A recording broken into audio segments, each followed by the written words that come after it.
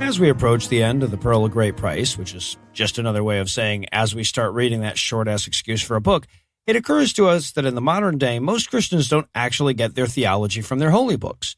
Those have too many words in them. Instead, they get their religion from Chicken Soup for the Soul style books with Jesus on the cover.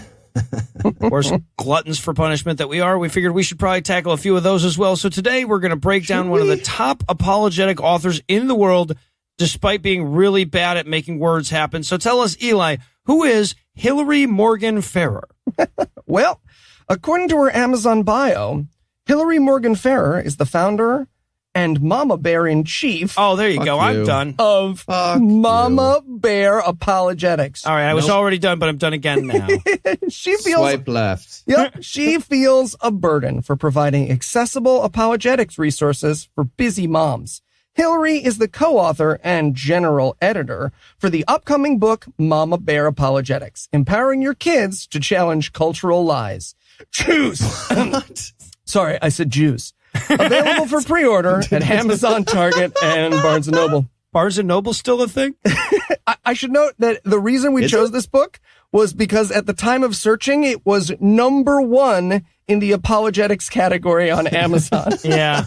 She continues, quote, Hillary has her master's degree in biology from Clemson University. Her specialties are in scientific apologetics. Not a thing.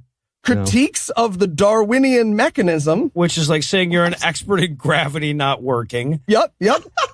Dealing with doubt. Okay, that one I believe. I believe that one. Sure. Yep. And identifying causes and solutions for youth leaving the church. Stop raping them. She does not get into it. There it is. She doesn't get around to that one. Are we done? So I checked this out. She actually does have her master's from Clemson, but I'm guessing her specialties come from her master's of science and religion from Biola University. Which fuck you. Yeah, great school. University with a graduation rate and an acceptance rate that are both in the 60s. Oh, wow. God, that's even easier to get into than Wharton back when Trump went there. Seriously, Masters of Science and Religion? Yeah, she bundled That's them. a degree? Yeah. It's a twofer. They had a BOGO going. She concludes her bio. She and her husband have been married for 12 years and minister together as an apologetics team in the local church. So you know what that means, don't you?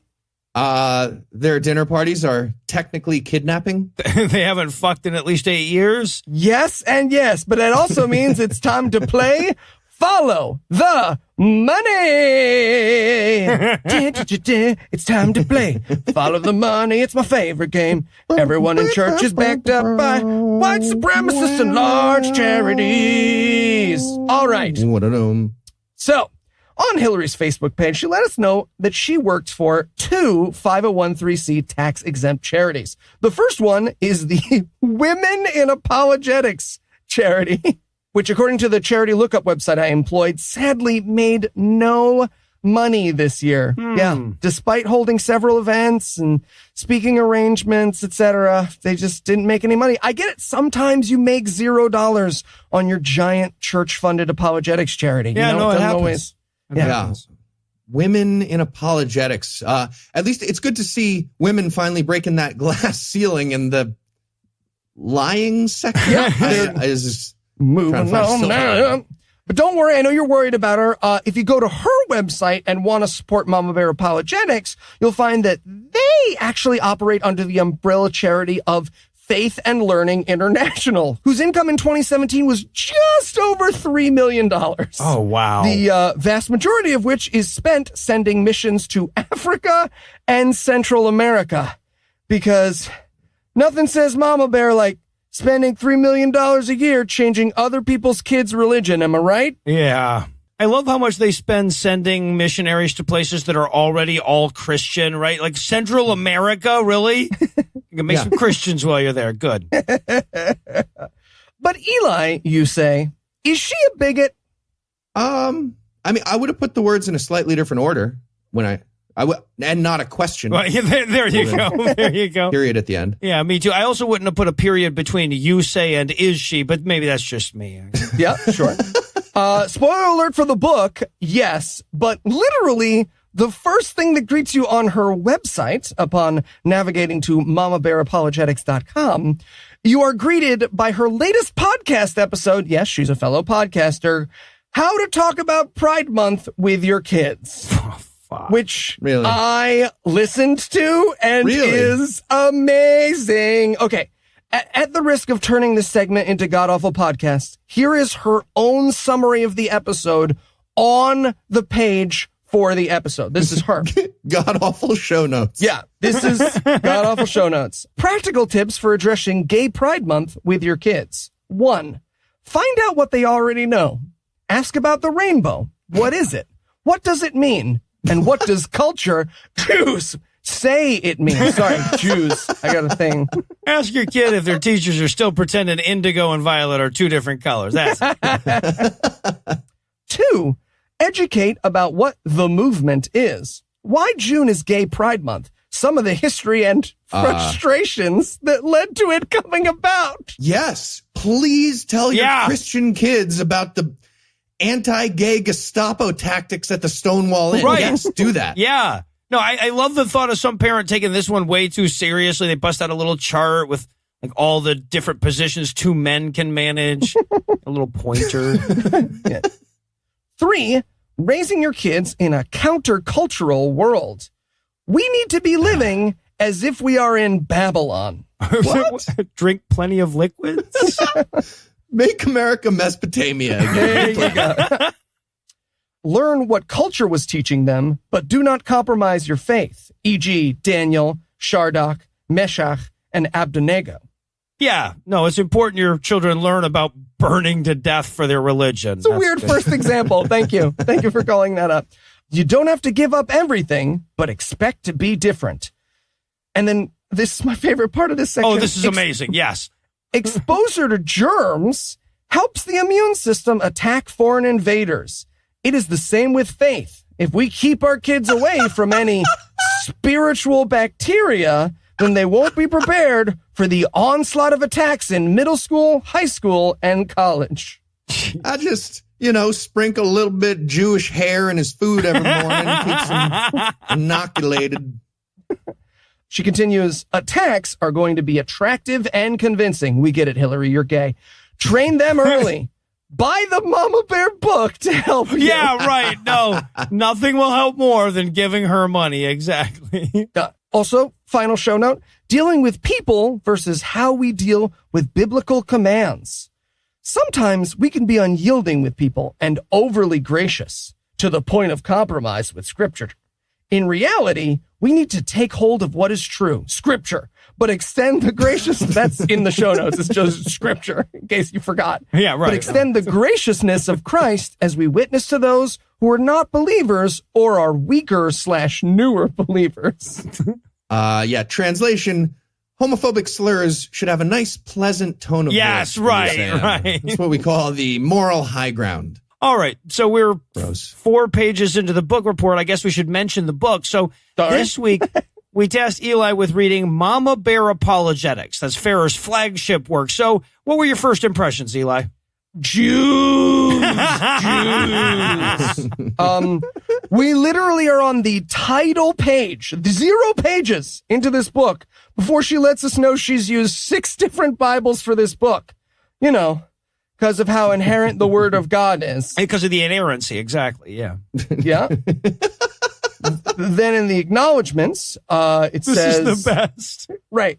If you're looking to read this book, you're probably thinking, wait a second, a lady reading and writing? What do their husbands think of this? Yes. Don't worry, she's got you covered. She says, quote, to start out with, we all want to thank our amazing husbands. Ready for white names? John, Todd, Howard, Bill, Lee, Kyle, and Mike. They really got a Kyle? Yep. That's a real list of names. I was waiting for a Jeeves in Yep. there. For the way they supported us during this project, you put up with our late night Skype calls, our endless text chains, and the hours of writing and rewriting. We are honored to be called your beloveds. Each individually, not collectively. This isn't a cult. What? Wait, what? Yeah, you know who says this isn't a cult? A cult. Oh, yeah, That's right. what cults say. And they're all clearly fucking. Like, just be proud of it. Be a fucking own sex it. cult. Do That's it. great. Own it. Fuck whoever you want. Own it. And of course, she wraps up the acknowledgments by thanking our Lord Jesus, without whom we would have nothing of substance to say. I love it when Valid. Christians are accidentally correct, right? No, yeah, there is no Jesus, and you have nothing of substance to say. Well done. Yeah. So now it's time for the forward. Okay. Yeah, this is the section that comes before the backward, Yeah, according to the way it in seems to be this case spelled it here. is. Yeah. It's by Nancy Piercy, author of Love Thy Body. In case you don't know about Nancy Piercy, here's the blurb for Love Thy Body. In Love Thy Body, best-selling author Nancy Piercy goes beyond politically correct talking points. Reed uses the N-word. Yeah. To offer a riveting expose of the dehumanizing secularist ethos Read Black Little Mermaid. that shapes the critical, moral, and socio-political issues of our day. Formerly an agnostic, Piercy has been hailed in The Economist as America's preeminent evangelical Protestant female intellectual. What? Wait. They have female rankings separate for that? Yeah, for intellectuals. She intellectualizes from the ladies' tees? Really? Yeah. Fuck you. Yeah. According to The Economist, she does. Fearlessly and with compassion, she makes the case that secularism denigrates the body and destroys the basis for human rights. Wait, fearless? Now I want to hear the lady that makes that case fearfully, though. What? Throughout, Piercy sets forth a holistic and humane alternative available to all, one that offers authentic, reality-oriented solutions. The solutions are reality adjacent. Yeah, They're citation oriented needed towards here. that. Reality-like, if you will.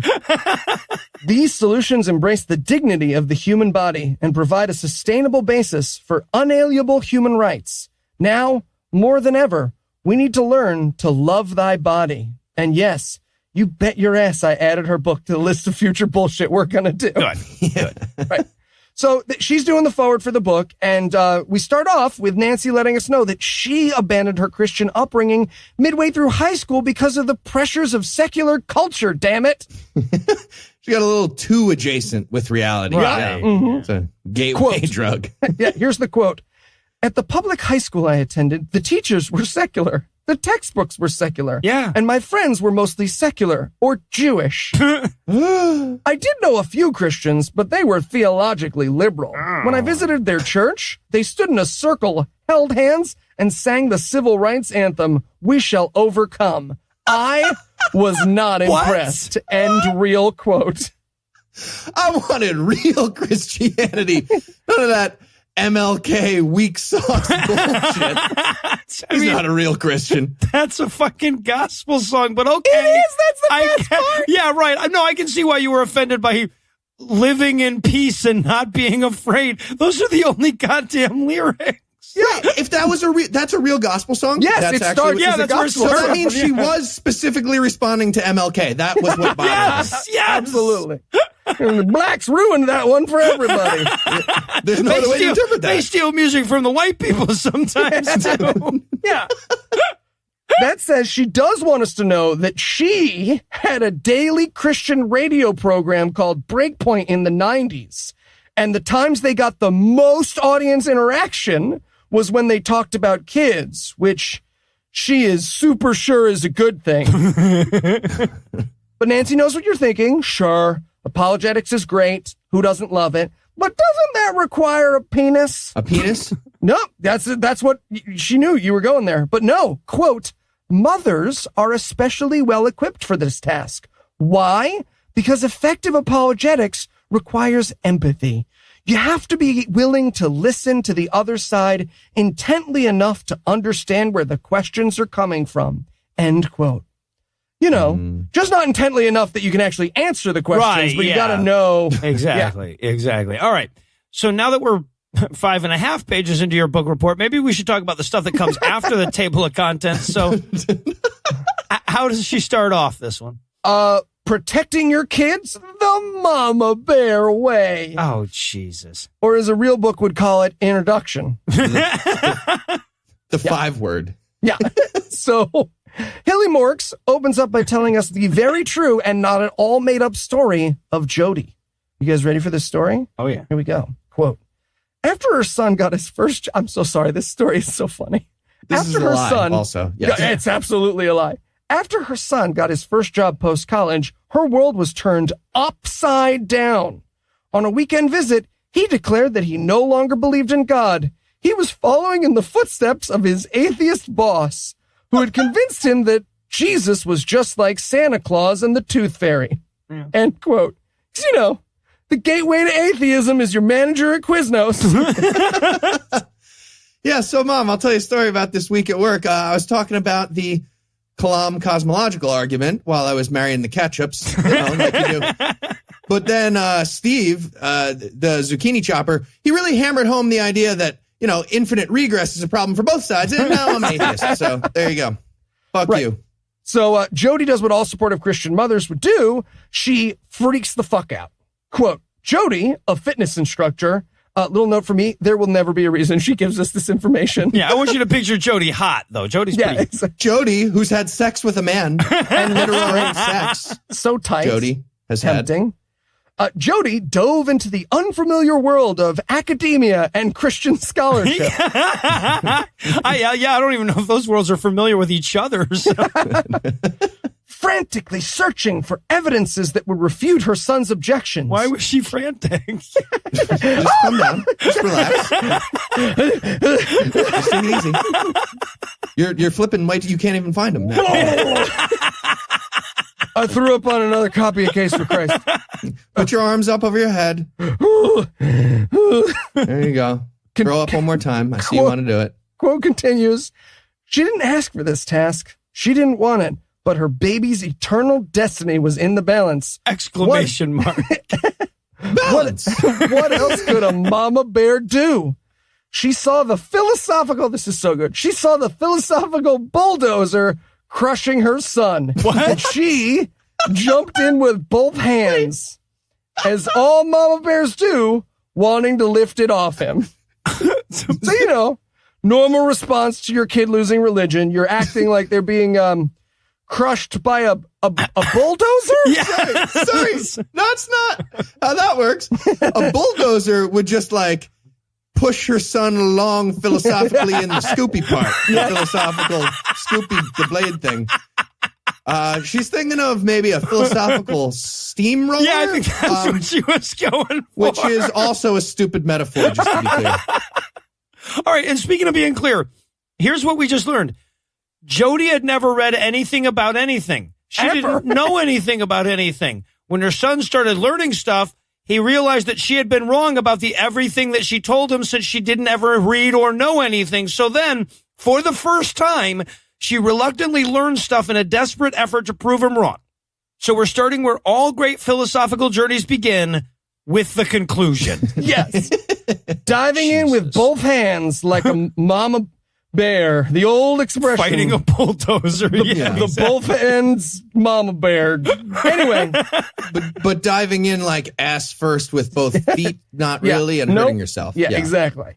Anyway, Hillary hears this story and she thinks, shit, I can make some fucking money off that, which brings her to her bizarro worldview that if you teach them to look at everything from a biblical worldview, they'll never see anything that disagrees with the Bible. What? Here's the terrifying quote from that section. Quote, culture's lies are like weeds that want to take over the garden of our children's minds. The lies need to be stopped, and they stop with you, Mama Bear. End quote. Wow. The problem is how our brains are able to absorb information. Yeah, yes. Right, yes. Yep. Design was too intelligent. It's too smart. Too smart. Another great quote here. And again, these are all real quotes. Quote, with enough practice, our children won't even have to think about the way they receive or reject various ideas or views espoused in our world. What? Our goal is to keep our children from thinking we're the good guys. Yeah. Hey, welcome to the intro of this book. damn it. I'll teach you to make your kid not think. And then she ends on telling us to get ready to learn about culture's lies and hashtag roar like a mother. And look, I'm not saying if you're listening to this, you should tag a bunch of MILF porn on Twitter with that hashtag, but you should 100% do that. Yeah, no, we are. And I already started. Yeah. Definitely not just MILF porn. Other porn also. All right. Well, it looks like we finally made it to chapter 1, which means we're out of time for this week. So we'll have to leave it there with a promise to pick up that thread soon on another installment of God Awful Book Reports.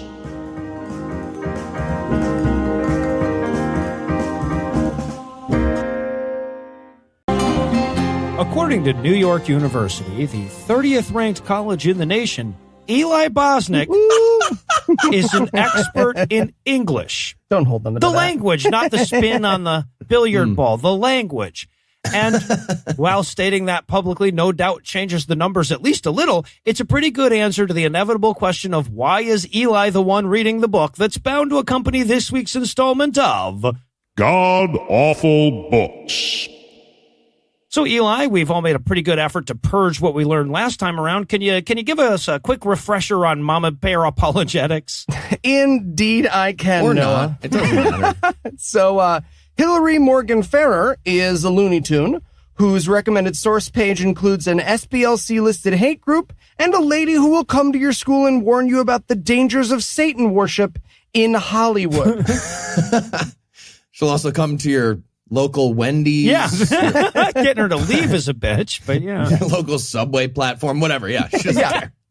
So in the introduction, we learned that one time her friend's kid got turned atheist because his boss at Sears told him God was dead. And damn it, if that didn't mean it was time for her to make some money on America's second largest natural resource. Christian fear. Yeah. Number one is gumption, I guess. Yep, gumption. Bootstraps. Thank bootstraps. you. Yep, Bootstraps and and gumption. Tied. Exactly. Because every American has both.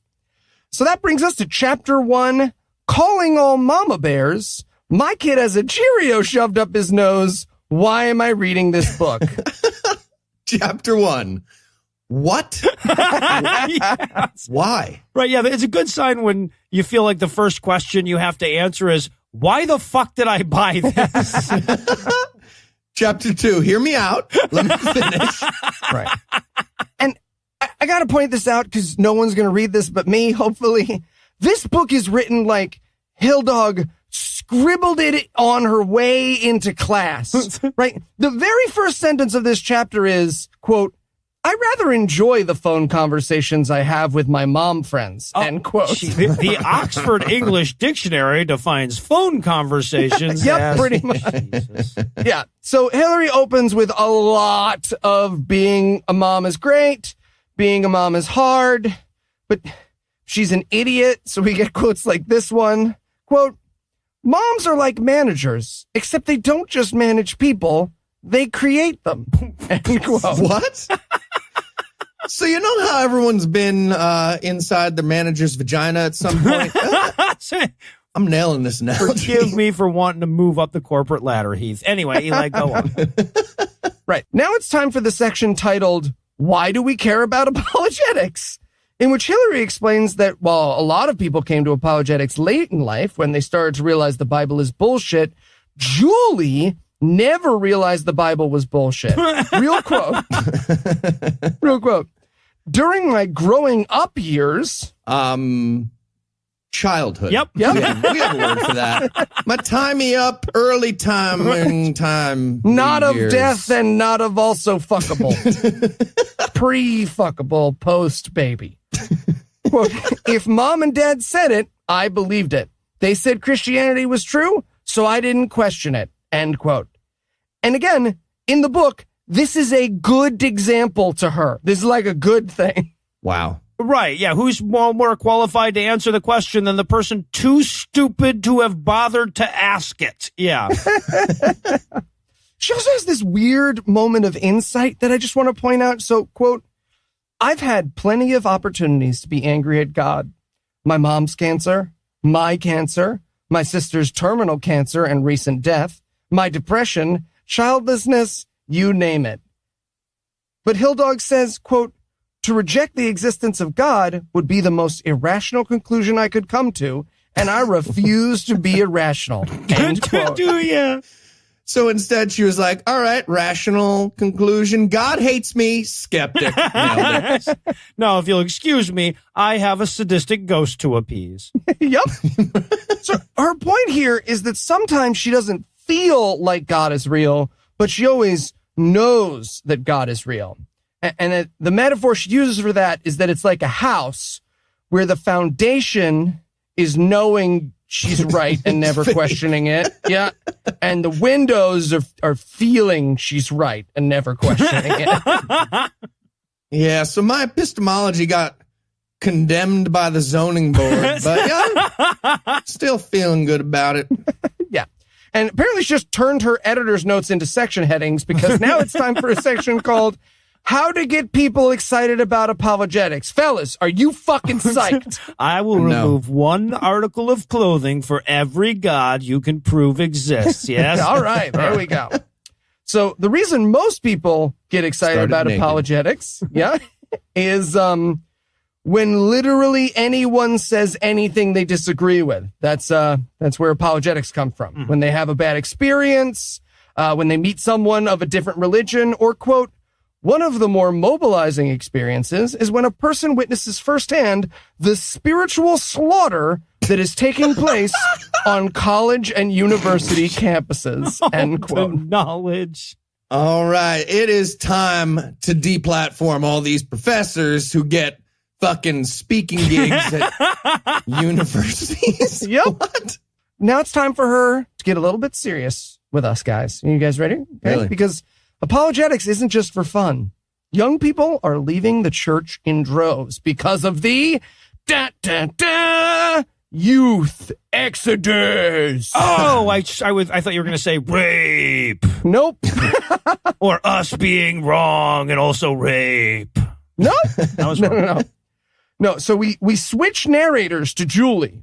Like actively. It says Julie here, which is both clumsy and unnecessary in this book, because all she does is tell us what the youth exodus means. But yeah, so youth exodus means people going to college and leaving the church, in case you're wondering. Cool. So that is what youth and exodus mean as words. Back to you, Hillary. I'm Julie, signing off. English dictionary. Goodbye, Julie. So in the section titled, Come On, How Big is the Problem, Really? Some fucking headings are arguing with her. I love this so much. Boo. This is when Julie ducked behind the writing desk because she's out? Yeah. She says, most studies indicate between 45% and 48% of youth leave the church after their freshman year in college and never return. End quote. I wish. All right, everybody look to your left. Now look to your right. One of those people is a bigot who we're going to fix. College is awesome. Yeah. So this study that she's quoting, by the way, is done by Lifeway Research and defines church dropouts as people who attended twice a month or more for the last year in high school who stopped attending church regularly for at least a year between the ages of 18 and 22. Huh.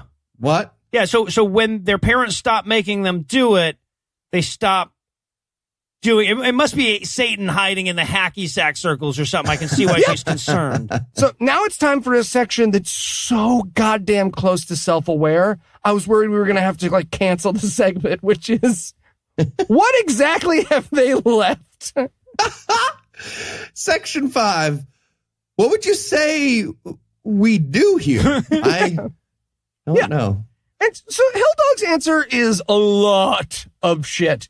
And again, she's actually kind of self-aware. She's like, well, some people leave because church is bullshit, or because their priests fucked them, because they don't believe anymore, or maybe they were just switching over to wooey. The usual. But either way, that's all bad. She wants us to know that's all bad. Yeah, look, we get it. We raped you. Now get over it. Yeah, it gets its own chapter. Now, I do love her definition of wooey Christianity here. I might pick it up and start using it. Quote, they have redefined him to be somewhat like a big genie in the sky who wants them to be nice to others, will help them when they are in trouble, and wants them to be happy. This is called therapeutic moralistic deism, end quote. Right, but what happened to all those clobber passages where we literally clobber gay people? I like the... Wait, am I using that right? I like the clobbering. I love that the very first thing she wants to push back against is that this notion that, like, Jesus wants them to do good stuff, right? Yeah, or God if there's only one fucking thing you take away from this. No, God hates you. Right, and just in case you weren't already shaking for our youth in your Ugg boots, she's got some more poorly sourced stats to hit us with, all of which are scary for the wrong fucking reason. Because Tom Brady's a spokesman for Ugg boots, Yeah. I'm guessing. So, side note, all of these numbers are from the Jesus Survey, which, like all great scholarship, is only available on Amazon. Yeah, that tracks, because if Amerigeddon was a self-help apologetics book, it's or this. a survey, yeah. Yeah, so here are the numbers. Among self-proclaimed Christian teens, scare quotes hers, 41% were uncertain whether Jesus was physically resurrected. Oh, hold on. So they're on the fence Yep. about a guy getting crucified and rising from the dead. That's the craziest fence in existence. Really? Well, 41%? I love that, like, lack of certainty is the first problem she has with dealing with unverifiable claims, right? Yeah, the word uncertain was the scary part there.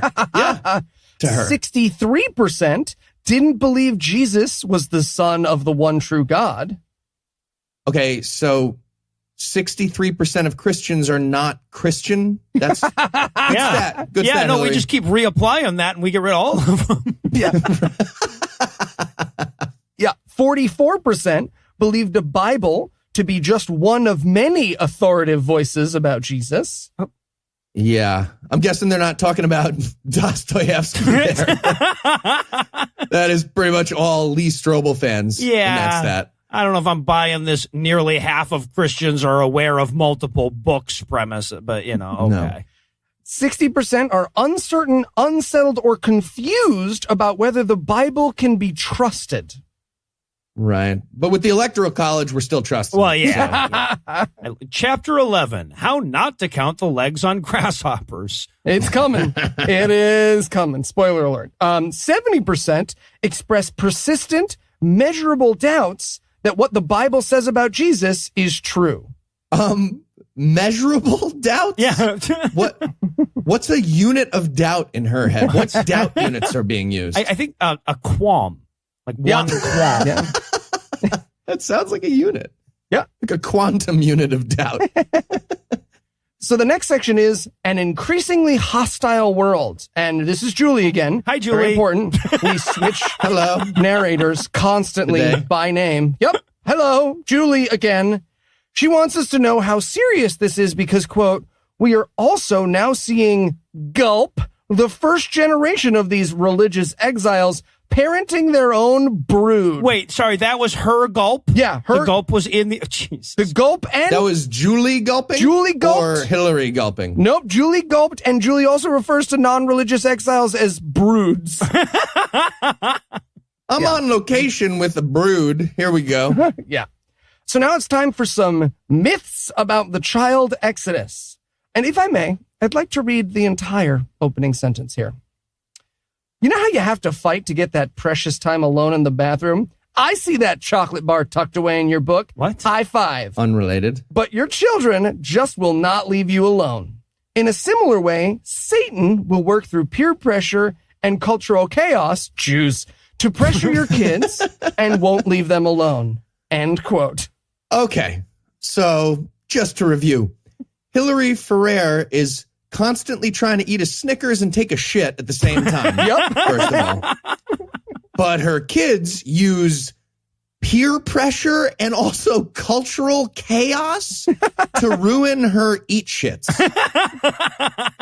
And and people are reading this lady's book for advice. That's where we are. I just want to give us some context. Yeah, well, to be super clear, also, Satan won't let the kids eat their shit Snickers in peace either. That's also it. Yeah. God, I really want to watch that. I was just like, oh, finally some peace. Mom, that cannot withstand the hammer. God damn it. Kids, hard nihilism doesn't shake out in any real way. It says it in the book. Oh, they're gone. No, but that's cultural chaos, Mom. All right. So myth one. Mom. So Mom. myth one. Okay. So myth one, they all walk away, but then come back. And her response to this myth is no, they don't, which is true. But she also takes this opportunity to point out that maybe you're a bad mom because your kids walk away at all. Here's her quote. I didn't walk away. My kids haven't. I know many others who haven't. End quote. So, yeah, fucker. I love her first solution in this book is just never have this problem in the first place, you lazy asshole. Yeah. Myth two. My kids go to Awana youth group, Christian school / homeschool. They'll be okay. I can definitely confirm that is not true, right? Me and Yep. Hilldog arm in arm on this one. Agree. Yeah. So she wants to be clear that like all that cult shit is great. It's awesome. Please do not stop the cult shit. But your kid might end up believing true things anyway. And she quotes Ken Ham's study that says that kids who grew up in Sunday school environments were more likely to have a secular worldview than those who didn't. So what we've learned is that kids reject all information. So you got to raise them atheist to trick them. Stop reading my book. Everybody stop reading my book. I got tricked. What's that? Julie, quick, tag in. She kind of answers it herself, right? Her actual example she uses that you can't just like color in pictures of the ark. You got to convince your kid that God really did kill everyone on earth with a giant flood. That's how you get them.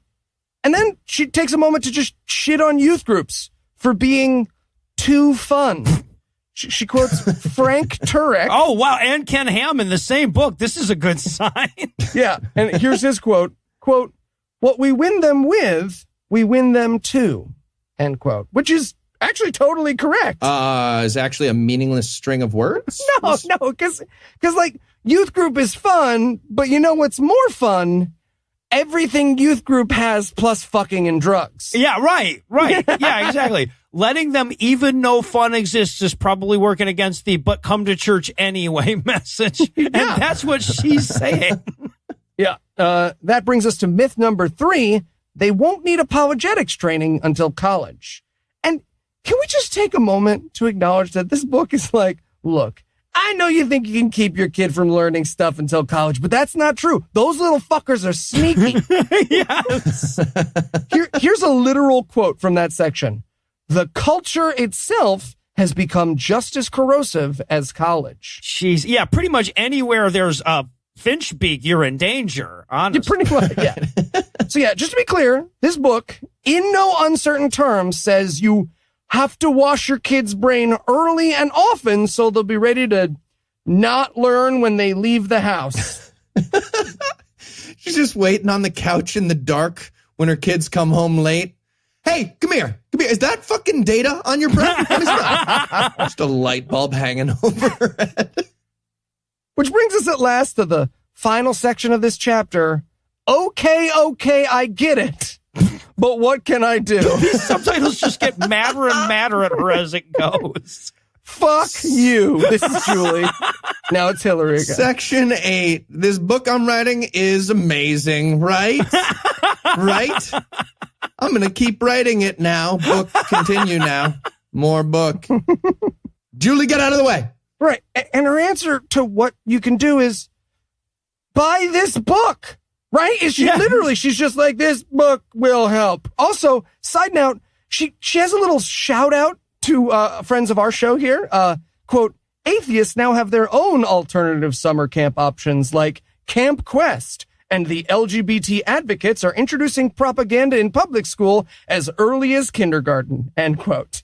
Which she immediately follows by recommending a series of apologetics picture books her friend wrote for 5 to 10-year-olds. That's terrifying because these people clearly think, you know, Heather Has Two Mommies is a book about lesbians fucking in front of their little kid. So I'm assuming this friend made hetero picture books for kids to counter that. It's on the wish list. Right. So she concludes with this, quote, by the time you're done with this book, we pray that you are hungry for apologetics and equipped to teach your cubs how to swallow the sweet honey of God's truth. Phrasing! Phrasing! Hey, lady, hoping kids would swallow is what's been driving that exodus, just so you know. All right. Now, good news. I know you guys miss Lee Strobel. There are discussion questions. Oh, good. You guys ready? Nope. Here we go. Nope. Pass. This question 1. This is the icebreaker. She says that because it literally is titled Icebreaker. What have you said to your kids that you thought you would never say? Any elephant booty liquor parents in the room? I never thought I would say, here's a picture book about penis, vagina, sex. Or hetero elephant rimming? What the fuck was that last part of the question? Did you say elephant booty liquor parents? Yep. What? Hey, man, I didn't write the fucking book. Do you have any idea what that means? No, none. Okay. I tried to Google it, and I got some fun stuff, but I don't think I got the answer. Yeah. For my answer, I just had, can I please eat this shit Snickers in peace? 2, main theme, youth exodus. Do you know another parent who has experienced their child walking away from the faith? Which statistic shocked you the most? The ratio of 5-star to 1-star reviews of this book. Oh, yeah, I'm sorry. I thought you meant overall in life. Never mind. Oh, yeah, sure. 3, self-evaluation. Have you ever found yourself saying or thinking any of the myths about the youth exodus? How has your perspective changed? Did any of the myths hit close to home? Did any of the myths happen to you in real life? I'm kind of stupid. Stop reading my book. 4, brainstorm. What are some tough questions you've heard your child ask about faith that you could start researching? For example, why are you still donating to my rapist? She'll get to it. She will get to it. And number 5, releasing the bear. What? Check out the resources on the Mama Bear Apologetics website. What is one resource that you can start implementing into your weekly routine? After reading Mama Bear Apologetics, Empowering Your Kids to Challenge Cultural Lies, of course. Look, there's some other good shit on the internet, but let's not lose track of where we are right now. Don't motherfucker. put the book down. Don't. No, oh God. It's me, Julie. They're all reading about elephant booty liquor parents. Shouldn't have said that. All right, well, it probably wouldn't be correct to suggest that Hillary has more to say, but she certainly has more words. So we're going to close it there for tonight and pick the story up next time on God Awful Books.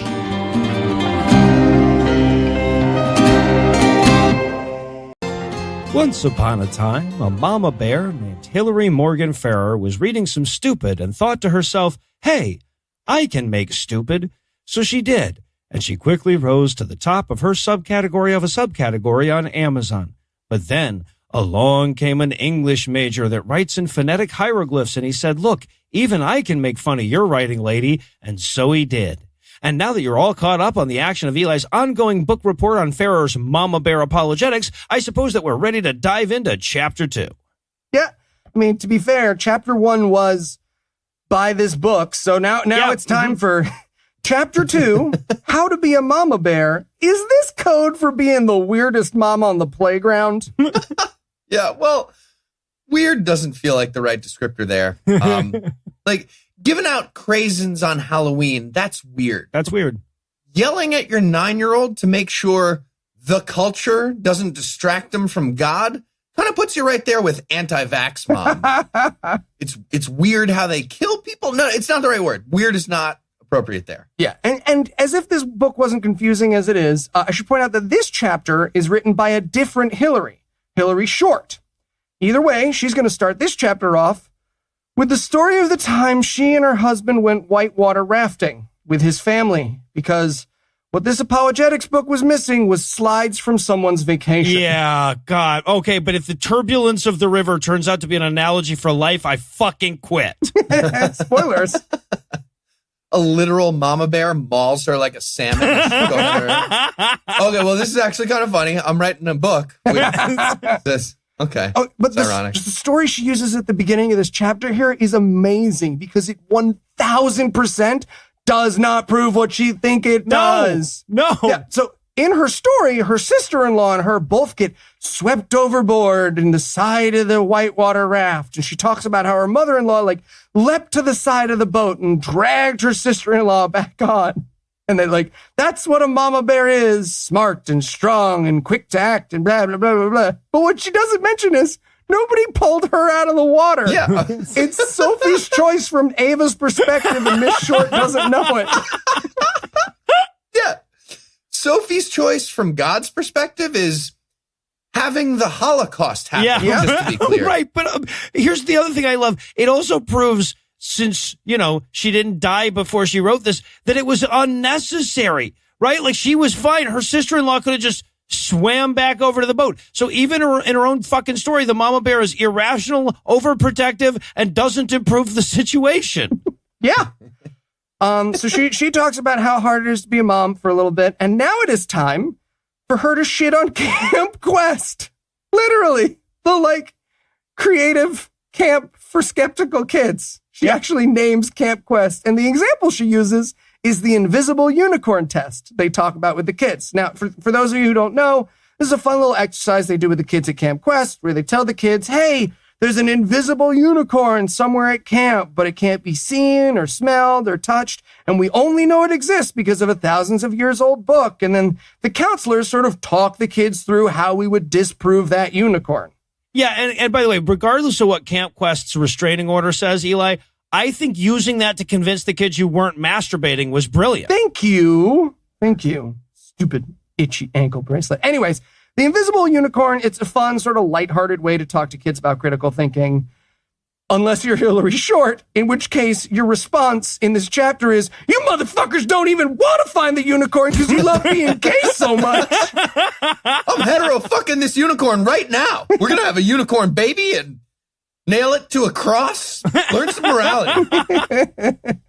Here's her literal response, quote, this belief is known as scientism. No. And its flavor of naturalism, which we will discuss in chapter 6. I ask you, dear reader, is that very belief able to be seen, heard, tasted, smelled, or touched? Why do you want to lick everybody's brain, Hillary? Stop it. Stop it. Yeah. And that, by the way, is the end of the section. She doesn't go further. She's just fuck you, Bertrand Russell. You can't smell your thoughts. Smells like victory, just for the record. So now we're on a section titled Apollo what? What are we apologizing for? The kid rape, maybe? Genocide, roads, the aqueduct. You really want to play this game? Yeah, because this section should very well be called, most of the people who read this book literally only know one definition of the word apologetic at most. Whenever I say Christians need to learn apologetics, people throw sandals at me and yell, I ain't apologizing for shit. Is the subtitle of this chapter? Yes. Yep.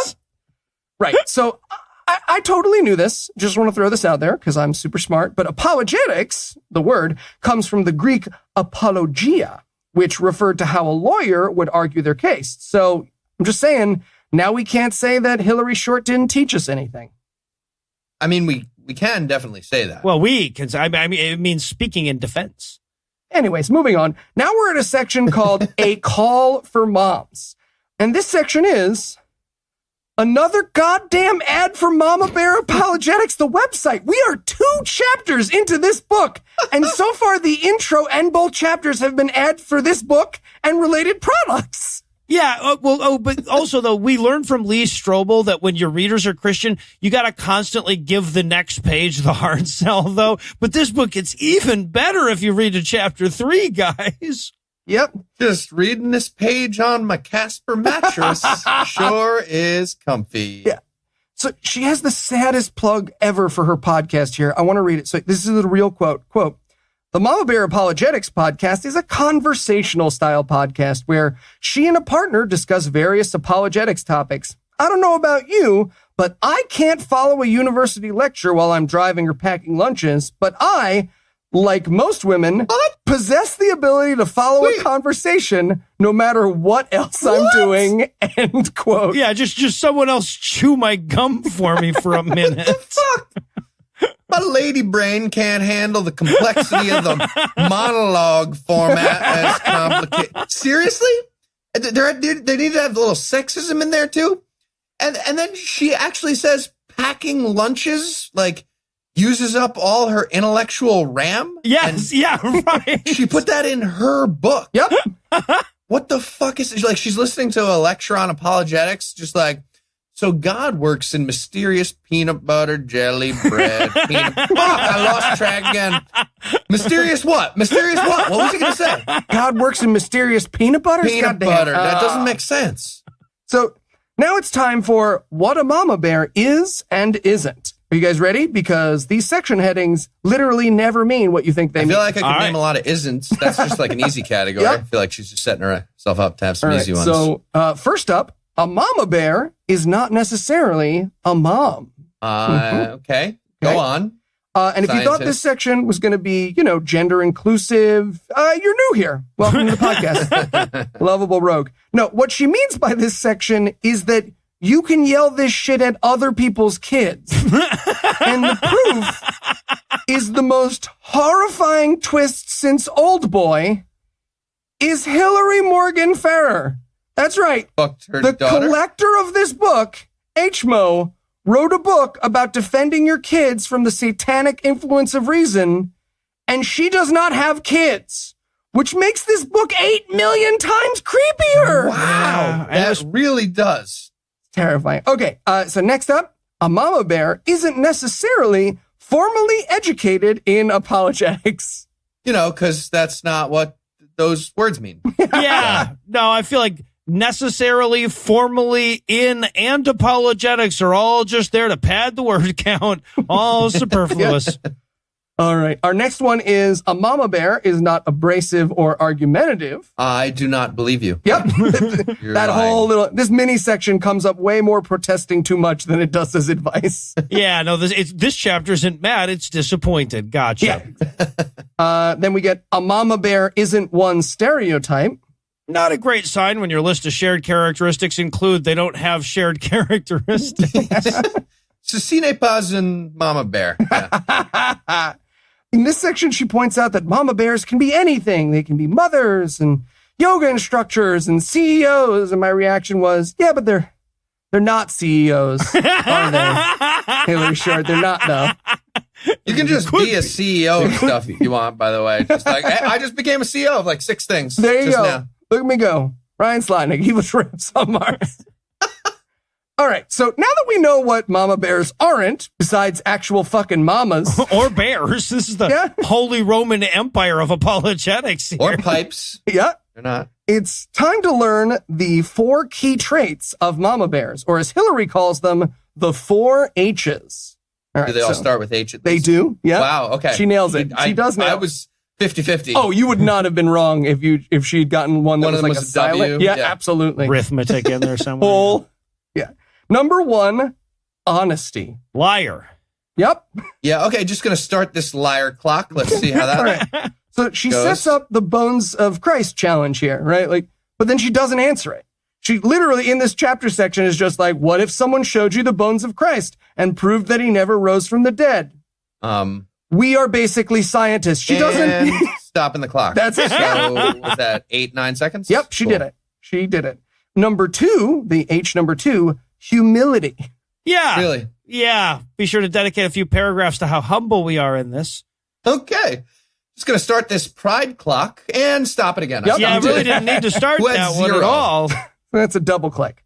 And all I want to add is that she wraps up her humility section about how humble Christians are by saying, quote, above all, the mama bear recognizes the dignity in the questioner behind the question because she loves others as God's creatures, and as a fellow passenger on this ball we call home that hurtles through space at 67,000 Fuck you. miles per hour. You don't get to End know the quote. speed of the earth. Fuck you. And it's just worth noting, like, she probably lost some readers for saying that it's a ball that spins at 67. Like, let's not forget that Mama Bears just recently, your side accepted the fucking round earth model. So, like, don't and use it not now. all the way. Yeah, not universally or anything.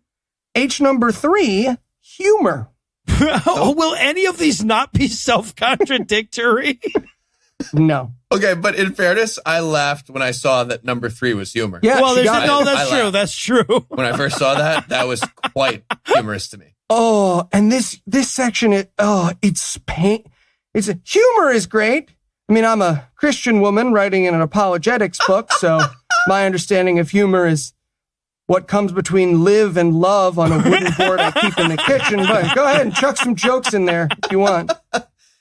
Cool. Yeah, maybe we can get Hillary to do some of her awesome jokes on the show. 2 votes. Get on the show, 1,000 tell votes. some of her jokes. Please. She's I'll got give her bits, 15 minutes of airtime. does characters.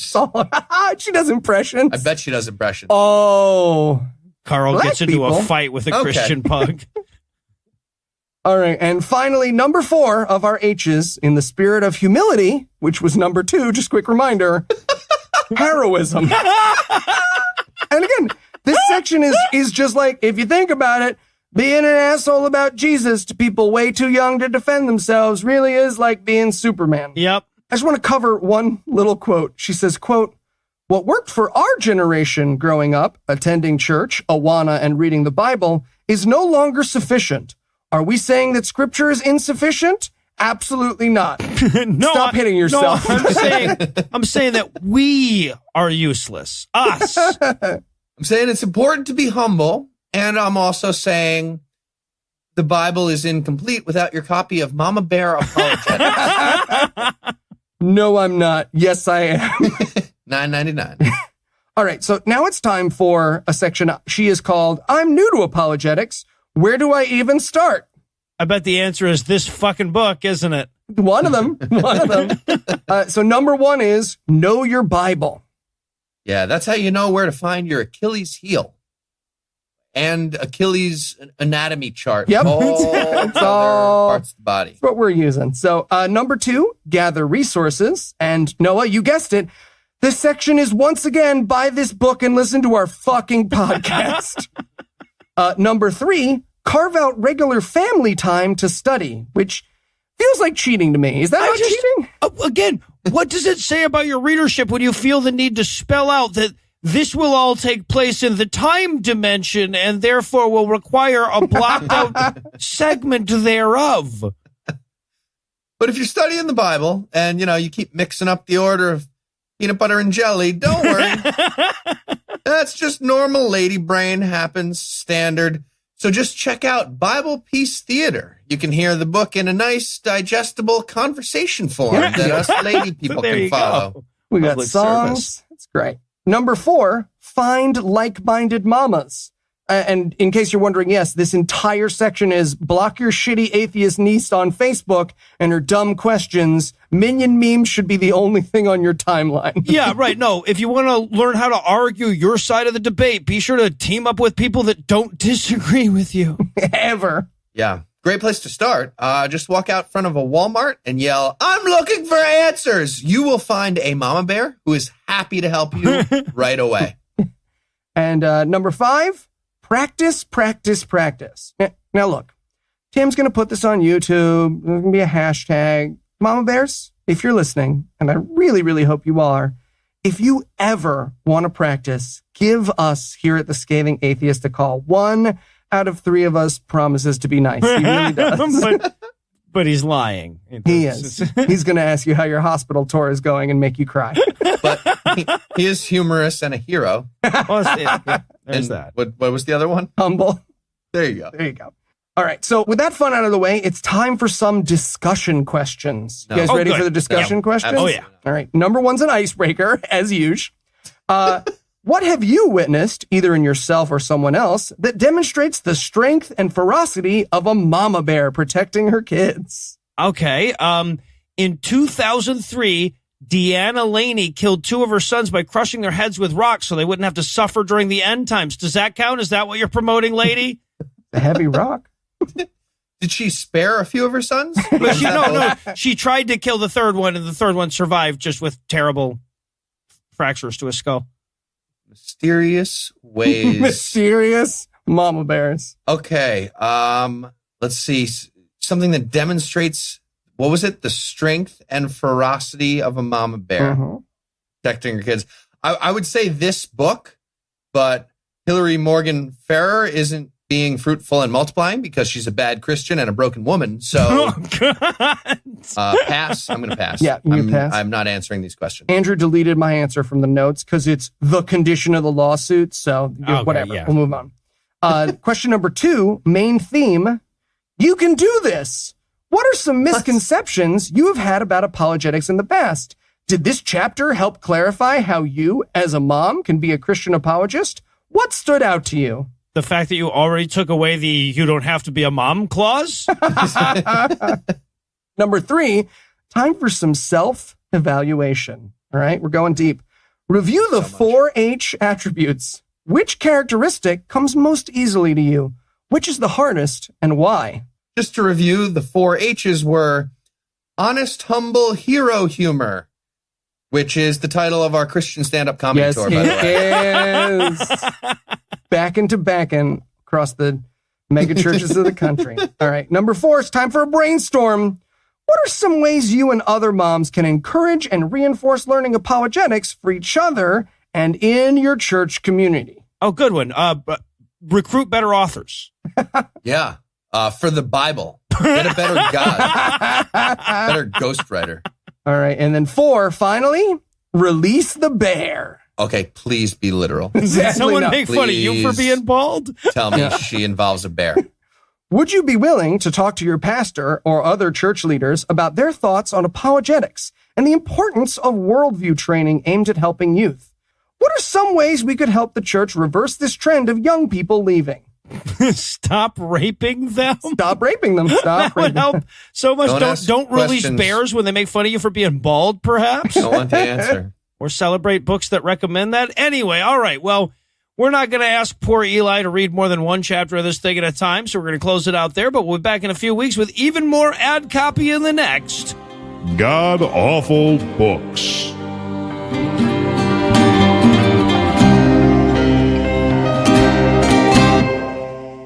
For years on this show, we read holy books and works of apologetics together in an effort to better understand the mind of the Christian.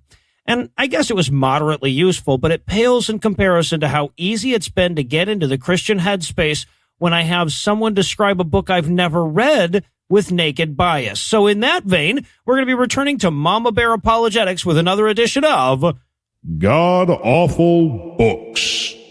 Indeed. So, as our listeners will recall, last chapter we learned that people who bought this book should buy this book. And terrifyingly, Hillary Morgan Ferrer, who created a website, podcast, Christian training course, and book centered around being a mama bear, is not a mama or a bear. Yep. Proving once and for all that Beachbody never should have rejected my workout program. Yeah, I agree. Beached Body was a great idea. Thank you. That's for the people. It's because of the stupid... ordinary there's a body people. The legal thing with Autumn Calabrese. I don't want to get into it. So now it's time for chapter 3, The Discerning Mama Bear, the refined art of chew and spit. Okay.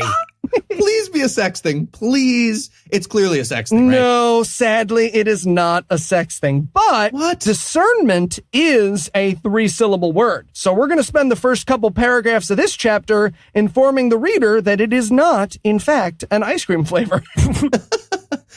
Fuck, I was chewing and spitting ice cream just like a wine tasting. This felt refined and artsy. Should I not? Yeah. So the point of this section is that discernment is not finding everything you disagree with someone or something about. Nope. She doesn't tell it what it is. Well, it isn't that, though. It's just not all disagreement, which means either she doesn't know the definition, I'm betting on that, or she literally couldn't think of anything discernment couldn't be that isn't that.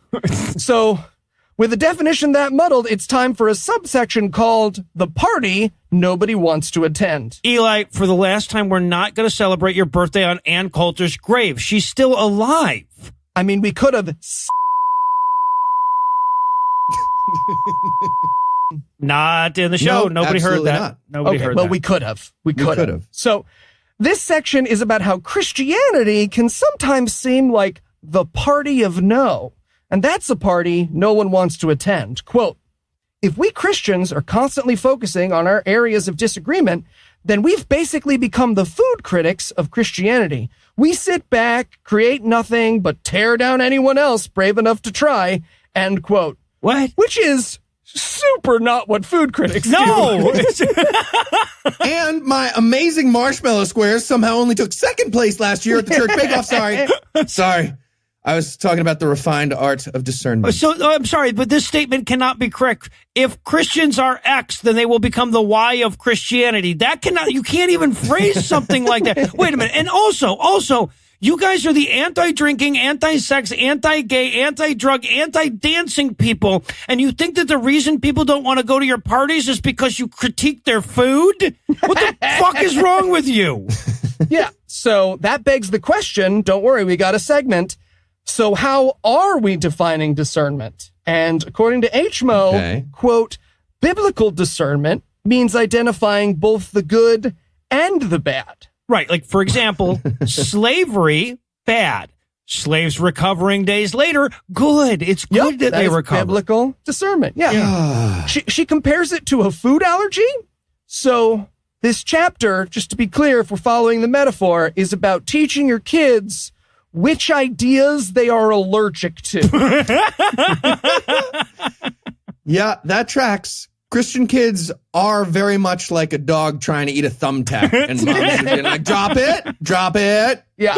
Drop it. Certainly what it seems like, right? But her point here is that it's all well and good to control the movies, TV, and books your kids have access to, but eventually you've got to teach them to properly censor themselves, or as she puts it, real quote, when it comes to the media, we cannot do this by simply labeling things as safe/dangerous or Christian/non-Christian, end quote. Jesus, is the next subheading shackles?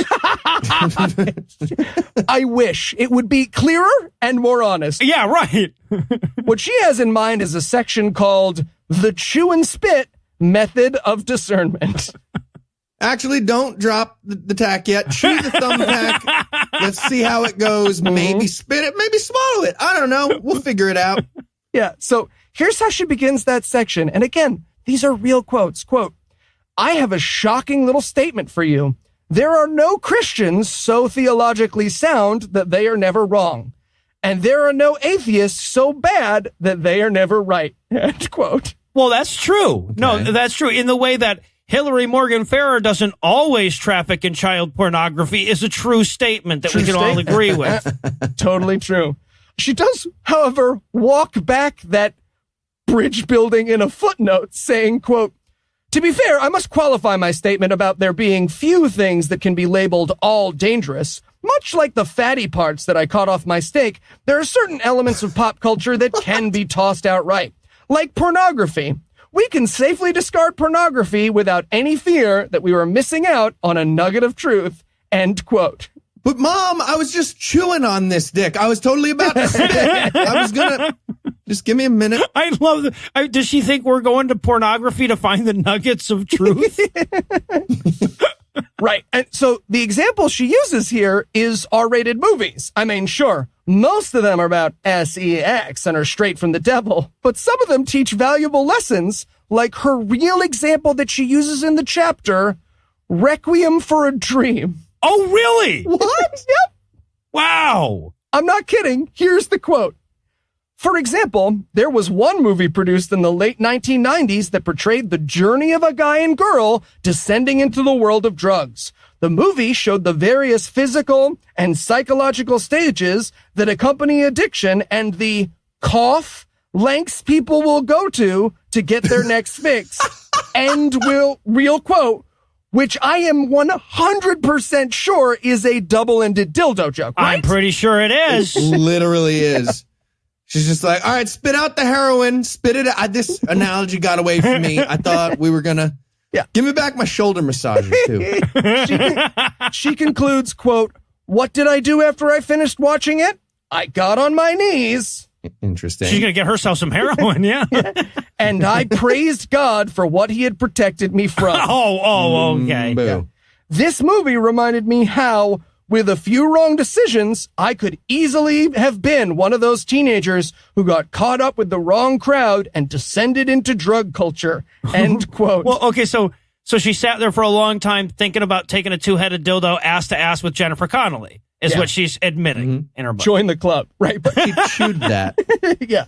But her point is that you don't need to reject everything from the larger world if you already know with 100% certainty what is right and what is wrong, and instantly reject any ideas that disagree with your worldview. You know, chew and spit. Christianity is chew and swallow. Yeah, she was close. Yeah. Just like upside down and backwards. So now it's time for subsection called The Consequences of Not Teaching Our Kids to Chew and Spit. Throat babies. So again, she points out that if you just divide everything into good and bad and Christian and not Christian, then they might miss some bad stuff when Christians say it, or good stuff when atheists say it. Or as she puts it, quote, I've heard F-bombs from a pastor during a sermon. Really? And I was surprised at some of the excellent points Karl Marx made in the Communist Manifesto. Absolutely not. End quote. No. I want to know so bad what good points HMO thinks the Communist Manifesto makes. I like the part about table, glass of water, Hitachi wand. What? There's no way she's read the Communist Manifesto. It's 23 pages long, and there's no fucking way she's read it. No. Yeah. Yep. Almost a double dozen. No way. So she also has a moment that is so close to self-realization in this subsection. She's like, oh, yeah, also, if you tell your kids that, like, Lady Gaga's the devil, and then they listen to some Lady Gaga, they'll realize you're full of shit. But her solution isn't like, hey, so don't be full of shit. It's like, be super specific with your shit. So, like, Lady Gaga isn't the devil, gay rights are the devil. Or, as we call it, having your gay and beating it too. Well done, sir. Yeah. So that means it's time to roar like a mother. Are you guys ready? All right. So she buttered us up for the F-bomb and then fails to pull the trigger in this subsection. Coward. Coward, Hillary. So this is where HMO is going to introduce us to our handy-dandy acronym for stopping your kids from thinking. ROAR, which stands for recognize the message. That's Urtum. Offer discernment. Urtumod. Affirm the good and reject the bad. Argue for a healthier approach. Afaha. And reinforce through discussion, discipleship, and prayer. Wait, so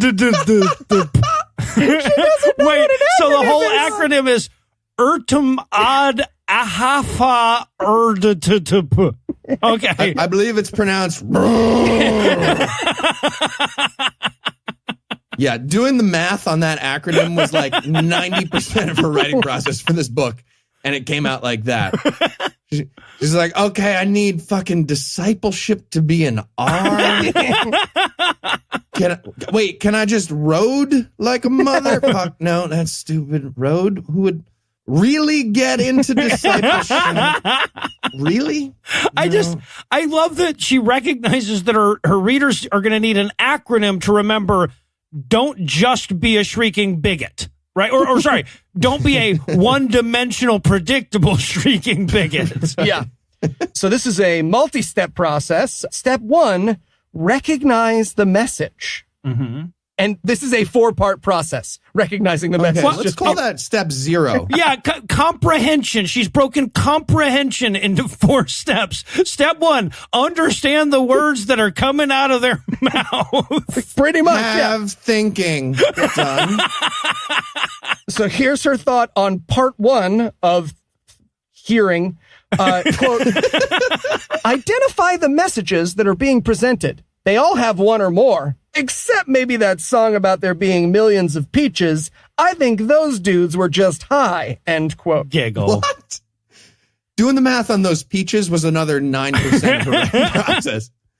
And like, I wonder how many peaches she thinks there are. Definitely are millions of peaches. Yeah, there clearly are. What? Oh, gosh. So part 2. Love that song. Quote, also, along with your kids, identify which values the creators are elevating.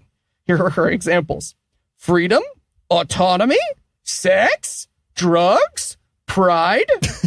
Which values are they demeaning? Humility, responsibility, traditional gender roles. Oh, God. Oh, lovely. Now, you see, kids, Superman that hoe does glorify sex, but it reinforces traditional gender roles. That's the takeaway. There's some good and some bad. Spit out the cum. Keep the gender role part. Yeah. 3, try to piece together the worldview behind the message. What do you think the artist's definition of good and bad is? What about moral and immoral? What is a good life? The life that reflects success, according to their art or writing. Is it money? Lots of romantic relationships? Freedom from rules? Yes. She's describing happiness. Now spit out the happiness is like the point of that. And then 4, part 4 of 1 in the algorithm here. Yeah. If you're watching a movie, identify which characters and qualities are presented in an attractive way. Pay attention to the traits that are exhibited by the villains. The protagonist and antagonist are often archetypes or representations of ideas. Pro tip. Characters often have traits. Look at that. Like 4B is going to be, remember to blink and regulate your body temperature. Yep. And I just really, really want to know if she did this with the Bible, right? Oh, yeah, good question. This Morningstar guy feels really protagonist-y. Fuck, what? Okay, that means it's time for step 2, offer discernment. Well, hopefully she's had a chance to look up that word since the start of this segment. She has not, but don't worry. Step 2 is a 3-step process. So, Great. Getting into subsections here, but the first part. Start with sound waves. Yeah, Got exactly. it. First part of steps 2 is seeing things accurately. Photons. Okay, let's circle back. Yeah, we're getting Does some good everybody know advice what a here. photon is?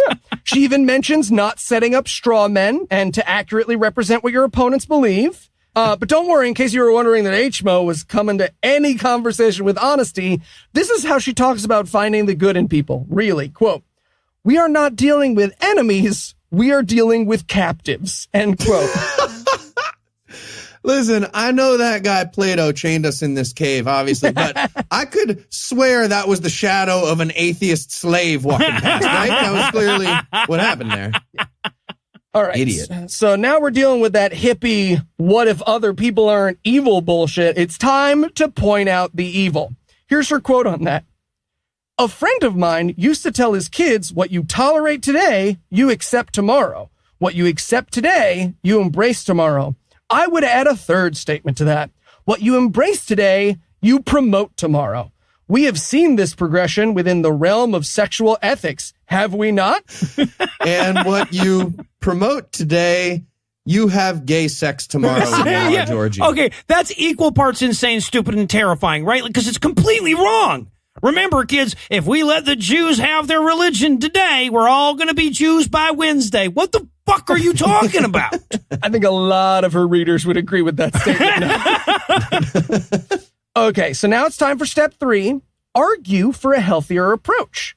And she begins this by giving the definition of arguing, which is just super bummer. But that's understandable because her advice in step 3 is have evidence to support your case, which is great, except she gives literally no examples.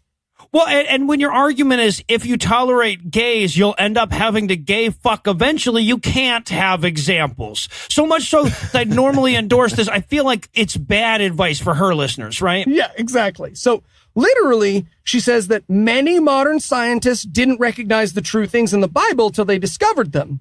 So, That's how the time dimension works. That's not true, but that's how they would discover things. Yeah, make sure you whip out the scientific truths in the Bible, everybody. Yeah, you can break out of jail with a very small pickaxe inside the Bible. Rock hammer, Yeah. Salvation within. Exactly. So with that out of the way, it's time for step 4 in Roar. Reinforce through discussion, discipleship, and prayer.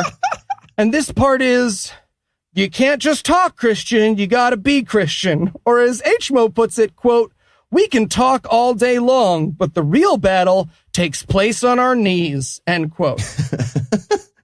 I just want to play the national anthem when they're on their knees like that. They just start panicking. Fuck, what do we do? Which is it? Blue Lives Matter. And by the way, atheist, this is why we're destined to prevail. Her chapter literally ends with a call to inaction. All right. Now, It does. gentlemen, it is time for some discussion questions. Are you ready? Sure, why not? Right. 1, icebreaker. What is the grossest thing you've ever actually eaten? What? And I love this icebreaker because it means hundreds, if not thousands of Christian moms all over our fine nation read this question and then as a group had to pretend the answer wasn't cum. Also dads, I'm sure. Let's dozens. Let's be honest, dozens. And Yep. by the way, that's it. Lucinda is absolutely going undercover at Hill Dog's book club. Yep. Just to, Ass. just to ruin her meeting. Has 2 votes. Number 2, main theme, discernment means both affirming the good and rejecting the bad. What are some examples of things in pop culture that polarize people? The overwhelming consensus of scientific experts. Apparently. Yep. Yeah. Have you ever completely disagreed with someone about something you thought was bad? Y'all ever do that thing in the morning where you're sleeping, but then you ain't sleeping anymore all of a sudden? What the fuck are you talking about? Have you ever disagreed with someone? What? Pick something to discuss, such as a TV show, movie, book, political view, or a way of thinking, and talk about the good and the bad. What good can be swallowed? What needs to be spit out? Okay, I will say a good one to spit out. The idea in this book of in-mouth testing stuff. Yep. Never a great idea. Ever. 3, self-evaluation. Do you have a tendency to label things as either safe or dangerous for your children? What ages and personality types do you think this method is appropriate for? What ages or personality types might this method be inappropriate for? Why? Okay, this is so fucking amazing, right? Because Christians are so used to labeling benign shit like TV shows and music as dangerous that she's discussing this without it ever occurring to her that there are actual, real dangerous things. Right? Yep. Like, I mean, I look at this question and I say, what's the right age to let your kids drink bleach and get into mommy's pills? Because I use the word dangerous to mean able or likely to cause harm like the dictionary does. There's your problem. All right. You guys ready for a brainstorm? It's time for a brainstorm. What are some ways that you can take your children's media or interests and teach them to chew and spit? Okay, we've been talking about stepmom porn this whole time, right? Well, for the whole We have, And we here on define the we. skinny, for sure. And then 5, it's the end of the chapter, so it's time to release the bear. Pick one song or movie that your child likes and listen to it. Or watch it together. Identify the good aspects that align with God's truth. Identify the aspects that don't. Remind your children how important it is that they practice this kind of discernment with all books, movies, music, and ideas. All right. Well, after investing an entire chapter on turns out some rap music isn't evil, I can only imagine what banality awaits us in the next installment of God Awful Books.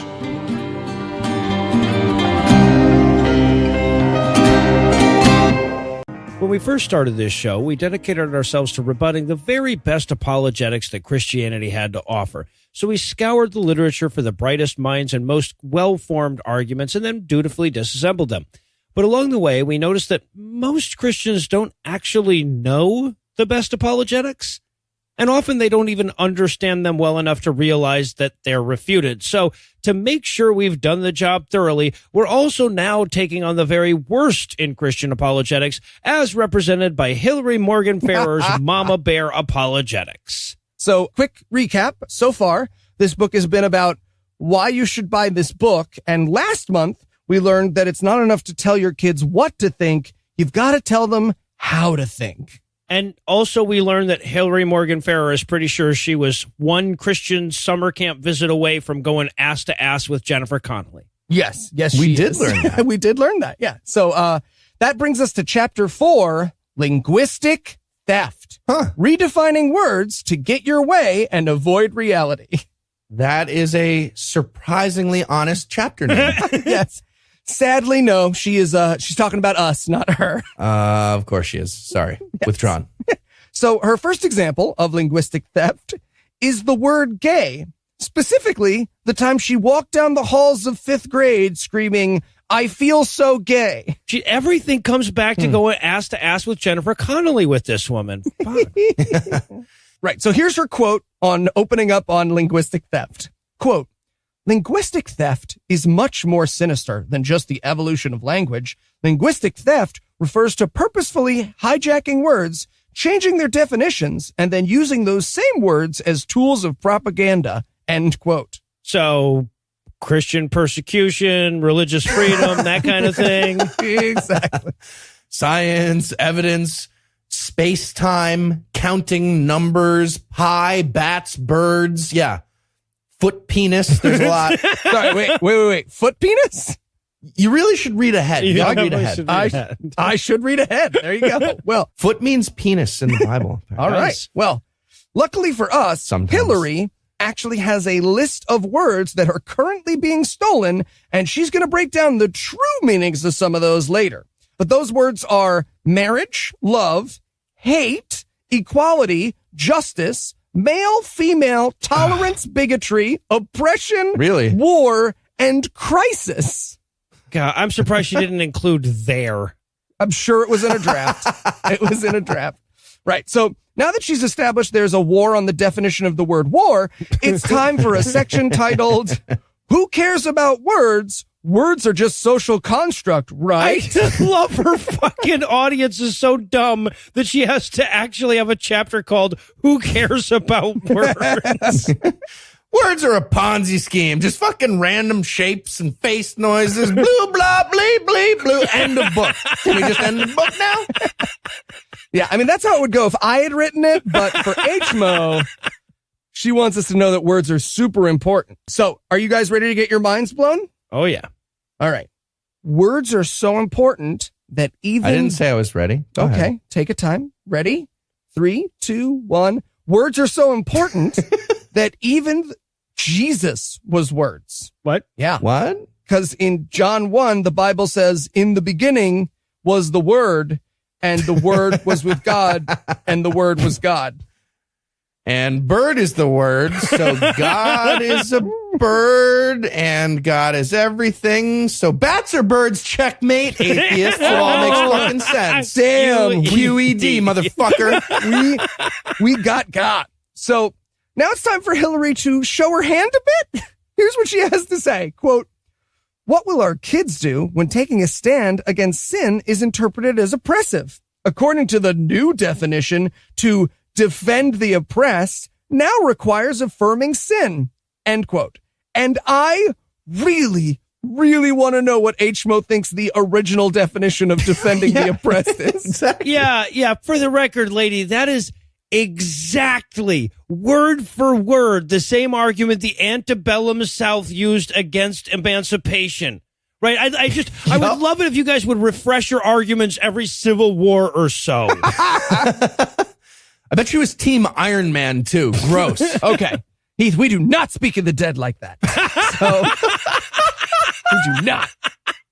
Let it go. So, with that out of the way, it's time for a section called How Linguistic Theft Works. And ironically, this section is basically a how-to guide disguised as a preventative one. Yeah, this book is basically a for-profit linguistic prison. Great. And by the way, yes, Hillary, you can use that quote on the book jacket if you'd like. Right. So she's going to break down the bad things about linguistic theft into several subsections because we did something terrible in a past life and this segment is our punishment. But basically the intro here is You might think it's all fun and games to disagree about what words mean, but linguistic theft has some real consequences, y'all. Yeah, it's called the Republican Party of the modern day, the Party of Christ. Yeah. Yeah, exactly. Frank Luntz. Thanks, buddy. So Hillary's first problem with linguistic theft is that it stops a discussion in its tracks. Also, she concludes this subsection by saying, quote, fake definitions obscure the issues, and it doesn't make sense to attempt to carry on a discussion when we're working with two different meanings of the same word, end quote. Got it. Cool. I just want to add one other thing. Bi-weekly. Great. Can we stop talking about this book now? Are we done? Okay. So now it's time for subsection 2. Linguistic theft compels people to act without thinking through the issues. Yeah, hell, you can get all the way to the end of your manuscript and then go, fuck, mother means a person with children, doesn't it? Damn it. Damn. You'd think. So now it's time for HMO to prove that either she hasn't seen Star Wars or she doesn't understand. Anyway, she's got an awesome example. Here you go. Ready? Quote, picture that scene in Star Wars Episode 4 when Obi-Wan Kenobi used the Force to get out of a sticky situation. Sorry, who calls it Star Wars Episode 4? Right? Someone who has never it's Star seen Wars, it. Or A New Hope, maybe. No, it's just Star Wars. Yeah, it's Star Wars. Episode 4 of 5, 6, 9, many. Star Wars IV. Yeah. She continues, he could have said, are you profiling? I'm so offended. Do you know how racist you sound right now? How would you feel if it was your droid being stopped at every turn? Stop oppressing these droids. They are not the droids you're looking for, you intolerant bigot. That's probably how the script would read nowadays, end quote. Wait, but the droids are oppressed. Like the next scene in the movie is the one where they're denied entry to the cantina because the bartender, quote, doesn't serve their kind, right? Like, was she just so into justifying bigotry that she started using all the fictional bigotry, too? Why don't they have fucking stars upon theirs, all right? Get some fucking stars. And now that we're on the subject, Bob Ewell was a victim of PC culture gone too far. Yeah. Trial in the public eye. Thank you. But it actually gets worse. See, as we learn in subsection for linguistic theft, it also vilifies the opposing viewpoint. Yeah, you know, like when you accuse people who disagree with you of being inhabited by a goat demon. Right. Just top of my head. Or when you refer to clarification as linguistic theft. Yeah, right. People being smarter than me is intellectual theft. What? Stole my brain and thonance. So don't worry, Hilldog has some more examples for us. See if you can find the opinion that doesn't belong in this quote. All right, ready? Not many people will stand on a street corner with a sign that says, everyone should be able to have sex with whomever they want, no matter the gender, age, relation, or number of participants. I found two. I think I found it. However, you will see signs that say love is love, end quote. Yes, the classic, then how come I can't fuck my 9-year-old nephew defense? Keep it classy, Hill. Keep it classy. Yeah. She's got another example, which is truly my favorite, if only because of the citation. Quote, or how about anti-free speech rallies that equate free speech with fascism? You may think I'm kidding, but on many college campuses, advocating for free speech will get you branded as a fascist, end quote. And her footnote here is truly one of the silliest articles I've ever read. It's by The Hill, and it's about Antifa, and it all but accuses them of stealing the socks people lose in the dryer. Okay, well, Antifa should start doing that. That's an amazing form of protest. Yeah. But we have one more glorious example of linguistic theft here. Hitler. God, this book literally has a Godwin count. It does. It does. So far, it is 100%. So here's the quote. And don't forget about Hitler. Oh, Hitler. He's the kid nobody wants on their kickball team. What? That's a bad description of Hitler. I'm going to say that's a bad way to describe Adolf Hitler. Yeah. She continues, the Christians claim he was atheist. Atheists claim he was a Christian. The right says he was left. The left says he was right. If your camp can make the opposing camp share anything in common with Hitler, then you have won, hands down. End quote. Well, okay, all right, whoa. One side is right on both of those opposing viewpoints, though, right-wing Christian, right? Like, you might as well be like, well, you'll hear up is down, east is west. Who knows what to believe anymore? 3 equals 3, 3 equals 3.14, 4.6 billion equals 6,000. No, it doesn't. It's mathematical theft. No, what to believe? Oh, that brings us to our final subsection. Linguistic theft turns a negative into a positive. And according to Hillary, quote, you'll see this happen especially during pro-life/pro-choice debates. What exactly do those who are pro-choice mean by choice? If they want to get technical, they are referring to the choice for a woman to scald, dismember, or suction her in utero fetal human if she no longer wants to grow it in her body, end quote, in a chapter dedicated to accusing other people of linguistic theft. And immediately following the be respectful of everybody's ideas thing. Now, unfortunately, she couldn't finish the chapter the way she wanted to because her pro-life club was scheduled to celebrate an execution later that day after they protested against closing the gun show loophole. So it was a whole big thing. Yeah, I'm just going to go tie this tube sock to a cinder block and throw it in the river. I'll be back in a second. Gotta get the evidence. I get it. So as promised, now it's time for a list of words that are being stolen. All right, you ready? First up, No. love. So Hillary gets out her dictionary to fill her word count, but this is her point. Quote, today, to love someone means to blindly accept whatever that person believes, even if his or her belief contradicts reality, end quote. So, faith? God is love is faith. That is dumb, Hillary Morgan Farrer. Good point. That's dumb. Right, but of course the truth is, God is love. Wow. I'm just going to let her do the work for me from now on. Yeah. She's pretty good, right? That isn't at all confusing, by the way, in case you were thinking that was confusing, because when you know that God rejoices in the truth, and speaking of which, guess what? The next word that's being stolen is truth. So according to HMO, quote, our kids are now encouraged to live their truth. This is my truth. He's being authentic to his truth. I can't begin to tell you how dangerous this one lie is. When society messes with the definition of truth, it's messing with our kids' very foundation of reality, end quote. And she concludes, quote, even science is ignored if it contradicts the paradigm of tolerance, end quote. Yeah, nobody cares about the integrity of science like a Christian apologist writing a book. Yep. What? And that brings her to her next stolen word, tolerance. So, according to Hillary, quote, the word tolerance no longer means to live peacefully with people of different beliefs. It now means that all beliefs, no matter how bogus, must be treated as equally legitimate, end quote. Nope. And then I got sad because McKindle told me that 63 other people highlighted that sentence in the book. And I bet only a couple of them did it ironically.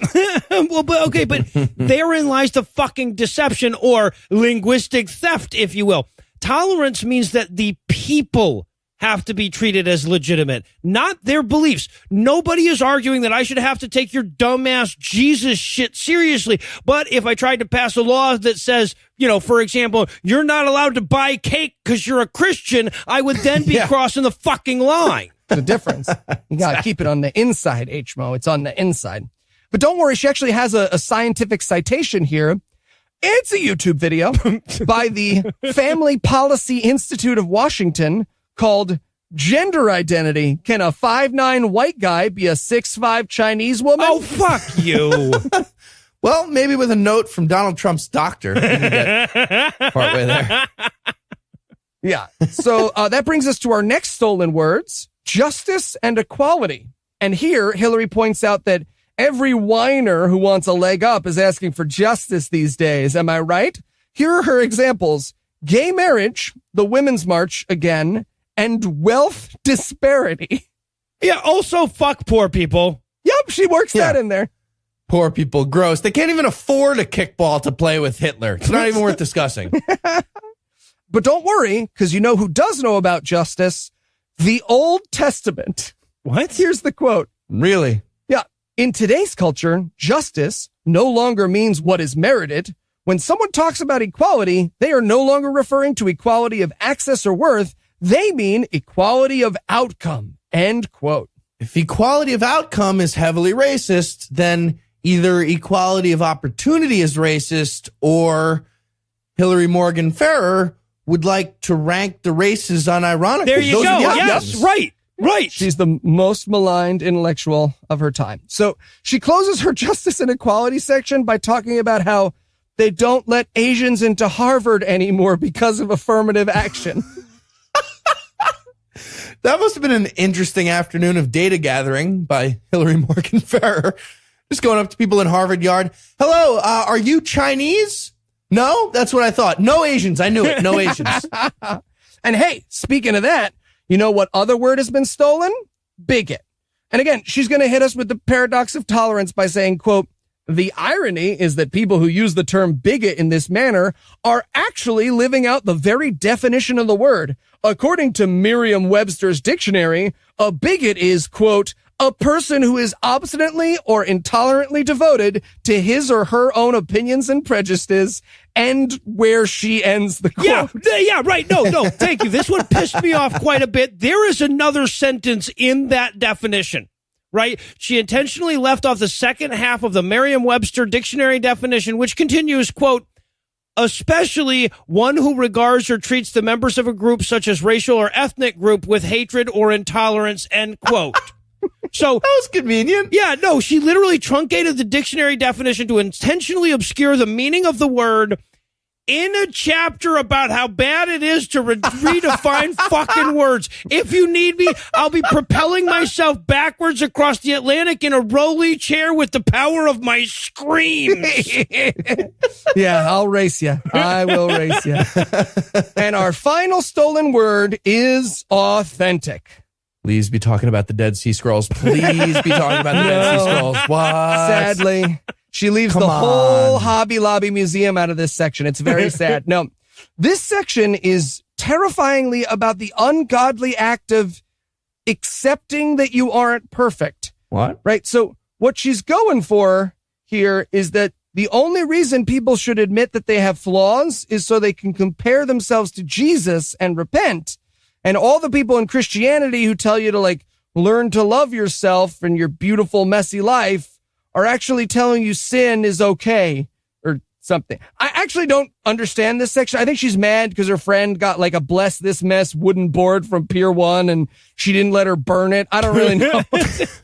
Yeah, I mean, Hillary, if it's any consolation, when we all say you're fine just the way you are, we're not talking about you.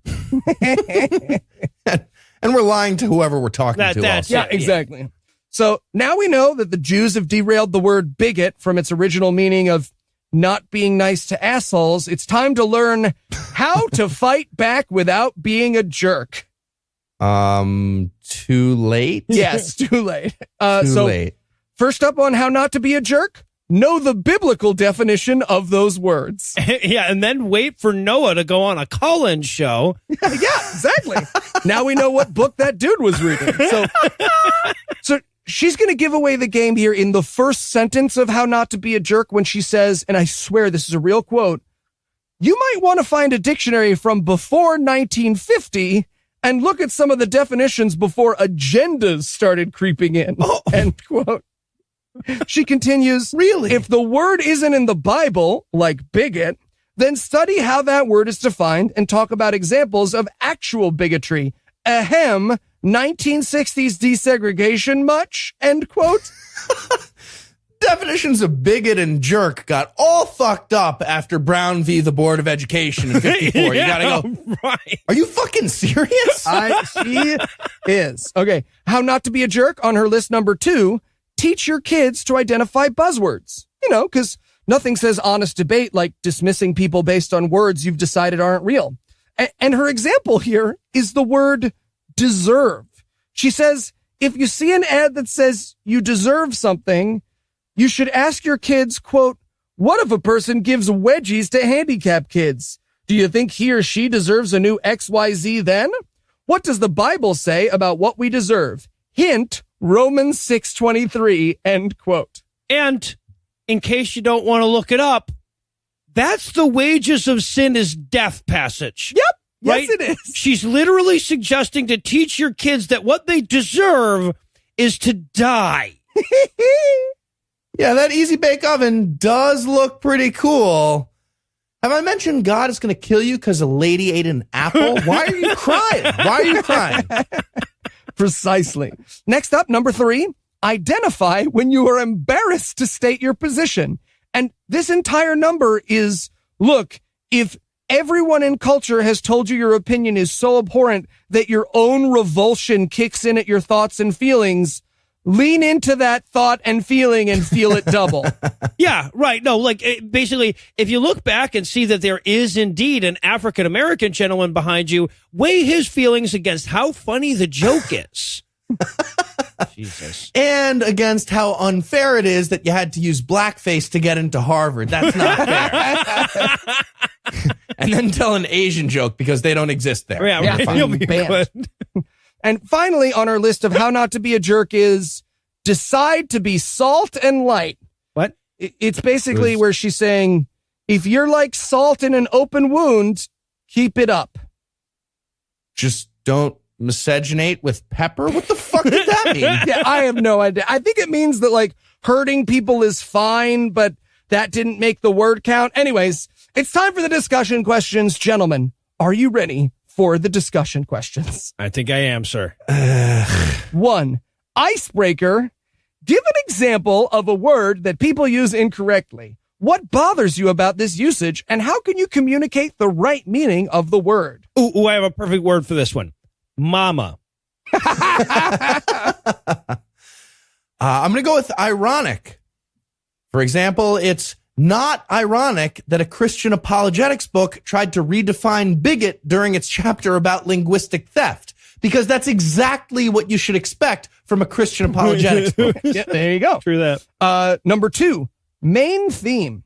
People change word definitions to make their agendas sound more appealing or to hide their true motives. How have you seen this strategy at work in our culture and affecting it? One time I saw a lady dress up. When your kids say they deserve a PS5, you tell them they deserve to rot in hell with a wedgie joke. One time. I once saw a book try to hide the Christian element of the Holocaust by focusing on Hitler's kickball ability, and then just lying right after that. Just straight up lying. Yeah. All right. Number 3, self-evaluation. Have you caught yourself inadvertently adopting culture's new definitions? If so, which ones? What made it hard to discern the agenda behind the way those words were being used? I'm going to go with a no on this one. I use the common definitions of words very advertently.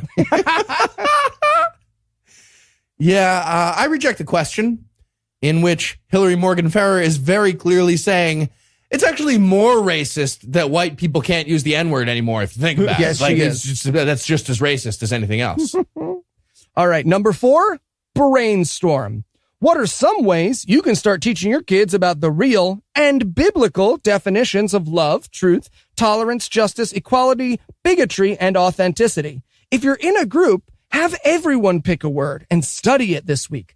Come back next week and share what the Bible says about that word or concept and how it differs from what culture says.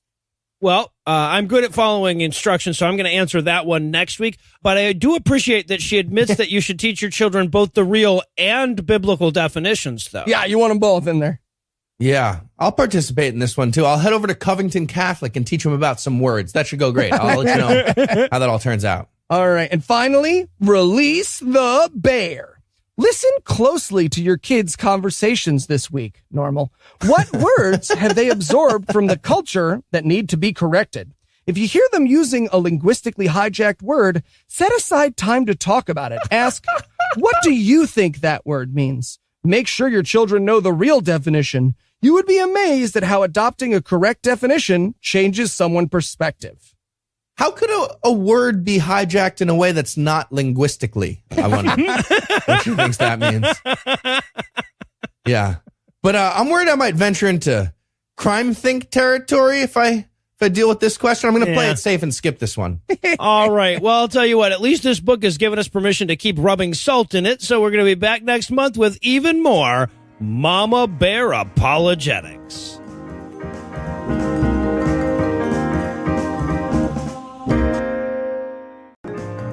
After trudging our way through the Bible, the Quran, and the Book of Mormon, in 2018, we decided to suffer through the #1 apologetics book on Amazon. And when we finished, we looked at the way the following year was shaping up and decided it was the perfect time to dive into a big old #2.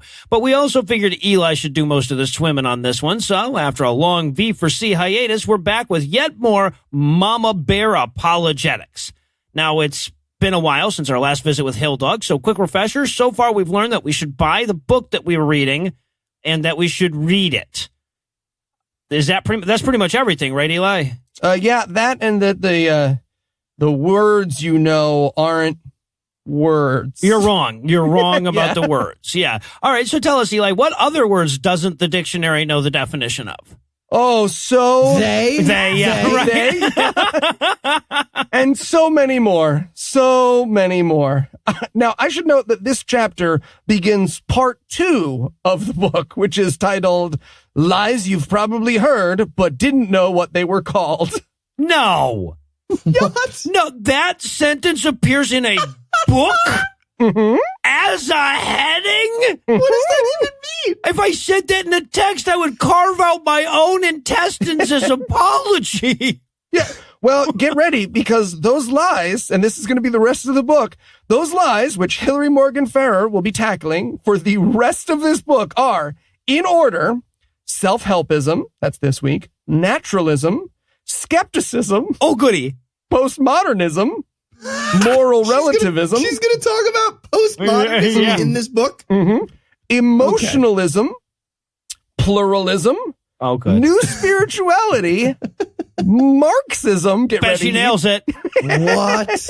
feminism, Oh, and God. progressive Christianity. And me, but not as much of an asshole. Yes. Wow. Okay, well, now that I know the titles of all those lies, I guess I can decide if they're real. Thanks, Hillary Morgan Ferrer. I'm happy to do a little blurb for you, a commercial, whatever, testimonial. However, this first chapter in the section, chapter 5 in the book, is titled God Helps Those Who Help Themselves, Self-Helpism. And fool that I am, or time that it's been since we've read this piece of shit, I thought this book might actually be about the problem of trickle-down economics believing Calvinists in right-wing Christianity. But no, Absolutely not. no. This chapter is about the dangers of trying to improve yourself. Well, no, obviously, because look, like any step towards being a better person is a step away from what this book is selling. That's you true. see. That's true. Yeah. So Pop back down, do less. That's what this whole chapter's about. pop back down the chapter. Pop back down chapter. You got it. So the author of this chapter is T.S.C. Cannon. What? And she's What? Yep. And she starts us out with the example of her childhood television set and her family's ill-fated attempts to fix it. And while I will spare you the cutesy 3 paragraphs of reminiscing that's supposed to make this chapter relatable, her point is that we, like her television, are broken and, quote, only our manufacturer can fix us, end quote. Mm-hmm. So being Christian is like being an Apple product. Got it. No, that's How good. dare you? That makes a How lot of dare sense, you? actually. Okay, honestly, that was such a bullshit name. I assumed it was a bad anagram. The best I could come up with was Taco Nannies, Satanic Neon, and a Snot Canine. So probably not. Ooh, I like that one. But for the record, TZ Cannon, no illusions thinks your name is stupid. Okay? To be clear. Yeah, and so does Heath Enrigd. Which brings us to our title section. What exactly is self-helpism? So she opens up by telling us that trying to improve yourself is good in theory, but, quote, we can't fix what is fundamentally broken within ourselves. Only God can fix that. As the term self-helpism suggests, self-help is a completely unbiblical take on human brokenness. It's a message, boiled all the way down, Lied about. is that we need search no further than within ourselves to find both the cause and remedies for our brokenness, end quote. Hey, little life hack here. It is always easier to sniff out the flavor of the religious bullshit when you remind yourself that they're using the God to hide the I. Right? Like when a religious leader or author says, only God can fix you, and then goes on to speak for God, they're just saying only they can fix you with a little plausible deniability sprinkle. They're juking that fucking first person. For 3 easy payments of $99.95. Exactly. Yeah. So yeah, it might not be as shiny as the future chapters about Marxism or feminism, but in case it wasn't clear yet, the enemy of this chapter is not believing that you're broken, or believing that you're broken, but believing you can fix yourself. Yeah. So a whole bunch of these readers were like going through, fuck, okay, it's about holding myself down with my bootstraps. Okay. Hold on, that's the trick. I've been doing it. Well, you know what? That actually makes more sense than what I was trying to do, though. It's like physically impossible to do the up thing. So I guess here we go. Tie it down. Twister. And as if that's not bad enough, TSC is going to give away the game here by spending the entire opening of this section telling us that, damn it, people are spending money on self-improvement instead of ghost wizards. Yeah. She has like a paragraph and a half about how much money people are spending on self-help and how much money people are gonna spend on self-help. She might as well wrap up with, that money is ours, damn it, ours. Well, yeah, right. This chapter is right in the middle of a book on how to be better at being you. Fuck you. This is a self-help book. Yeah, exactly. This is what it is. Mm-hmm. Even according to Amazon. Yeah. But the real problem of self-helpism, at least according to TSC, is idolatry. Quote, humanity takes something good and even powerful and then mistakes it for God, giving powers that are God's alone, end quote. The verb help Yep. is what she's talking about. Help is the God-only power she just described. Yes, it is. So now it's time for a brief history of self-helpism. And she's going to begin that history with Eve taking the apple in the Garden of Eden. You know. What? Just in case you were going to take any part of this chapter seriously, she says, quote, when Eve decided to take things into her own hands and bring Adam along with her, our ancestors helped themselves, albeit to a heaping portion of death. Oh, Jesus Christ. And if you think about it, the Nazis were helping themselves to living space. Take that, Tony Robbins, you fucking Nazi. Oh, and then she actually goes into the actual history of self-help books, which, hey, credit where credit's due. Interesting as fuck. Like, she says that the phrase, God helps those who help themselves, actually, not from the Bible, but from Poor Richard's Almanac by Benjamin Franklin. Yeah, it's kind of obvious with God helping instead of being a weird sadist voyeur. So that's definitely not the Bible. Right, right. You know, you can tell because it's clever. Yeah.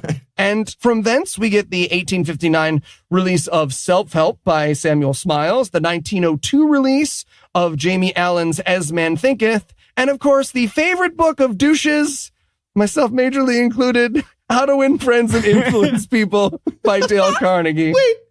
That's your favorite book? It's not my favorite book, but I really like that book. You like that book? I really, really like that book. I would have guessed that you liked that book if you put that on a true or false. That's so hurtful. That's a very Charles hurtful. Manson read that in jail to learn to teach women to murder on his behalf. And he nailed it. And it worked. No, you're right. Sorry, withdrawn. Sending you a copy for Christmas. So, little side note here. T. Rantosaurus claims that she read How to Win Friends and Influence People in 5th or 6th grade, and then she goes on to describe its message as, quote, success through self-confidence, which is super not what that book is about. Well, but to be fair, it's also not the Babysitter Club, so she'd have been full of shit if she did nail the blurb too, right? That is fucking true. 10-year-old reading How to Win Friends and Influence. Fuck you. Father forgets. You know what? I'm really relating to this. So, just walking around the halls of your middle school with a murdery harem behind you. You know what? All right. See? Every moment you grow closer. But according to our author, none of them were as bad as the man who brought self-helpism into the church, Norman Vincent Peel. Okay, but that's legit, right? Like, because everything bad reaches its nadir when it's combined with religion. That's true. That's fair. Yeah. So Peel's message in The Power of Positive Thinking, of self-confidence and happiness, is right against Christianity's message. And honestly, she's kind of right? Like she's She starts thinking positive for a second. Ah, shit. Think medium. Think medium. All right. No, now I'm doing like wooey Buddhist stuff. This isn't working. Right. So now it's time, as we're going to end all chapters, to roar like a mother. You guys ready? No, but only because I can't remember your middle name. Excellent. Yep. Justine. Justine. So first, we're going to recognize the message, and she's broken that down into the diagnosis, the remedy, and the source. So the diagnosis of self-helpism is that it tells you, try and follow me here, if you feel unhappy or like you deserve a better life, you do. And that's stay with me. That's bad? Yep. Is not just bad, it's linguistic theft because, Oh, quote, really? What? Yeah. Quote, when we scatter a few seeds of self-helpism along with a few seeds of moral relativism, we won't get happiness. Instead, we'll end up with a lush growth of self-centeredness blooming in our hearts. End quote. Which The fuck? we can counterbalance by pretending the sculptor of the galaxies is going to take care of our emotional boo-boo. Yeah, right. So the remedy that self-helpism proposes is self-discovery, which she spends about a paragraph and a half shitting on because it's silly to think you're lovable or worthy. She spends 5 seconds self-discovering and just starts scream crying. Oh, I want to be with myself. Yep. This is no good. Right. And so finally, the source of recognizing the message, the source of self-helpism is the self. So What? my theory here is they're going to apply the diagnosis, remedy, and source thing to the other lies in this book, but the third one didn't really fit for this formula. Okay. So self-help source is the self. Also, help. It's the best. Like, I think they were just, that was the, Also, letters. This is TSC. tricky. Now, Didn't work. so now it's time to offer discernment, which will also be divided into diagnosis, remedy, and source. And Okay. again, the diagnosis here is that self-helpism makes you feel entitled to happiness, which you're not because you're a piece of shit and only God can fix you. Now go wait in the truck. And here's an especially terrifying quote from this section. Quote, "We must remember, Mama Bears, that the only reason we have anything good coming our way is because God is good, not because we are." Well, not because you are. Wow. Yeah, God abandoned the Jewish people and chose us. Nobody move around and fuck it up. Just relax. It gets worse. It's us. She continues, "Be aware when you hear people touting rights. Often what they call a right is really a gift to which they feel entitled." Okay, she's talking about black people, isn't she, at this point, Soups. right? Like, Caboose Feels like talking about black people. Fairness for all act. Yeah. Yep. And the remedy and the source are the same as the previous section, except she spends a lot more time hysterically asking God to spank her again for being a naughty girl. But her basic point here is that any philosophy that believes in the power of humans to change themselves and be better is at core humanist, which, again, she is super sure is a bad thing. Super sure. Good work. Yeah, she found her way to nihilism. And then she wrote a self-help book about it. About Christian nihilism. must be exhausting. So now it's time to argue for a healthier approach than believing you are deserving of love and capable of change without the magic forgiveness of a wizard. And her healthier approach, surprise, surprise, is the Bible. Yeah, right. No, just use the Bible's tempered approach to self-help. Don't beat yourself up so bad that you don't wake up within 48 hours and you See, should be there good. you go. That's the, Look. Also, little side note here, in this section, one of her proofs that self-helpism doesn't work is that you can't just buy one book on self-help and be all better.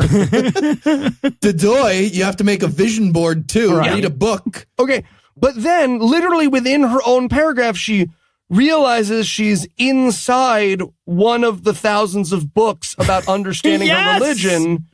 So she explains that the Bible, her word choice, not mine, is sufficient. I love it when their own existence disproves their argument. It happens so much. Like, don't get me wrong. I also have trouble believing that TZ canon exists outside of an oversexed 1950s space opera novella, but someone's writing that sentence. They definitely exist, and it disproves that sentence. It does. It does. Coffee Bazooka will be writing my next chapter.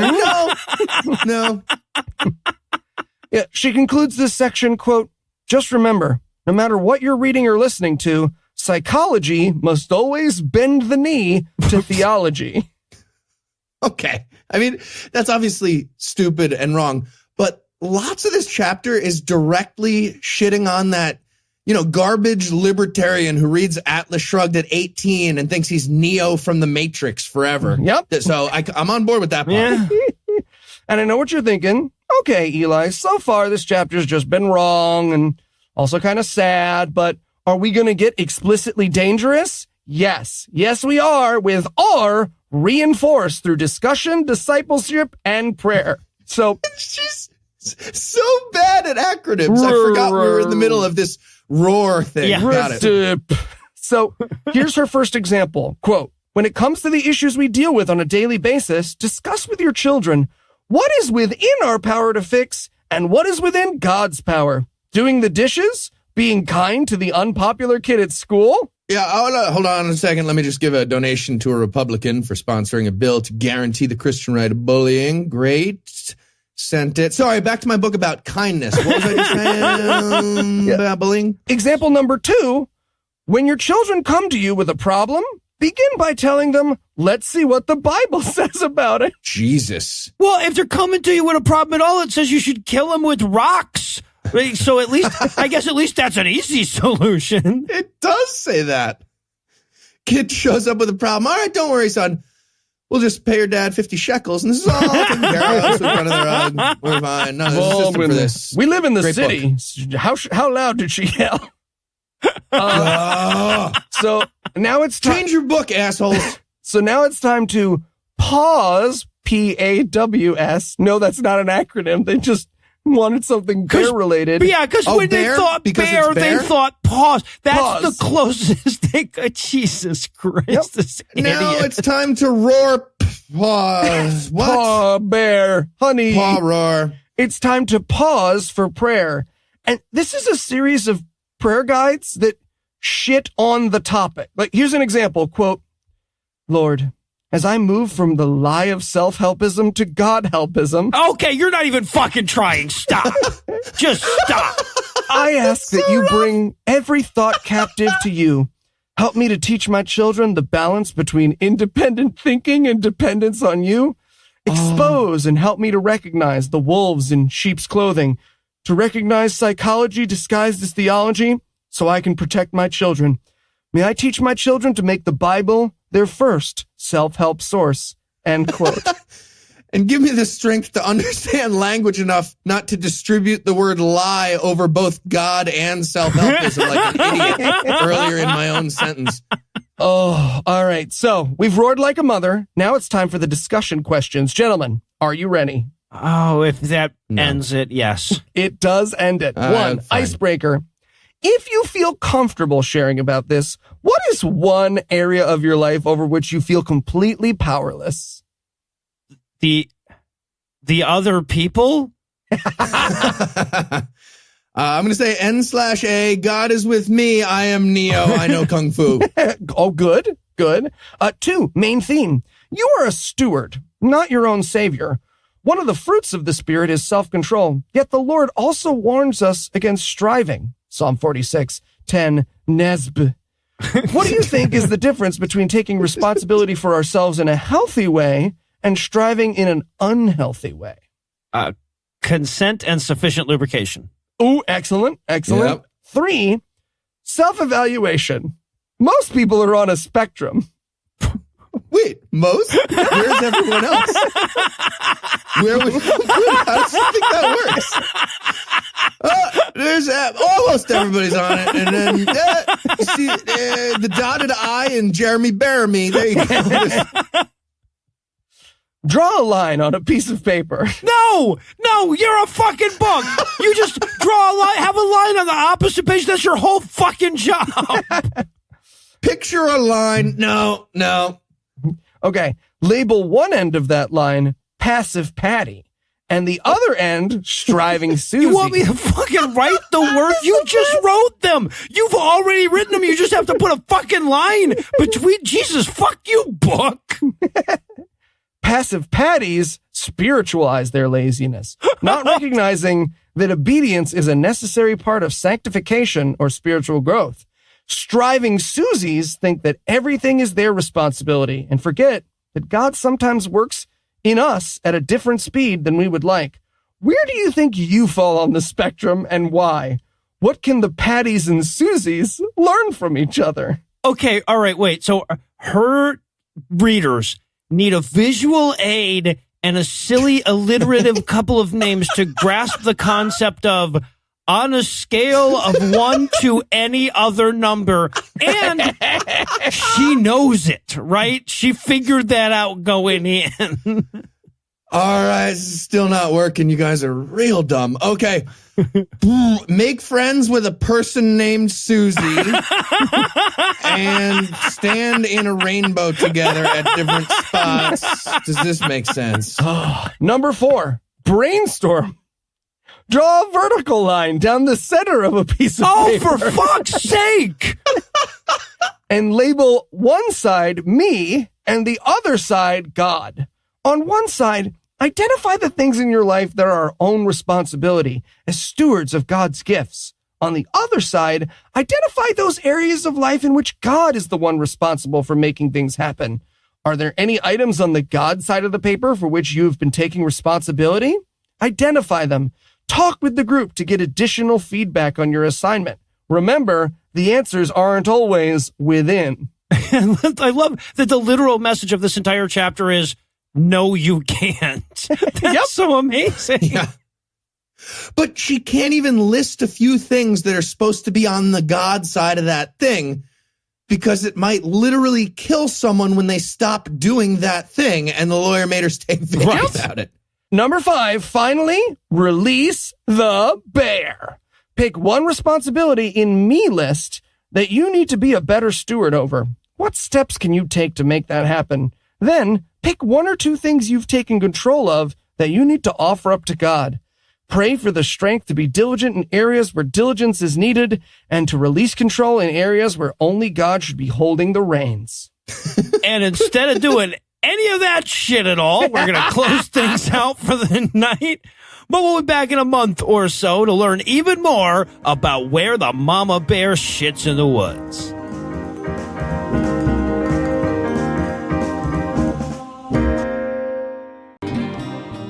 When you're a Christian apologist, you have a lot of enemies. Math, history, logic, and physics are all arrayed against you, and while most apologists don't have the guts to take on the observable universe head-to-head, we learned long ago that Hillary Morgan Farrer isn't most apologists. So we're back for another chapter of her book, Mama Bear Apologetics, but it's been a minute, so Eli, can you get us reoriented? Yes. So, for those of you who remember our last segment, first of all, I'm sorry. Second of all, we are now onto the final half of this book where we'll be debunking things like feminism and Marxism. And what?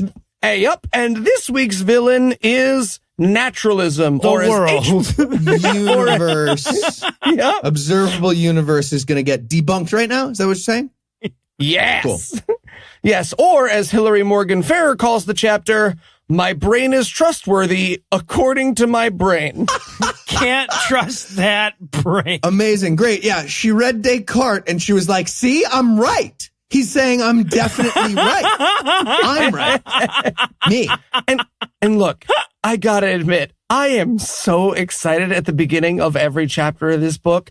I just opened it up and I was like, what does Hillary think naturalism means? What basic ideas will she declare to be sacrilegious? It's a real hoot. That's all I'm saying. I'm just excited to see her commit to writing a chapter without using her brain. It's way more honesty than I'm used to out of apologetics. Yeah.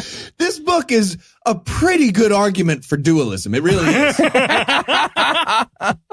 So let's get started with Hillary's definition of naturalism. Spoiler, she will not be using the dictionary as a citation here or anywhere else in the chapter. Quote, naturalism is the belief that natural causes are sufficient to explain everything in our world, and materialism is the belief that nature, that is material stuff, is all that exists.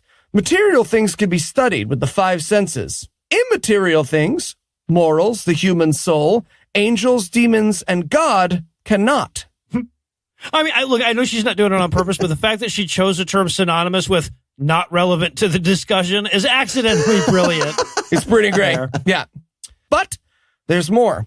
After spending a couple of sentences explaining that everything that can't be not undone to be not proven to be untrue, she says, quote, we'll never be able to measure our souls in a beaker, and we'll never be able to put God under a microscope. Very next sentence, naturalism is an untestable hypothesis that can be granted only on faith, end quote. Yeah, if only there were some tangible benefits of science that could prove its utility by proxy. Okay, Hillary Morgan Farrer, I'm holding 2 test tubes full of Scrabble tiles. One for you and one for me. Now can we talk about epistemology using fucking words? Is that okay with you? No. You gotta pour them back and forth for a little while. She's no sucker. I got a lab coat. Do you want a lab coat? Yeah, I want a lab coat. So, speaking of faith, now Hillary is gonna tell us that we don't know what the word faith means. Yeah. Like all intellectually honest people do when they're defining the word. Quote, when naturalists use the word faith, they are not talking about what is traditionally understood as faith. We put faith in people and things that we have experienced to be trustworthy. That's just another end definition. Quote. There's 2. Yep. Again, no need for a dictionary citation here. Yeah, and also she's a liar. Like, right. Yeah, Christian people have faith in God, just like they have faith in the fucking FedEx guy who has the buzzer code to their building. It's the same thing. That's true. That's how they treat it. Okay, but now it's time to move on to the supernatural. Gentlemen, are you ready to go all the way to Crazy Town? Eli, we've been making left turns at Crazy Town Square since page 1. There's no deeper. There can't be a deeper. Oh, there is. Quote, the word supernatural has negative connotations within the scientific community.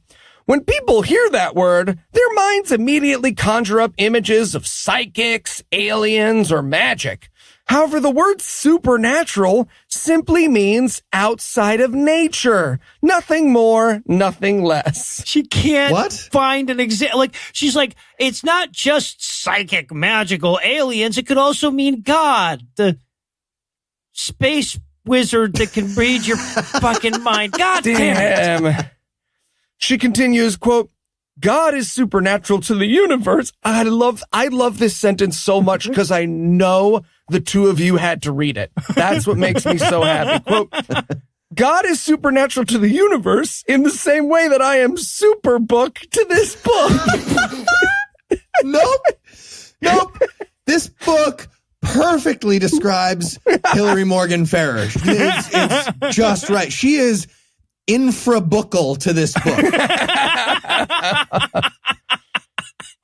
So, yeah, with that fancy newfangled definition of the word super, Hillary spends a paragraph or two talking about how Christians aren't like those crazy fuckers who believe in aliens. Here's my favorite quote from this. Quote, as Christians, we acknowledge the existence of human souls and supernatural beings like angels and demons, but not ghosts, end quote. Oh, good distinction. Yeah, she concludes, to be a diehard naturalist is to limit oneself to material tools only.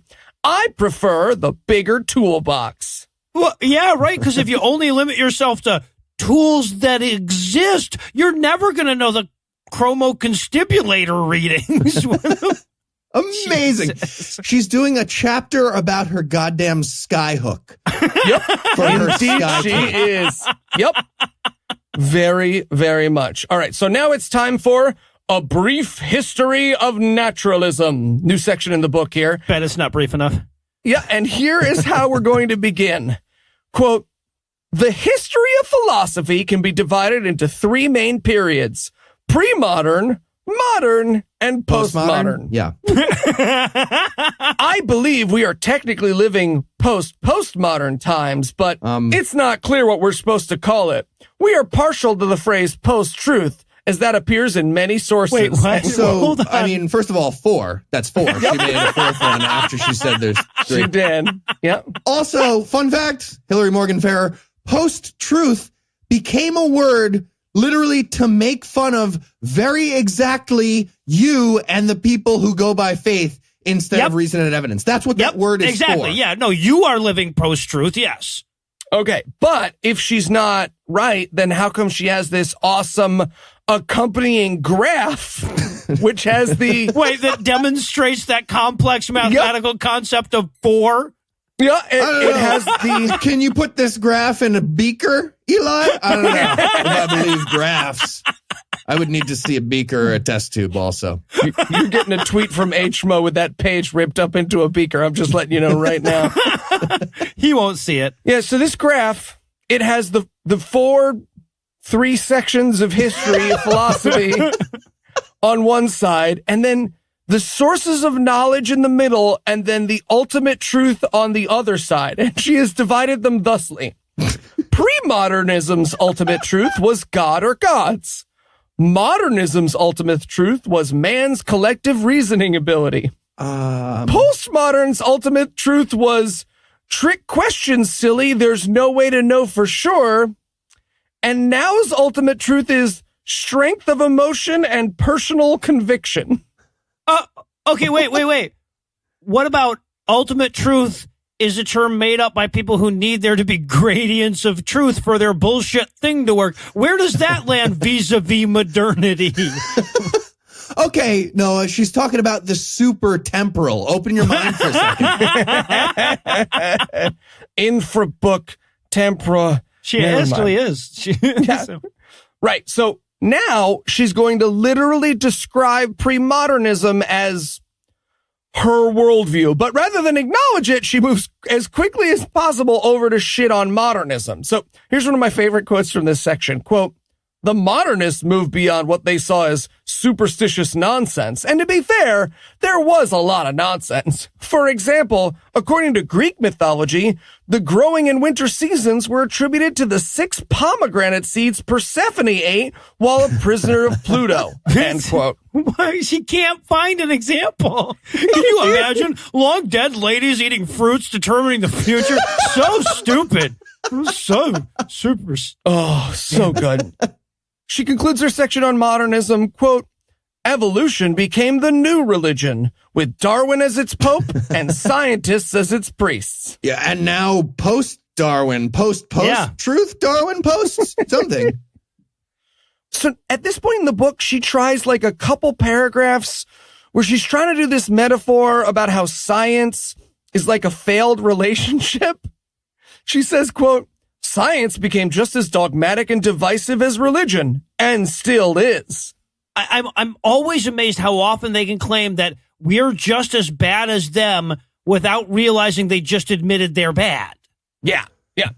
She continues, and Darwinism morphed into social Darwinism, a deeply dehumanizing belief which taught that different races of people are at various stages of evolution. This horrific philosophy paved the way for supposedly scientific rationale for racism. Godwin. And justified new and creative evils like eugenics and the sickening experiments done on Jews during the Holocaust. Yep. There it is. Yeah, no, totally. That was the Nazi rallying cry. They were just like, this is evidence-based and peer-reviewed. This is Peer never. review. Peer review.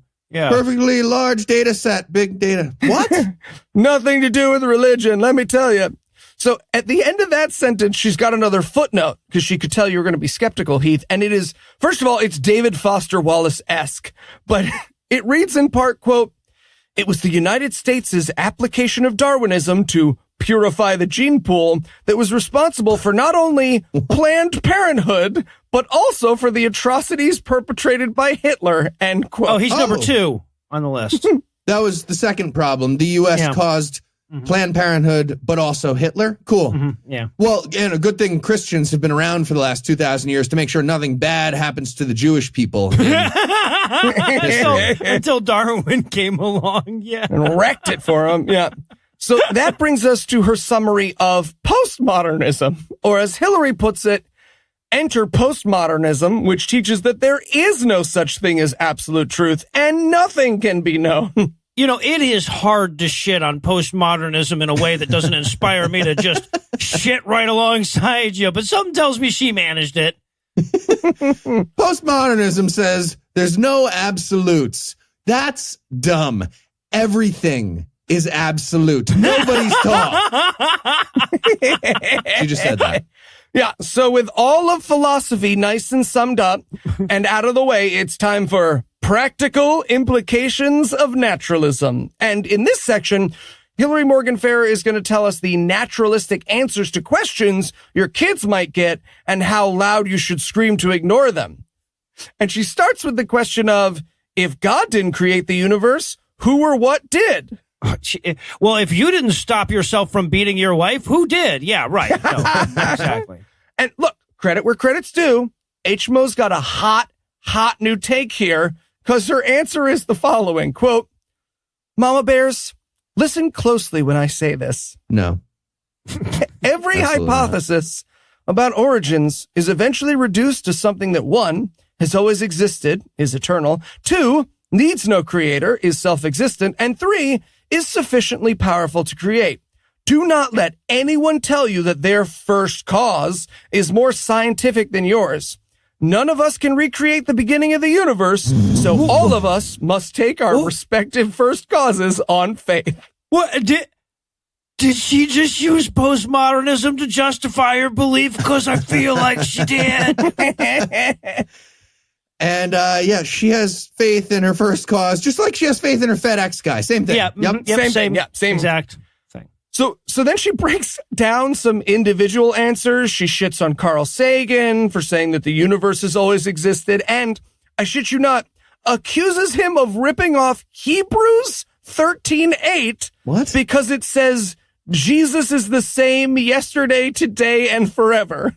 Well, she thinks the Bible coined the word same? Yeah, And or like the concept. And now she and I are both plagiarists for using it just now? What the fuck? Obviously, yeah, you owe the Bible some money. So then she moves on to the second theory of creation that she believes is incredibly popular in science, which is that there are an infinite number of universes, which is not only not an answer to the question she asked, she doesn't even refute it. She concludes, quote, "If there are infinite universes, then where do they all come from? I kid you not. The answer is that there is a multiverse generator. And guess what properties it has? It is eternal, uncreated, and apparently capable of creating repeatedly. Please, someone explain to me how this is a simpler and less faith-requiring hypothesis than belief in God," end quote. Okay, well, since you asked. You want to take that? Great. Yeah. Okay. God is that plus some shit. Plus some shit. A lot. A lot of shit. So this would be God minus some shit, and therefore would require you to have less faith or faith in fewer things. Jesus, even when we let you define our positions incorrectly, you still can't refute them, you fucking idiot. She cannot. So, with the origins of the universe thoroughly debunked, it's time for a section called, "Okay, fine, we'll skip the universe. Where did life come from?" And her answer, by the way, is not spontaneous generation, motherfucker. In case that's what you were thinking. Yeah. It's not that. idiot. It's you don't know and I don't know, so I know part 2. Yeah, pretty much. And I love that her section title is like part of an argument she was having with somebody, and like, fine. You're being a dick is the title of the beginning next section. Of the next chapter, blocked on Facebook. Tell you what I should have said. Arguments I've had in the shower, chapter 7. Right. So then she shits on scientific consensus for a paragraph or two. She's like, oh, look at all this stupid shit scientists used to believe. And then it ends with this, quote, in the mid-1800s, French scientist Louis Pasteur conducted experiments that once and for all slew the behemoth of spontaneous generation. What? Thank you, Louis Pasteur, for putting that one to rest. Due to your faith in God informing your science. End quote. Oh, is that why he did that? Cool. That's a cool story about the guy who had to invent a process to fix the poison milk that God created and told us to drink. Yes. Mm-hmm. Yeah. So with that out of the way, again, this is Mama Bear Apologetics. It's time to roar like a mother. So first up, we're going to recognize the message. And according to Hillary, she's going to do that with the 2 most common ways you're going to see naturalism packaged. We're going to recognize those messages. So message 1 is the supernatural will eventually be explained away by science. I love the unrecognized arrogance of imagining that their bullshit is in need of more explanation than it's bullshit. Well, it gets better because the source of that message that she points out for this terrible lie is Scooby-Doo. Is it Scooby-Doo? Oh, it is. It is Scooby-Doo because none of the ghosts on that show turned out to be real. She includes this section. I mean, all the characters in the show are in a show. Okay, it's fine. She concludes this section, and I love this sentence because it's so fucking self-aware. A common tactic in the atheist community is to ask, can you tell me one thing that we originally thought was natural that turned out to be supernatural? There is no way for Christians to rebut this because naturalists outright reject any evidence that appeals to supernatural explanation. Yeah. I love that the end of that section is just like, oh, fuck. Yeah, just, try not to get asked that question. We lose. Carry smoke bombs. Tuck and roll. I'm so right. You can't even imagine what evidence for my position would look like, and neither can I. Okay, so the second message that you need to recognize to roar like a mother is nature is all there is. And she just says a bunch of true things in this section, but like sarcastically. Yeah. She's like, love is just oxytocin in the brain, but we're supposed to be like, yeah, stupid. Everyone knows it's oxytocin in the brain and magic. Yeah. No, I deal with this one all the fucking time. It's the all too familiar argument from the apologists' legally protected right to precede any description with the word just. I'm sorry, just fucking stardust? I was told I was going to be sentient semen by the new guy.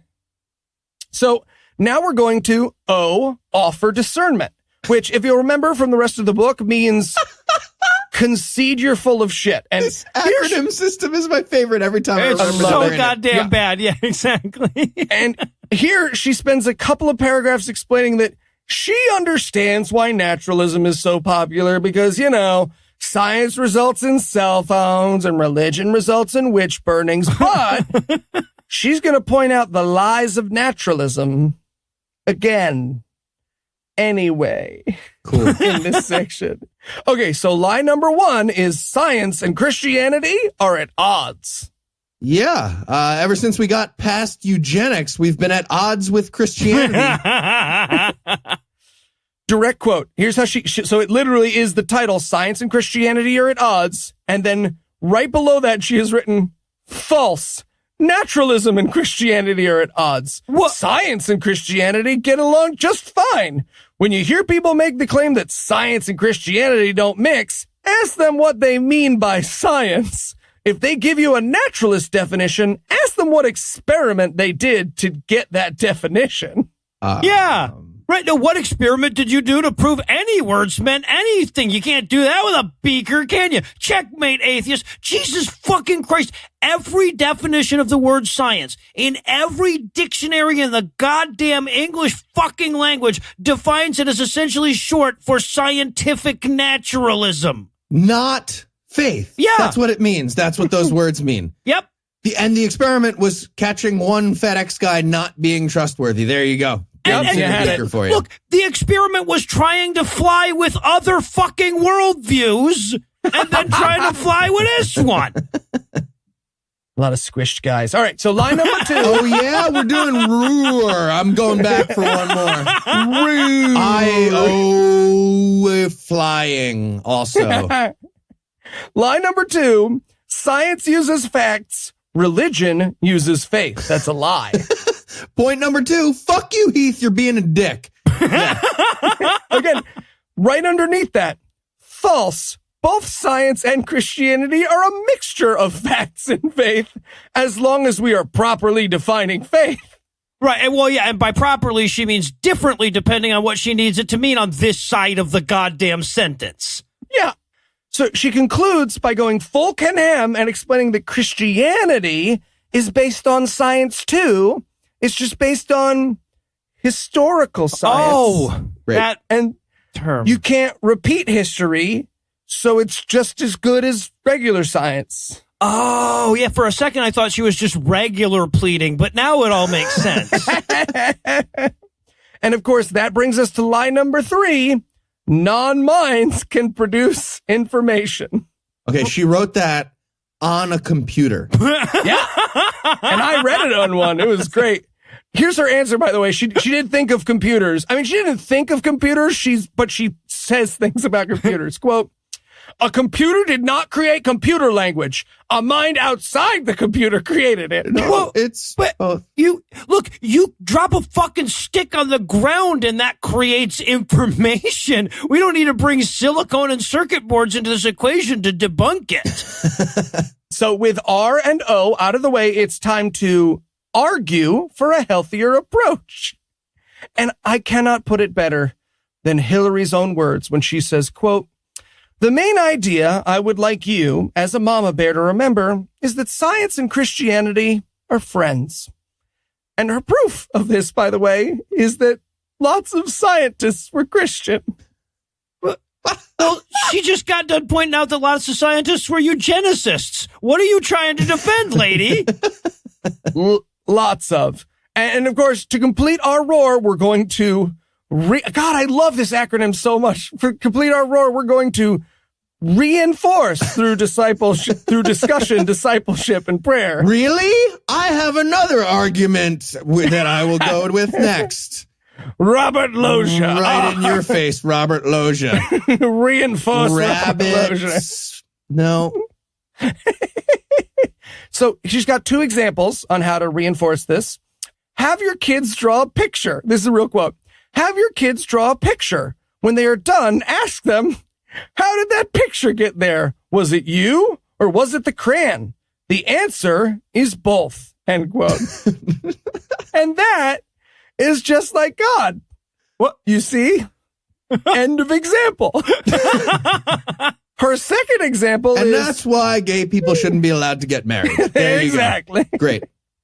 Her second example is, quote, talk to your kids about the correct definition of faith, end quote. You know, the one you don't find in the dictionary. Yeah. Mm-hmm. So then, of course, there's the news section, which we got introduced to last time, the pause for prayer, PAWS, which, again, it's just like a weird prayer she wrote to God in the middle of her chat. It's like a bad BDSM scene. And anyways, now it's time for the discussion questions, gentlemen. Wait, is pause also an acronym or is it just a bad pun? No. for pause? No, I think that would be 'Cause acronyms bear. all the way down. She couldn't handle it.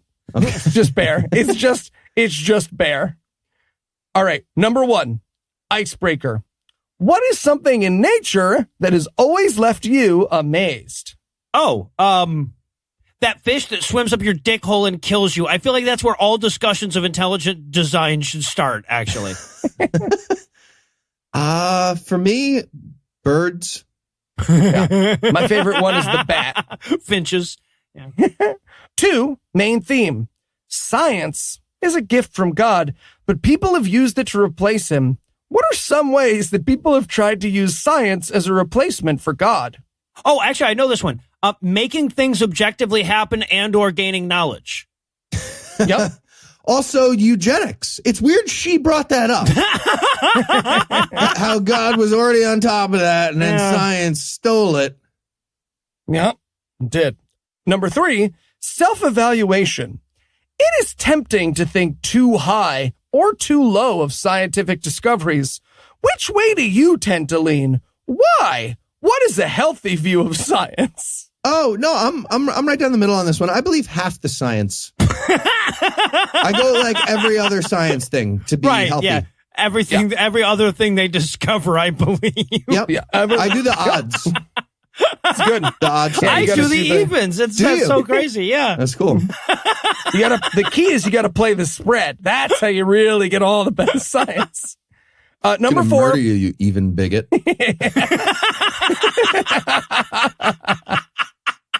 We are just as dogmatic as Same them. thing. She was My right God. the whole time. God damn it. Little did we know.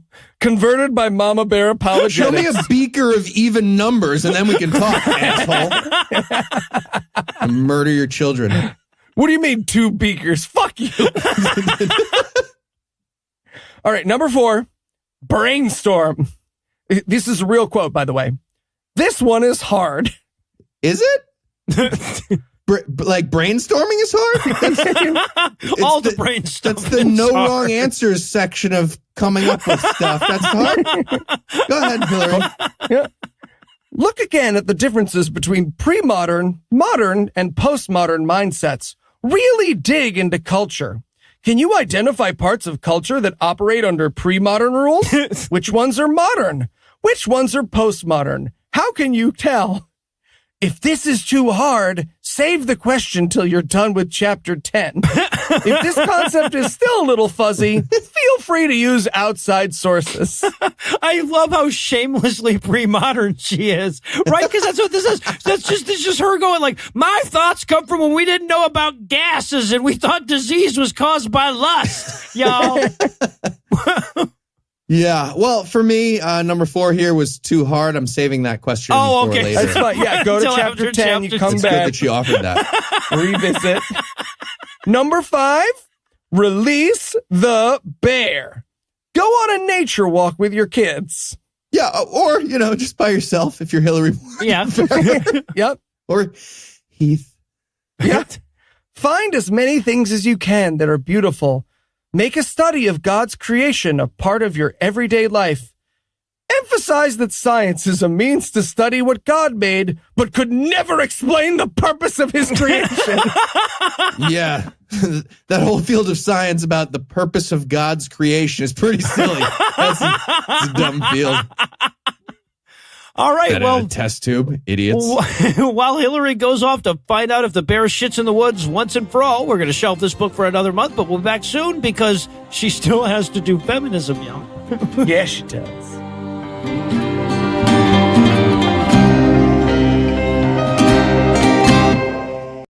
Have all the acronyms in your life made too much sense recently? Have all the words meant the same boring thing it says they mean in the dictionary? Has A been unable to be both equal to and not equal to B? Well, why not take a break from all that hassle and dive into yet another chapter of Mama Bear Apologetics on this week's installment of God Awful Books. All right. So, quick reminder, we are now in the second part of Mama Bear Apologetics. Lies you've heard, but didn't know what they were called. And we've been... name of the section. Sorry. Yep. Yeah, go ahead. Not the lies you haven't never acronym this. No, okay, I'm not doing an acronym this time. Heard, never called. That's the title. Yeah. So we've been mutilating anagrams in the name of defeating all the isms Hillary Morgan Farrer doesn't like. So far, we've done self-helpism, which we learned was the belief that anyone but God can fix you. Mm-hmm. Naturalism, the belief in stuff, reality, nature. And today, nature. Yeah. Yep. Mm-hmm. And today we'll be tackling chapter 7. I'd believe in God if there were any shred of evidence. Skepticism. Wonderful. Hillary Morgan Ferrer is doubtful about doubting stuff. Great. She's going to have even more trouble than normal making sentences happen this time. And I'm pretty excited about it. Oh, Yes, she is. All right. So we're going to start this chapter with the time in 2012 that Bart Ehrman kicked the shit out of Daniel Wallace in a debate, which, if listeners would like, they can watch on Bart Ehrman's YouTube channel. But Hillary's pretty sure he lost. No. And actually, Hillary doesn't want to talk about the debate. She wants to talk about one of the deleted scenes, the one Bart Ehrman is afraid to show you. Namely, when someone during the Q&A asked Ehrman what it would take for him to be convinced that the wording of Mark's gospel was certain, to which Ehrman responded, 10 manuscripts all copied from the original of Mark's gospel within 1 week of its completion, end quote. And look, that's a stupid standard, and Hillary admits that. And Ehrman later said, yeah, that was a stupid answer to a stupid question. But to Hillary, that's the problem with skepticism. That it demands too much evidence. Exactly. Hey, I bet it is, yeah. She says, quote, Ehrman demanded evidence that doesn't exist for any ancient literary work. Footnote. We do have original documents like shipping logs and receipts, but no original documents of literature that would have been copied and circulated. Well, but end footnote. Literature means not true, though. Also, the topic of that debate was, is the original New Testament lost? There's not a number of signed first editions of Mark's gospel at which I abandon the scientific method. This debate has nothing to do with that. Well, scientific method question. But like, funny that she missed the fact that we also don't take any of these other ancient literary works as things that really happened and were definitely said by their authors. Mm-hmm. We get to revisit one of Heath's favorite parts of the case for Christ here when she says, quote, historians determine authenticity by comparing two things: the number of manuscripts recovered and the time gap between the original autographs and the copies. What about height? If you were to stack the ancient documents that have survived to this day for an average classical writer, it would stand about 4 feet high. If you were to stack the recovered manuscripts of the New Testament, it would stand about 5,280 feet high. True. Quite a difference, end quote. What, from up till when? Yesterday?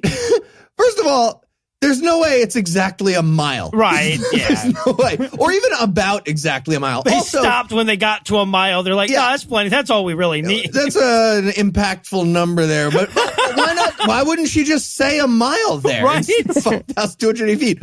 But more importantly, I'd need to see at least 10 miles of truth height before skepticism is canceled. Yeah, for sure. I need to see the truth height immediate copies of truth, 10 of them 100%. in miles. Yeah. So what is Hillary's point, you ask?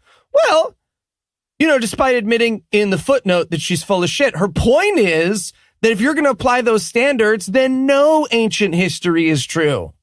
Except for, history based on receipts or shipping manifests or whatever. But as she puts it, quote, when it comes to radical skepticism, evidence isn't the real issue. And radical skepticism? Yep. The extra medium steak of epistemology. Radically skeptic. But why would any of this truth height shit matter unless we were skeptical of the Bible's age? Right? Do they feel like there's a certain point at which lies just mature into truth or something? Maybe. That's possible. Gotta leave that open. You gotta oak it. You gotta get them oakier. Yeah. So now it's time for implications for skepticism. Right, yeah. Realizing malaria is caused by mosquitoes and not the sinfulness of Caribbean people. I'm not sure what she's going to use. She's going to have her own. I just want to make sure that one gets listed right up front. Yeah, no, she doesn't use that one. HMO No, interesting. is going to start off this section by letting us know she is not against regular skepticism. She loves skepticism when it means you can still be Christian. What she doesn't like is the mean, stupid skepticism of Bart Ehrman. Radical skepticism. Yeah, exactly. Or as she puts it, quote, you can always put another question between yourself and God. This is why it's so important to ask. Why am I asking this question? Sometimes doubting your doubts is the most rational thing you can do. End quote. And this is definitely where her editor had to cut a nearly infinite section about doubting, and doubting. Quick summary. Even numbers of doubting is the right way to go. Right, So yeah, just exactly. stick with 2 to make it simple. So then she's going to do our job for us a little bit more. She writes, quote, how much of the Bible includes things that cannot be measured, counted, or physically experimented on? Probably a lot of it, if not all of it. All of it. How do we respond? Do we say, oh no, the Bible isn't true because I can't test it in a chemistry lab? And then she literally got confused by her own rhetorical question. Her very next sentence is, wait, what? That's true. That is real. She continues, exact quote, wait, huh? That's not how we test historical documents. Nope. There is no historical document that can be proven in the same way we treat things that are proven in physics or chemistry. End quote. Well, not the ones that are wrong. Those get disproven, but not proven. We can prove heliocentric historical documents with science. Maybe just admit God is more of a humanities kid. That would get you out of so many arguments. Yeah, right. Okay, so to be clear, the argument we're getting right now is that there are things that are absolutely demonstrably true, and then everything else is tied, right? Well, yeah, exactly, because she concludes, quote, why do some people treat the Bible like it's the one historical document that has to bear this level of proof? End quote. Yeah, but those Quran-based astronomy classes are mostly just for anti-Christian spite. We don't really believe that stuff. But I get what I see. Yeah, no, set aside all the religious texts. It's because those are the only ones people are saying are fucking true. Right? Right. Like if people started saying the Iliad was a goddamn historical account, we'd have to also tell them how stupid they were too. It's not that academia is being unusually hard on your theory. It's that your theory is unusually stupid. Yeah. If you walked into the White House and you were like, gays can't get married because Circe turned everyone into pigs, we'd have to be like, no, Circe didn't turn everyone into pigs. All right. So then she's going to explain to us the problem with demanding proof of things is that it does away with miracles. Yep, which, to be fair to Hillary, is true. Yeah, exactly. And she puts it, Let's do that. here's how she puts it, quote, once miracles are dismissed, you've done away with Christ's resurrection, the miracle on which the entire gospel hangs. Sorry, folks, you can't have Christianity without the resurrection of Jesus. End quote. The end. Like, yeah, you're right. You can't have both Christianity and things that happen in the universe. Why are you telling us this, though? That's amazing. That's like the whole 1 Corinthians. That's just like a big letter being like, listen, if you get rid of the resurrection, then we all look like idiots. So the resurrection must be real, assholes. End of letter. But it's time to get serious because, as Hillary says, quote, the new atheists are nothing to laugh at. While we can poke fun at their ideas and methods. Well, actually, that's like the only thing you can't poke fun at. That's the part we definitely got right. Yeah. So while she thinks she can poke fun at their ideas and methods, real quote, their influence cannot be underestimated in contemporary online culture. End quote. You hear that, boys? We're important on the internet. What's more is that we cannot be underestimated. I feel like I can be underestimated. I am definitely every time I tell someone podcaster, I am underestimated. So now it's time for a section titled How Not to Debate an Atheist. All right. Well, if her answer is send a 45-page email to the contact page without ever listening to the goddamn podcast, I'm on board. That would be a good one. Maybe. It sadly is not. No, her answer is that we new atheists, you see, we are sneaky. We are. See, she explains to us that each debate has two sides. And with old atheism, the argument was there is no God versus there is a God. But the new atheists have, quote, redefined atheism as a lack of belief, end quote. God, she's painting clarification as a dirty trick we used. Literally, because as H-Mo puts it, quote, the new atheists are essentially saying the soles of my shoes are base. Thus, anywhere they stand, they are safe. The other person has the burden of proof, end quote. Right, Yeah. like no matter which argument I use, I keep being wrong. They must be cheating. Fuck you, you idiot. So now it's time to roar like a mother. Oh, and finally. All right. mangle this anagram again. So first up, we're going to recognize the message. R. Yep. And the message of skepticism is atheism, which, to be fair, it is. It's one of infinity different messages, but Well, yeah, on okay. this subject, yeah. Yeah. And she lets us know at the outset that she's going to use atheists' own quotes against us here. So point number 1 of atheism's message, if you can't know everything for sure, you can't know anything for sure. Or as Hitchens said, quote of a quote, we can't say, ellipses, there is no God and there is no afterlife. We can say there is no persuasive evidence for it, end quote of a quote. At which point Hill Dog was like, fuck, okay. The Hitchens quote is pointing at me, isn't it? And scene, moving on. Yes. She just goes straight to the next thing here.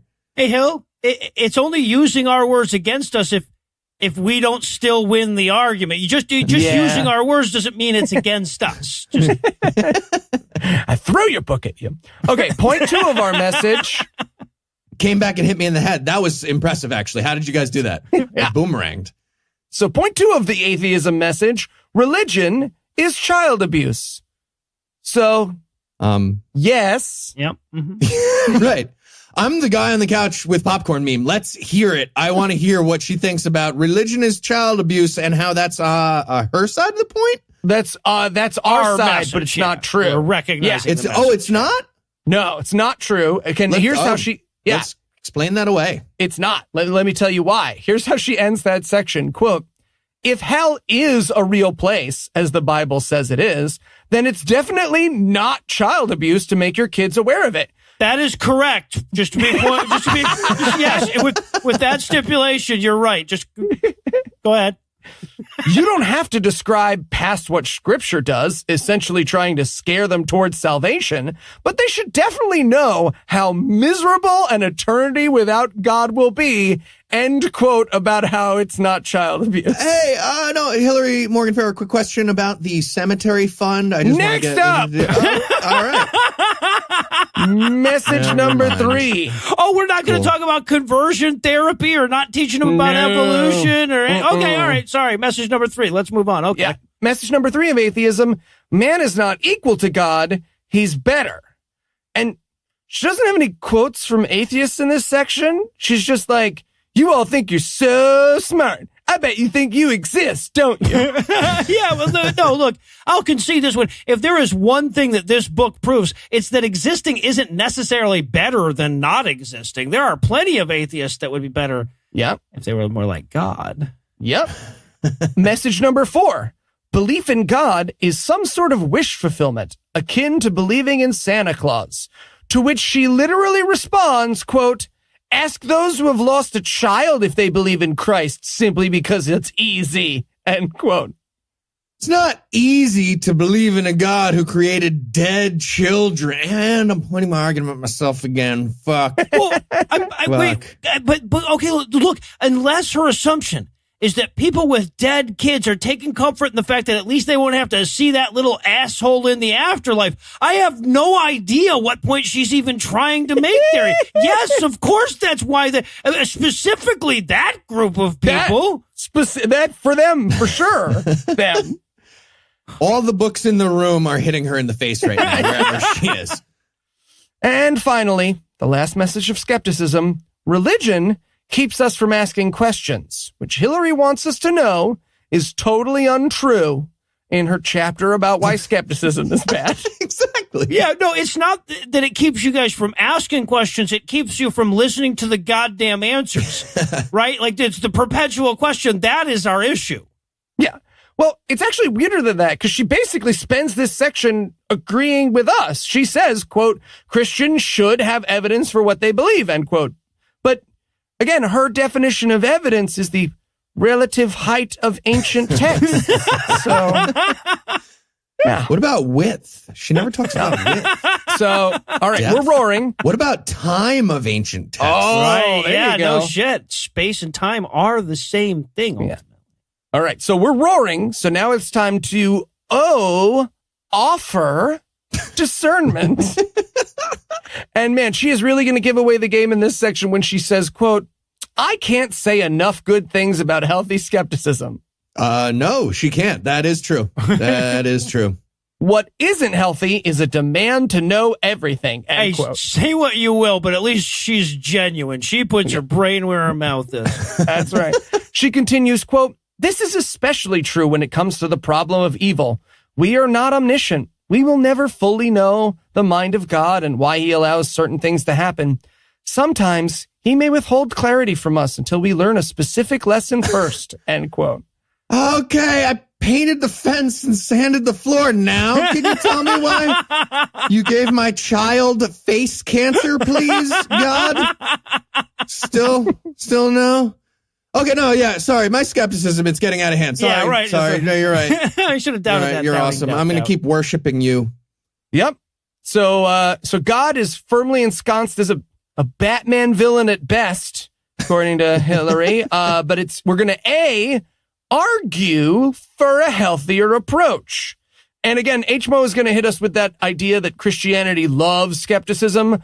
Unlike other religions, quote, Christianity is the only one that has testable claims and invites rational inquiry, end quote. Oh, What? cool. Like which testable claims?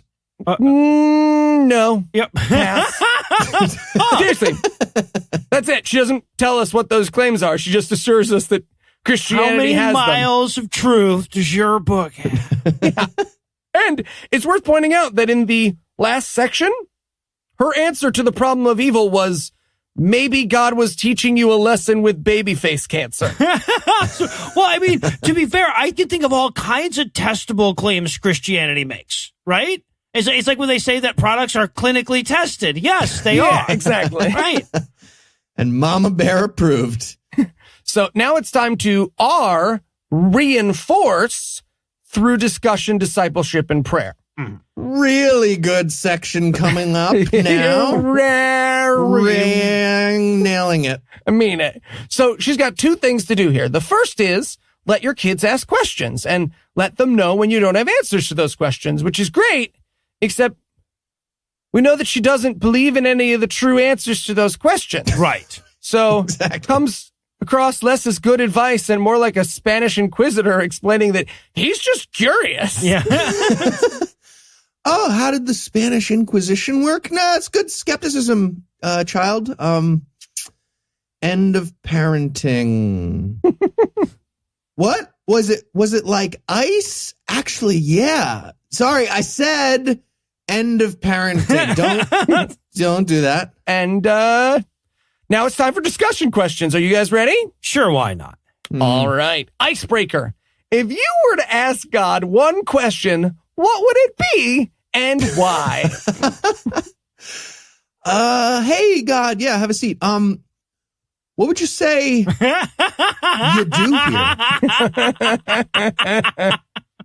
I think mine might be, when did you stop beating your chosen ones? All right. 2, main theme. There is healthy skepticism and there's unhealthy skepticism. Describe the differences between healthy and unhealthy skepticism. Why should we encourage our kids to have healthy skepticism? How can we tell when skepticism has turned unhealthy? Okay, wait. Answer that she's actually looking for here. Skepticism is healthy when kids apply it to things that we don't bother to lie to them about. Anymore. Yeah. Number 3, self-evaluation. People often fall into the trap of either answering every question with only God knows, just have faith, or by responding to every answer with, but what about blank? In other words, some people don't seek answers to any of the tough questions, and others are never satisfied no matter how good the answers. Draw a horizontal line on a piece of paper with blind faith. 2 chapters in a row, we have had to draw a paper with blind faith Betty on one end and never satisfied Nancy on the other. Where do you think you fall on the spectrum and why? Fuck. I drew the line vertically. I'm going to have to pass on this one. I ruined the whole piece of I paper did it now. wrong. Wait a minute. So hold on a second. Did fucking doubting Donna pull out on him at the last minute? Right? What's never satisfied Nancy doing here? When the fuck did the opposite of blind faith become live in perpetual dissatisfaction? Jesus, she can't even be honest about her scale from 1 to 10 without her whole argument coming apart. Fuck you. 10 is really not on our side with this whole thing. Let's work with never satisfied Nancy. All right, brainstorm. Compile a list of questions your kids have asked you that you didn't know how to answer. I bet it's a big fucking list. I bet that's a really big list. Oh, I want to see the list. If you're part of a group, create this list together. Keep this list somewhere that allows you to easily access to it and then add to it, like on your phone or in your purse. I love that a whole bunch of Hillary Morgan Farrer fans definitely now have a piece of paper in their purse that says, like, why would the Holocaust happen? Like, on a piece of paper did they have? I really wish I could watch them explain that when it falls out. That's got to happen once in a while. Yep. Hey, Karen, why do you have a piece of paper that says, why would the Holocaust happen on it? Nothing. It's my fucking kid. He's a hyper skeptic. Sorry. All right. Finally, release the bear. Ask your kids what questions they have for God. If they can't think of any, pick one that your group put on the master list. Have a family night to research the answer. Obviously, don't pick questions you can't answer, like, did Jesus ever have head lice? An actual question asked by one of our mama bear kids recently. She says, okay, all right. So if your friends honestly believe that there is an all-knowing being in the universe, and yet cannot think of a single question to ask him, your friends are goddamn pre-mulch, lady. Get better. Just set yourself on fire in the hopes that some of them will burn with you. And while she takes care of that, we're going to close things off for the night. Eli, I appreciate all the suffering that you've endured to get us this far through the book, but not enough to let you off the hook. So we're going to be back soon with even more God-awful books.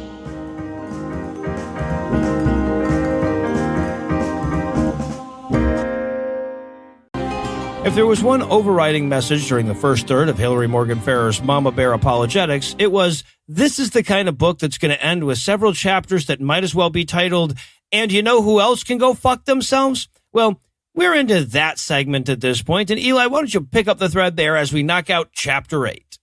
That's right. After tackling the boogeymen of self-helpism, naturalism, and skepticism, I think we can all agree there's no intellectual better equipped to tackle the nuances and criticisms of postmodern thought than Hillary Morgan Farrer. That's who can go fuck themselves, postmodernists. That's right. Take that, Foucault, motherfucker.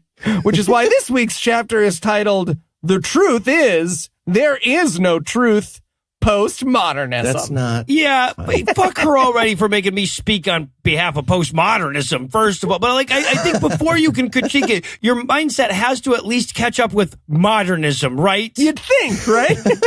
Okay, what if I agree to stop basing my atheism entirely on Seinfeld? Can we just skip the chapter? Are we done, Hillary Morgan? No, promise. Sadly, no. And H-Dog, she's going to begin this chapter by apologizing for all this thinky bullshit. She knows you're a mama bear. You don't care about philosophy. But she assures us that the only reason she's talking about all this philosophy is because philosophy will turn your kids into atheists. Here's the quote. What is it about postmodernism that's important for mama bears to know?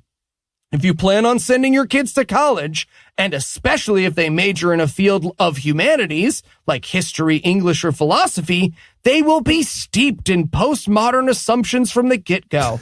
Some in the sciences proudly proclaim that the humanities are dead. To this we cry foul. The humanities are not dead. They are just really, really sick, and postmodernism is the disease, end quote. Okay.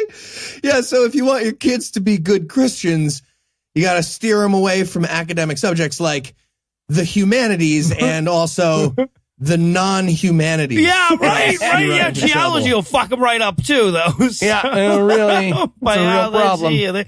All the ologies, really. Yeah. So now it's time for a brief history of postmodernism. No, it's not. That's not what's about to happen. I mean, it's technically very brief. So Hillary begins by reminding us that back in the good old pre-modern days, people thought it rained because the gods were angry. And we should pause and point out, that is her worldview. Now. Right? Like, she's going to spend this chapter shitting on modernism and then postmodernism, but let's not forget, the hurricane is because Jesus saw me jerking off to Love is Blind is the viewpoint she thinks is correct. So she shits on modernism a little bit, reminding us that, quote, science proved to be just as dogmatic and dangerous as religion, end quote. You're as bad as I am if I don't have to give examples is literally the best she can do again. Yep. Again. But enough about that, because she might have to give examples. It's time to talk postmodernism. Quote, the postmodernists were at a crossroad. They could either question the dogma of naturalism, but in doing so allow a divine foot back in the door, or they could deny that absolute truth existed or was knowable, end quote.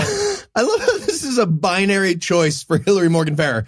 Either there's a ghost in the attic or truth is dead. There's no in-between middle ground on that. And look, Hillary gets it. Sure, a lot of people who had claims over truth used it for slavery and genocide, sure, but without capital T truth, you're just going to be a murder rapist. Or as she puts it, quote, what? Postmodernists rejoiced that nobody could declare that sex outside of marriage, abortion, or homosexuality were objectively immoral. However, what they didn't realize is that they had also now prevented society from saying that unprovoked murder, torture, and sex slavery were objectively wrong. Unprovoked is a weird that is a very, very strange use of that word. If there's no objective absolute right or wrong, then no one can criticize or condemn any moral choices. Really? No matter how evil. You can't even call it evil. End quote. Are you sure? You know how like when we proved that there was no light-bearing ether, there stopped being stars? It's like that. Exactly. Yeah, 100%. And I should point out that that is the end of her history of postmodernism. Really? Not a single book cited or philosopher named. And I just want to point this out because I've seen both like theocrats and non-theocrats criticize supposed postmodernism, largely because they've confused postmodern thought with postmodern art, which they don't like. And while I don't agree with the common, my kid could paint that of postmodernism art, I get it. What I'm saying is I get it. Well, Eli is speaking for himself and not the show when he rejects the my kid could paint that criticism of postmodern art, by the way. That is true. Super clear. Okay, in defense of postmodern art, yes, if you count the pretentious tour guide at the Modern Art Museum as part of the art, it's some of the best comedy ever created, and I will allow it. Yes, 100%. But for the record, I think we should at least clarify postmodernism's actual position, which is not that truth doesn't exist. And look, I'm not going to do a great job of clarifying an entire field of philosophy in 3 sentences, so forgive me, but here is the gist. Modernism and pre-modernism largely posit that there is one truth about everything, right? That's the whole spiel. There's like a correct way to eat, to learn, to make art, to be civilized, etc. And postmodernism's position is that of skepticism to those truth claims. It is not its own claim about truth existing or not. And if you're thinking there's no way postmodernism can actually be something as simple and obvious as we should be skeptical of absolute truth claims of pre-modernism and modernism, congratulations, postmodernism worked on you. So there we go. But Hillary Morgan Farrer is absolutely incorrect about the Bible being good, and postmodernism is broken again. But yeah, let's make no mistake that the roots of criticism of postmodern thought are what HMO is doing in this chapter, right? If your entire philosophy is knowing the truth with a capital T, then postmodernism is untenable. And all I'm saying is that when someone tries to sell you that postmodernism is bullshit, it's worth looking extra carefully at what truth claims they've decided to bundle in with that criticism. Well, technically, I think it's up to each of us to define what postmodernism means to us, Eli. So I don't know that you can legitimately criticize her definition. That's all I'm saying. Yeah, dude, you're being super pre-modern, Right. you bigot. Right. Why don't you modern-splain to us how postmodernism is supposed to work, asshole? Here's how she puts it, quote, up until recently, our postmodern culture said that all truth statements were in the subjective realm. We can't say abortion is wrong. Rather, we can only say abortion is wrong for me. However, there is a world of difference between those statements, end quote. And again, not postmodernism. Postmodernism is skepticism of the original claim, not the other. Well, but it's also the other thing. I mean, it's pretty hard and some might even say disingenuous to try to divorce postmodernist philosophy from moral relativism without reducing it to nothing. Or reducing it to everything. Heath gets it. Yeah. Sorry, I didn't mean to encourage him. I'm sorry. And Noah, you're going to love the next chapter then. So now you're probably thinking to yourself, okay, that is what postmodernism is not, but what's the big deal? Well, what if I told you that someday your kid might respectfully disagree with you, huh? Or Bum, bum, boom. Yeah. Punk rock atheism. Exactly. Here's how HMO puts it, quote, if you don't get a handle on this postmodernism thing early, you might end up with a teenager or 20-something who's completely respectful of all your views. They are fine with those things being true for you and not true for them. If they have uncritically absorbed the lies of postmodernism, they will enter their young adult years trying to figure out their truth, all while being totally respectful of yours. So with the demon of respectful disagreement finally named, it's time to learn about postmodernism and the university. Careful, kids. At the university, you'll encounter some dangerous things like the first person and the international Jew. It's like a Henry Ford essay. It sure is. And here she quotes Stephen Hicks, who listeners will probably remember for being Jordan Peterson before it was cool, who says, quote, this real quote, postmodern professors' primary role is now to teach students to identify political oppression, particularly those of their own Western culture, where the primary perpetrators are males, whites, and the rich, who have used power cruelly at the expense of women, racial minorities, and the poor, end quote. Well, I mean, if you're a fucking history professor dealing with anything post-Achaemenid Persian Empire, then yes, that's almost a job description. Required. Sure is. But again, keep in mind that this is being phrased as a bad thing. Yeah, right. The implication here is that those statements aren't true. This chapter's message in its own fucking words is watch out for those wishy-washy postmodern bullshitters, because if you're not careful, they'll tell your kids it hasn't always been easy to be a racial minority. Yeah, but oppression by rich, white, Christian got left out there. Christian men. That's a giant theme of history. That's absolute truth. So it seems like she'd want a postmodern history professor to soften that objective reality if she's going to be a fucking bigot, right? That's the whole fucking thing. Postmodernism is an off-ramp for these fucking idiots, and she's rejecting it. Yeah, you'd think she'd like that a little bit better. Yeah, so with the quiet part full on said out loud, it's time to roar like a mother. Oh, good. And murder another acronym, which means we're going to recognize the message.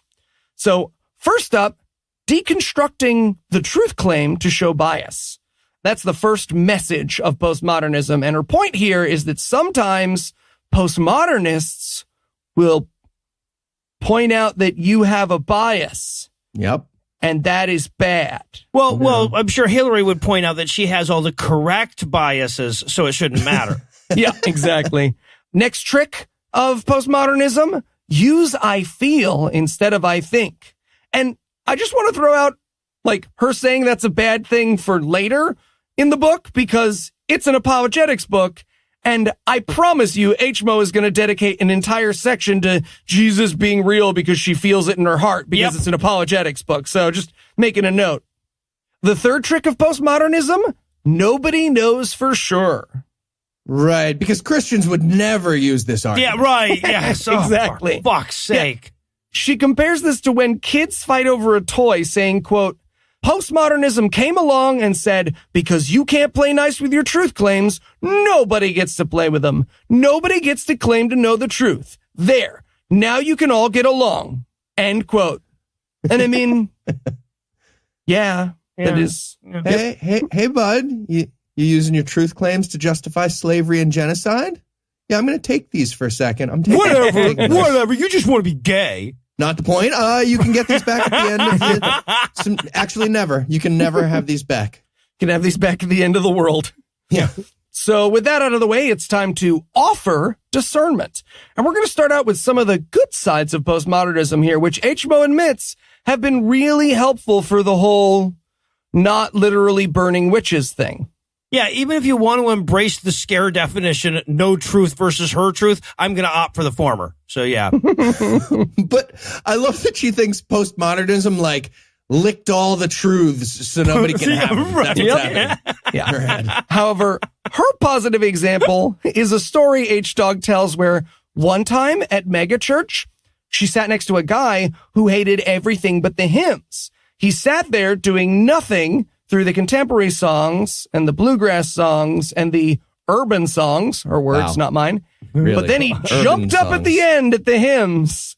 And the conclusion she reached from that story is that postmodernism gives everyone a way to celebrate Jesus. Even the bigots. Thanks, postmodernism. Yeah, yep, correct. What the fuck? But enough fun stuff like racists who only like their Jesus songs. It's time for lie number 1. Our perceptions determine reality. Well, as Hillary has demonstrated, our reality doesn't determine our perceptions. So what fucking order does she think it goes in? Are they unrelated? Yeah. It's worth pointing out that this statement is true in literally all the ways. Yes. Right? It's scientifically true. It's philosophically true. But for Hillary, it seems to be about whether or not she's racist. Here's the quote she uses to close this paragraph. Quote, what used to be innocent Freudian slips are now microaggressions. What? Hold on. Wait. So in her life, she was like, I'd say, don't Jew me. Sorry, Freudian slips. No, not what that means. Are you serious? Yeah. And it's also it's not micro, it's not innocent, it's not Freudian. It's just an aggression. That's just an aggression when you say slurs. Mm-hmm. Wow. She continues, if you approach a girl who feels like a boy and say she, you can be charged with a hate crime. There it is. At least you can in Canada, and it's not far off for us. What? That way of thinking is becoming more common in the United States as well. No one is safe. There is no room for misunderstandings. Ultimately, this is the world that postmodernism gives us. A world with no misunderstandings? Yeah, how about the world where you could just lie about shit and say it's the law in Canada? That's not the law in Canada, right? No. And I just want to throw out there, God, it's so good to hear that lie about that Canadian law again. You guys remember how Jordan Peterson got famous? And then he was wrong? Yep.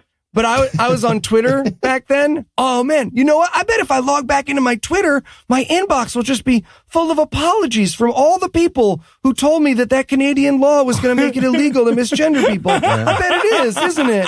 Yeah, it's too bad. Probably. You should check for those apologies. People are super good about retracting false statements on the internet. They are. Check that out. Yeah. I'm telling you, Heath, join me on the non-internet and play in Stardew Valley. I read the food reviews in the New Yorker. I said it fun. Okay. All right. So moving on to lie number 2, all truth claims are power plays. And Hillary's going to explain that by saying that the problem with postmodernism is it might make you question that God loves you so much that he sacrificed himself to himself, and you can give him your money and time to him forever, or he'll burn you for all eternity. So yeah, be careful about the power plays thing. Yeah, it seems like she's just worried she's not going to get enough credit for the team project for this one. Yeah. Yeah. Lie number 3, all truth is subjective. And here's Hillary's response to that. Quote, When people say all truth is subjective, ask them, is that truth subjective? If they say yes, then their statement is false. If they say no, their statement is still false. Not that our goal is to win arguments. Clearly. But if we can keep bad ideas from spreading, I'll call that a win. End quote. Okay, but what if nobody says that to you? Ever, anywhere. Shit. Oh. What if Hold up nobody a ever cue wants card. to talk to you? What if It somebody says- says subjectively yes? What if somebody says just this thing in the Bible is wrong? What do you do then? No. What's your trick? Appeal to You have a thing? postmodernism, don't you? Oh, you do. I write a book. So now it's time to argue for a healthier approach. And surprise, surprise, that's just going to be repeating things back at you with a question mark, according to Hillary. Yeah. Quote, most postmodernism claims can be turned on themselves. Truth claims are power plays? Are you claiming that to be true? God What damn kind of power it. do you get from such a statement? End quote. Yeah, no, yeah. If it turns out that if you refuse to understand things, people will stop explaining them to you. Congratulations, Hillary, you won. You're crushing it. You're You crushing should it. check out some Facebook threads that I got going. You'd be perfect. You're going to love them. And finally, we're going to reinforce through discussion, discipleship, and prayer. And her first way of doing this is to find examples in culture. The example she gives here is postmodern architecture. Why? Like she says in the book that she finds pictures of postmodern architecture on Pinterest and then tells her kids, like, look at that. Isn't that fucking stupid? Jesus ascended to heaven and knows when you jerk off. Yeah, fucking bullshit asymmetric curvilinear forms and non-functional textures. What? There is so truth. That's not. What? She also gives away the game in this sentence I love so much here. She says, quote, real sentence in the paragraph, help your little bear see that truth is not a power play, threat, or hate crime. Oh, really? Yeah, no. Who God hates is a matter of historical record. Just read my placard. Right, yeah. Wow, that's the end of that section. She's like, as a Christian, you're going to hear a lot about hate crimes. Bye. I really need to wrap this somehow. Try responding with hate crime? Get really high. Get really high. They won't know what to crime? do. Why You'll are you nail bringing it. up hate crime? What you bringing up? It's a whole shit about hate crimes. Dog's just freaking out in the other room. So, anyways, it's time for the discussion questions. Gentlemen, are you ready? Subjectively. Guys, ready? Are you ready? Ready? You got me. You got me. All right. Icebreaker. The history of advertisement shows our culture's descent from objective claims, modernism, to emotional claims, postmodernism. What are some of the most ridiculous ads or commercials you have ever seen? Given postmodern assumptions, why do you think the company advertised the way it did? How does this reflect on our culture? Here's one to get you started. Your way, right away. Burger King. All right, I don't know if this counts, but one time I saw one of the dumbest ads I ever saw. It was a blurb on the back of this book, and it contained the words, they seem harmless and even sound right with periods on both sides of them, as though that wasn't a sentence fragment in the bit that was supposed to convince me what a good writer you are, you fucking idiot. Let's see. I also enjoyed that ad for 7-Up. Make 7-Up yours. That was good. Yeah. Yep. Shows that we're into postmodern sodomy. I stared at that for so long thinking you'd misspelled it. No, it's Oh, I just thought that was how sodomy was spelled, so I missed that joke until you said it. crushing There you it. go. Question 2. Main theme. Truth is real and can be known. Discuss the differences between objective and subjective claims. Why do you think postmodernists have concluded that truth cannot be known? Oh, was that a truth claim about concluding a truth claim about the non-existence of truth claims just now? Honestly, look, the reason most of the postmodernists Hillary encounters espouse this, the reason they've determined this, is because they don't want to have to confront her about how fucking dumb her religion is all the time. Oh, yes. 3, self-evaluation. How often do you go to the Bible and ask, what does this mean to me, before researching what the passage meant to the people for whom it was written? Why is it important to first know the original meaning of the message?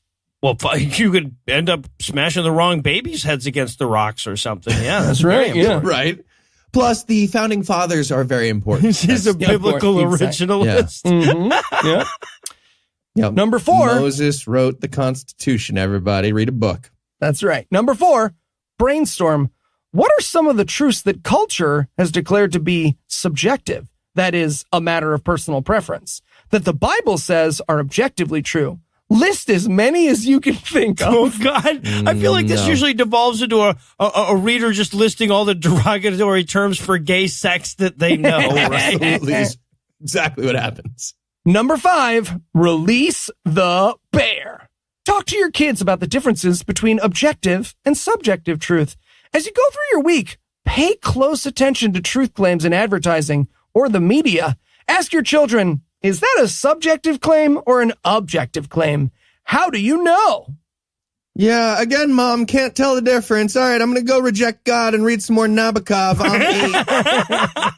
That's what happens a lot. No, I get why she's worried. That's how. No, it is. That's how kids operate. Yeah. A lot of the problems. If I had a nickel for every time my nieces and nephews said to me, yeah. All right, so while Christian parents are busy asking their kids how they'd even know what a rainbow tastes like, we're going to wrap up this segment. But don't worry, we're not done with Hillary quite yet, so we'll be back in a month with even more God-awful books.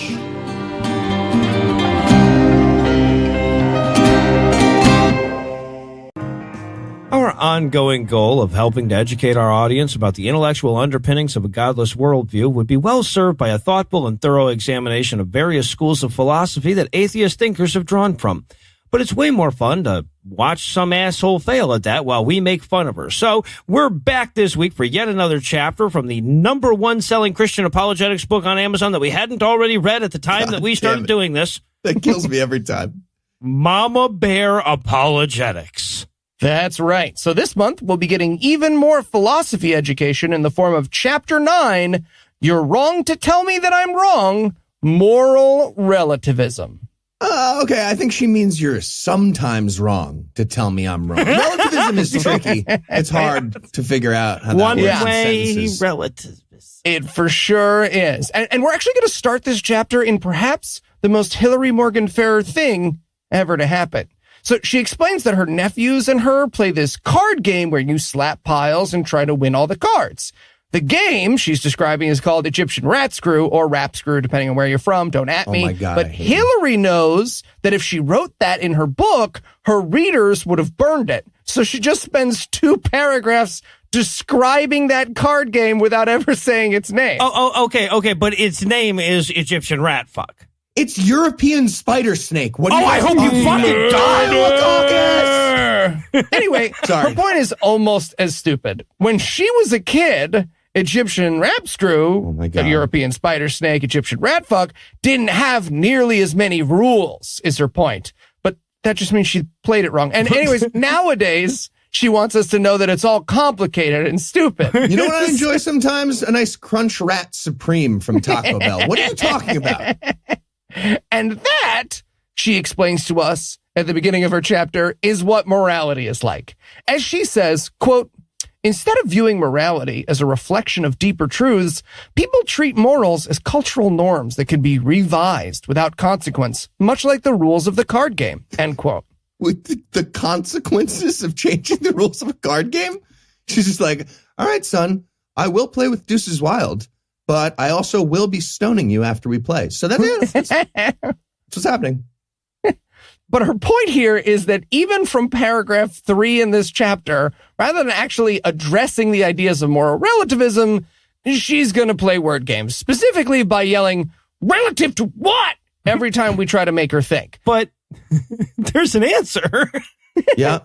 She concludes, quote, To say that all morals are relative to the individual is to essentially say that there are no absolute morals. Things that are right or wrong for all people at all times in all places, end quote. Notice how she snuck to the individual in there like we weren't going to notice it? I noticed it. I saw that. Absolute subjectivity. You're confused again.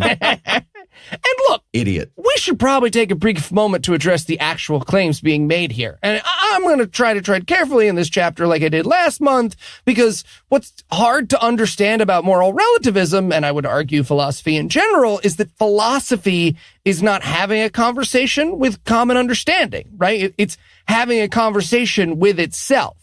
And it should, right? You don't want each mathematician or scientist to start their work with like basic addition and then prove their way up from there, right? They rely on the work that's come before them, except when that happens in philosophy, because most people haven't studied that previous thinking, it leads a lot of folks to dismiss an entire field of study as impractical gobbledygook in a way that they wouldn't do with math or science. Right, yeah, because, we can all derive the basis for combinatorics, so that's why most people like math. But not I think you're underestimating the number of people willing to dismiss science and math as impractical gobbledygook, Eli. Fair. Very, very fair. Especially right now. The other thing I want to say at the outset, and it's not going to come up in this chapter, but I think it's important, is that the rejection of so-called moral relativism is a pretty popular trick of pseudo-intellectual white supremacists. And like some fairly popular pop philosophers have fallen into this argument, so it's worth pointing out before Hillary does it, right? So the argument usually goes like this, right? It's usually something like, the moral relativists believe there's no difference between the culture of the Taliban and the culture of Southern California, which, one, is an idea I've never heard any serious academic defend, but two, puts cultures on a spectrum from best to worst. And spoiler alert, the people making that argument always put white people on the far end of that spectrum. Well, always is a strong word. Like, let's be super clear about the well we're poisoning, right? It's pretty easy to make a sound argument that Southern California's culture is better than the Taliban's without any racial motivation. Right, exactly. I mean, Hillary Morgan Farrer would be confused by that. But well, right, absolutely. yeah, exactly. But don't worry, we are not going to seriously address any of those arguments in our next section, moral relativism and postmodernism. And here in this section, HMO's going to explain that moral relativism is the natural outcome of postmodernism. And hey, broken clocks, am I right? But you got to be careful, because postmodernism and moral relativism will make you more tolerant. Dramatic gasp. What? Here's her quote. Quote, moral relativism solution? Tolerance. Remember our self-defeating statements from the naturalism chapter? No. Moral relativism is ultimately self-defeating because on one hand, it demands that everybody tolerate each other. On the other hand, it's very intolerant of people who are seen as intolerant. End quote. Hey, Hill Dog, bring it in. I know the whole one hand, other hand paradigm can be tricky. You're still just on the one. That's all you did there. I'll rephrase it for you. On the one hand, bigotry. End of thought. Yes, right, yeah, exactly. And isn't that always just a fucking bigot's go-to defense right there? It's like, well, you say it's nice to give money to the poor, but if I throw pennies at them, you'll get mad. Boom, disprove charity. QE fucking D. Also, no, we wouldn't. Throw some pennies, throw some dollars. I don't know. You're lying. They'll take it. So why are moral relativists so wrong in their wrongness? Well, as HMO tells us, unlike Christians, they don't like facts and logic. Quote, even science must bend the knee. That's not a human baby. It's just a fetus. And not even DNA can inform you of your gender. End quote. Yeah. Fuck you. One thing you can say about people who have the facts and the logic on their side, they constantly stop everything to tell you about how they have the facts and logic on their side. They're like very stable geniuses in that way, really. They are. They are. So you're probably thinking to yourself, okay, Eli, but what's the harm in a little relative morality? Okay. Top of my head. Hate death of the universe. You don't want to, that bigotry goes away. Yeah. That's a problem, right? Right, Hillary? Yeah. So luckily for us, the lady who 3 sentences ago told us she was about facts and logic has the answer. It's bad for your soul. Oh. Yep. According to the logical facts. Jesus Christ. According to the logical facts, quote, when we break the moral law, our souls are changed. Breaking the spiritual law has spiritual consequences.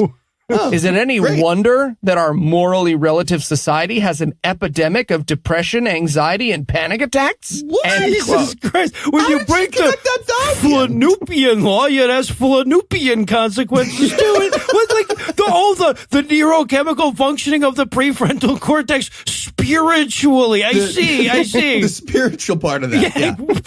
You. She continues, quote, I'm not saying there's a 1-to-1 correlation. Oh, well, Like good. you At least that. Like you sin and boom, depression sets in. Okay, so she's not saying it's a 1-to-1, so it's what? Logarithmic? Yeah. Like, how many sins equals 1 depression, Hillary Morgan? I'm working out a schedule for myself, actually. fuck's That'd be sake. great if you could tell me how that works on the margins. She continues, our society is setting spiritual fires all over the place and wondering where our world is up in flames. Values may change depending on the person, but facts are true for everyone, for all people, at all times, end quote. Okay, let's not glaze over the fact that she just very clearly said that depression, anxiety, and panic attacks are God's punishment for our sinful ways. Like, regardless of the ratio, that's a fucked up thing to say. Yep. And definitely looking forward to the next chapter about the dangers of Fox News. She's clearly passionate about journalistic integrity. That's important to her. Yeah. Is that the next chapter? No? It is not. No. Fuck you. So now it's time for a brief history of moral relativism. And she's going to sum up philosophy for us again. Quote, whereas the pre-modernists used reason, revelation, and authority to determine truth, Oh, well, two of those things don't belong. Yeah. the modernists decided that human reason was sufficient. End quote. Yup, that's modernism. She nailed it. It's reason plus unrevealed anarchy. That's what they did. Right. But then according to HMO, the postmodernists came along and they were like, fuck. Well, if everyone's going to disagree on anything, then truth is dead and so is God. Yeah, now nobody gets any morality. Are you happy? I'm licking all the morality in your face. Which brings us to the straw man of moral relativism. According to HMO, quote, a person can say, we can't judge other people's truths all day long, but we'll get visibly uncomfortable when you ask if that applies to a hypothetical society that tortures babies for fun or believes that sex slavery is a solid business investment. Hey, End quote. hey, that's not to highlight the economics of everything you say, Hill Dog. A lot of Nazi gold in them thar hills you just described. It is fun, though, to watch her try to straw man relativism, but like accidentally steel man the Vatican instead because she's an idiot, but not even steel man. What she thought was steel man. Well, like, and plus, people are supposed to get visibly uncomfortable when you start talking about baby torturing and investing in sex slavery unprovoked, Hillary. When you just bring that shit up out of, like, whether or not they're wrong about the thing that they were just saying, they're going to get visibly uncomfortable. She concludes, quote, psychopaths aside, we all know that some things are wrong for everyone at all times and in all cultures. The moral law is written on our hearts.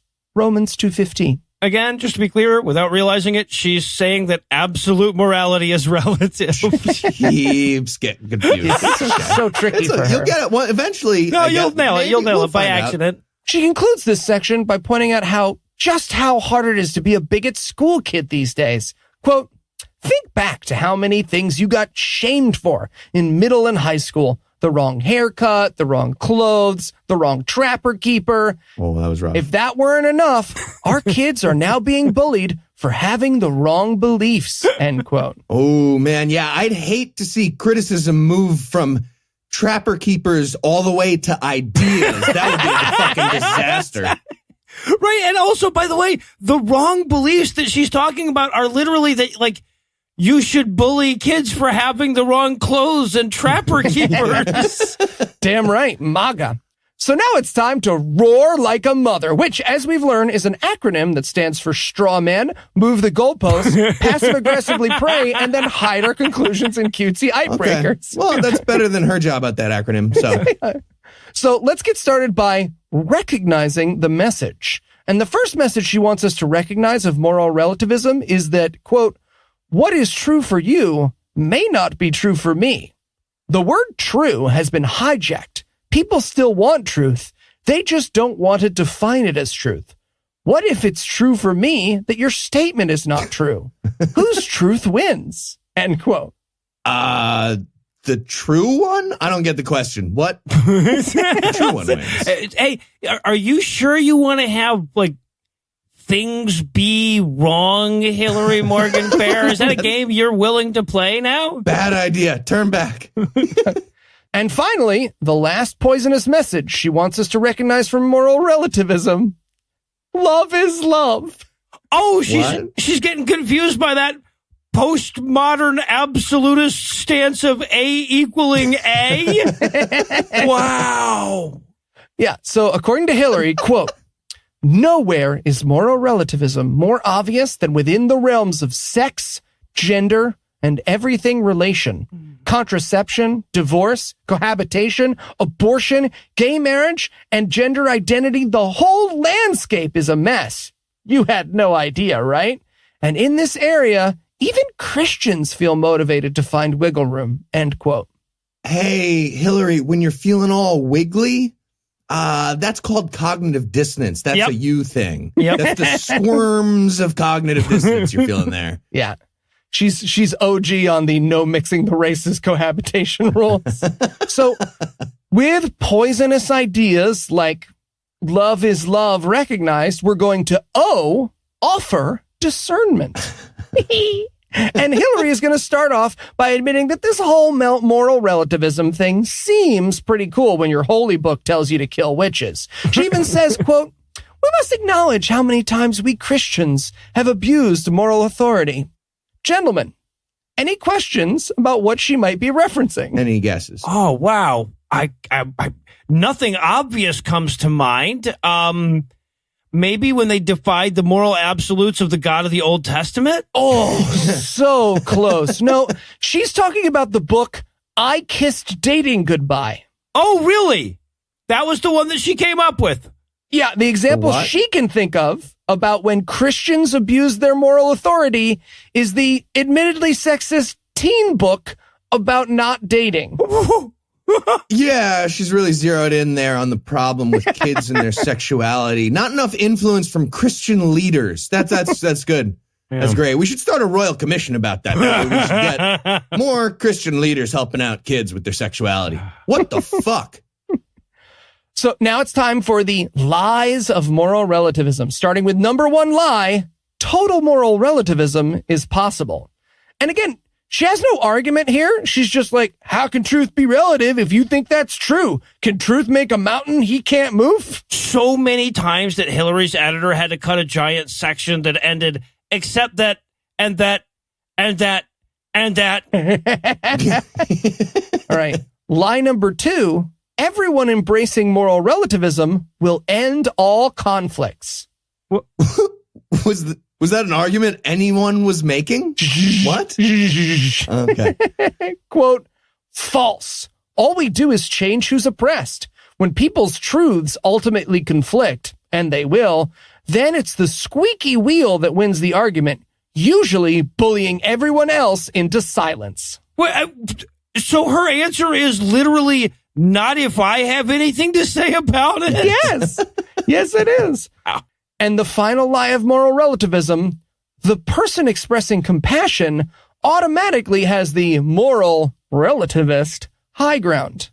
And just to be clear, her point with that last lie is that compassion is tricky. Mm-hmm. Quote, often the compassionate language of tolerance sounds so close to the heart of Christ that we can't quite remember or articulate why certain sins are wrong.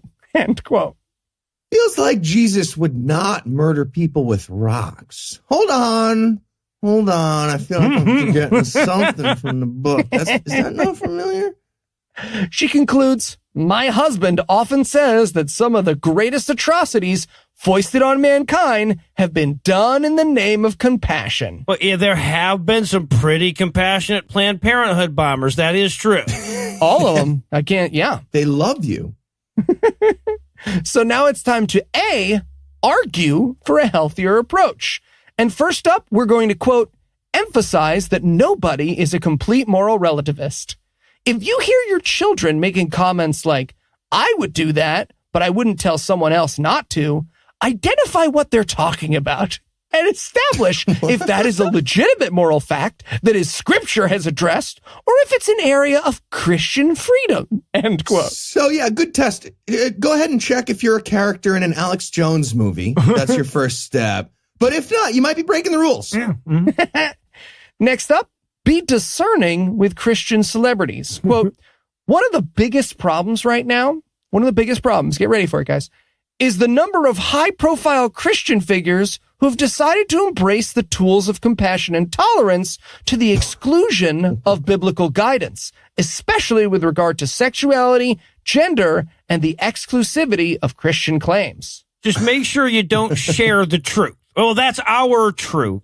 Fuck, hold on. Did I go relative again? Hold on a second. Fuck, so hard. Damn it. So now it's time to reinforce through discussion, discipleship, and prayer. And her point in this section is to teach your kid right from wrong. But not like in a normal moral way. Remind them the ways that morality ties back to Bronze Age book that doesn't know about germs. For example, she says, quote, as you talk with your children about consequences, be honest about your own sinful past in age-appropriate ways. How has your sin affected your soul? How has your sin affected someone else? Listen, son, my soul, I'll be honest, it's got occasional flare-ups, but I take soul Valtrex. Probably didn't spread to anybody. All right, let's go to church in April of 2020. Yeah. Cool. Let's do it. Let's go meet our new pastor. She also dedicates a section to not being sympathetic to protesters here at the end, saying, quote, there are true stories of homosexuals being brutalized and treated as subhuman. Is this how God would have us treat them? Acknowledge the pain the protesters have experienced. How do they see themselves as championing the cause of the oppressed? What does scripture have to say about sexuality and marriage? End quote. What are you doing that people are protesting? And why is your advice when you're oppressing the minorities, make sure that you explain to them that it hurts you more than it hurts them? Yup. But somebody kept rolling again. She concludes, quote, talk with your kids about how we can best love people while still embracing biblical truths. Look at how Jesus treated sin stemming from a person being fallen, weak, and subject to temptation, like the woman at the well and the woman caught in adultery. Yeah, don't cast the first stone, but the book does say stoning. It's a delicate balance. You got to work it out. do a count, like everybody joins at 4. 1, yep, 2. Exactly. Yeah. We won't know who threw it if we all threw it at the same time, right? That's it's like right. A firing squad. One guy gets a foam rock. So now it's time to pause for prayer, which listeners will remember is her little passive-aggressive prayer section of every chapter. One of my favorite quotes from her prayer here is, quote, forgive us for empowering others in their sin when we esteem fake compassion over truth. We are objective sinners in need of a savior. It's not all relative. It's some amount of relative, though, objectively. Except that. I mean, God damn it, I'm in a loop again. A little help, somebody? A little help? She's in the loop. We got to pull her out. And last but not least, it's time for discussion questions. Gentlemen, are you ready? No. Icebreaker. Name something you did where nobody had to punish you, but because breaking the moral law has moral consequences, you ended up reaping the consequences of your own actions. Oh, okay. I watched the Boondock Saints, but I did not become a Christian vigilante killer, and I am reaping those consequences, absolutely. I asked Eli to take the lead on more C segments. Okay, tough but fair. Tough but fair. 2, main theme. Moral facts exist, and there are spiritual and sometimes physical consequences for breaking them. What are some things that everyone considered wrong when you were growing up, but that society is now embracing? In what ways have you seen societal morals change? What effects has this had on our culture? Let's see. Putting ice in coffee, right? Yeah, absolutely. Black people holding positions of authority, rapists being punished even if they're rich. Are you sure you want me to answer these, Hill Dog? She is not. She is not. Also, we get books by Hillary Morgan Ferrer about how intolerance of intolerance is persecution. Yeah. So that's fun. Yep. Bigotry. Wait, what am I saying? 3, self-evaluation. All right, get ready, guys. Are there any morals that you've held to, for the most part, yet you wiggled out when they became inconvenient? This could be a very personal question, so only share what you feel comfortable saying. You're a book. You can't hear us. Why are you? Okay. Why do you think that you changed your mind on the issue? Were there any spiritual, physical, or emotional consequences for going against what you knew to be true? That's a very personal question. I don't feel comfortable saying. Pass. I want to go to some place where they're doing this, like some like Christian mom group where they're going through this book, just so that I can be present when they ask this question. Yeah, when they're like, I mean, it's a finger in his butt, but I don't know. Oh, I prayed to the Lord to ask him what we should do. 4, brainstorm. 3 of the main reasons God created rules is 1, to protect us, 2, to create an orderly society, and 3, to give us true freedom. What? Great. Question 4. Freedom is, in fact, slavery. Discuss. Yeah. Wow. You literally just said that. Amazing. Choose a few areas where the Bible and our culture radically disagree. Number of legs on a grasshopper. What are the individual and societal consequences, psychological, physical, emotional, economic, etc., that occur when biblical principles are ignored? How does following these principles actually free us? How does disobeying them bring us bondage? I need to pick a different radical disagreement, guys. The follow-up questions got really hard. I wasn't expecting that. What are the physical consequences, economic consequences of knowing how many legs are on a grasshopper? I don't know, though. I didn't do the research. I'm sorry. Number 5, release the bear. Pick one of the moral principles discussed, for example, lying, and create a fictitious world with your kids in which lying is okay. In what ways will people be affected? In what ways would a society that accepts lying become chaotic? Oh, okay. Well, when she said pick one of the moral principles, I actually picked a different one than lying. So this homework question is technically impossible to answer. All right. Well, I'll tell you what, this chapter gives us all kinds of time loop ideas on how to trap Hillary Morgan Ferrer in her home dimension permanently. So we're going to workshop some stuff, but there's still plenty more of Mama Bear Apologetics for us to take down next month on God Awful Books.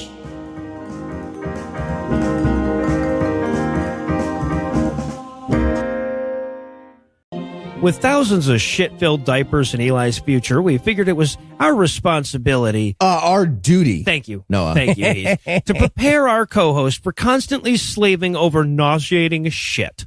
Which is why we asked him to break down Hillary Morgan Ferrer's cheat sheet for Christian Karens, Mama Bear Apologetics. So, Eli, we're well into the... And here's another thing I want to bitch about phase of the book. What did you want to bitch about in this chapter? Also known as the book. Yeah. So this month, we're going to tackle having emotions. What? Yeah. In a chapter titled, quote, Follow Your Heart, It Never Lies, Emotionalism. It's worth noting that an apologetics book needed to dedicate an entire chapter to... Look, we understand basic human decency will tell you that a lot of the stuff we've said in this book is bullshit. Ignore that basic human decency. So God gave us instincts that are wrong, but he also gave us ignoring. Well, there you go. Yeah, he's got a system. Yeah, It's weird, but there's a system. What about ignoring ignoring? What about the instinct to ignore the ignoring instinct of ignoring your fuck error You loop? okay? Error loop will help. Yep. Got it. Thank you. Second. So we're going to start this chapter by pointing out that one of the authors, T.S.E., used to be a real drama queen as a teenager. Here's a quote from T.S.E. Quote, "It was not uncommon to find me standing in front of my bedroom mirror and listening to sad music just to make myself cry so I could enjoy watching each tear travel down my cheeks." What? End quote. Been there, sister. Spoiler alert, she's going to compare this behavior in a second to the fight for gay rights. A bunch. Oh, no. Like a bunch. Great. Yeah, no, being gay is just like listening to Alanis Morissette. I've heard that a lot. I've heard that's what it's like. All right, this Perfect. is the first time I've confirmed that Heath cries at Alanis Morissette songs, but it's not the first time I've concluded it, okay? That's his new intro at live You ought to shows. know, Noah. It's a jagged little pill to swallow. So she concludes this section by saying, quote, "Emotions are like toddlers. They're fun, but you'd never put one in charge," end quote. Oh, I'm sorry, Eli. I missed what you just said. I was watching Donald Trump try to kill the coronavirus by holding a candle under his nose. What did you say? Yep, that's fair. That is fair. So now it's time for a section called The Difference Between Emotions and Passions. Here's how Hillary starts us off. Quote, "Emotions can be powerful little beasts and are often immune to the various methods of truth-seeking, like science, divine revelation, authority, and even logical reasoning." I think she forgot to mention whistling for truth like a lost cat and shaking a bag of food. That's actually one of the best ones. It might as well be on the list. Yeah. She also takes a moment to stumble through the mind-brain difference here, and it does not go well for her. Quote, "What's the difference between the brain and the mind? Naturalists believe that they are essentially the same. The Christian, who acknowledges both body and soul, can distinguish between the two.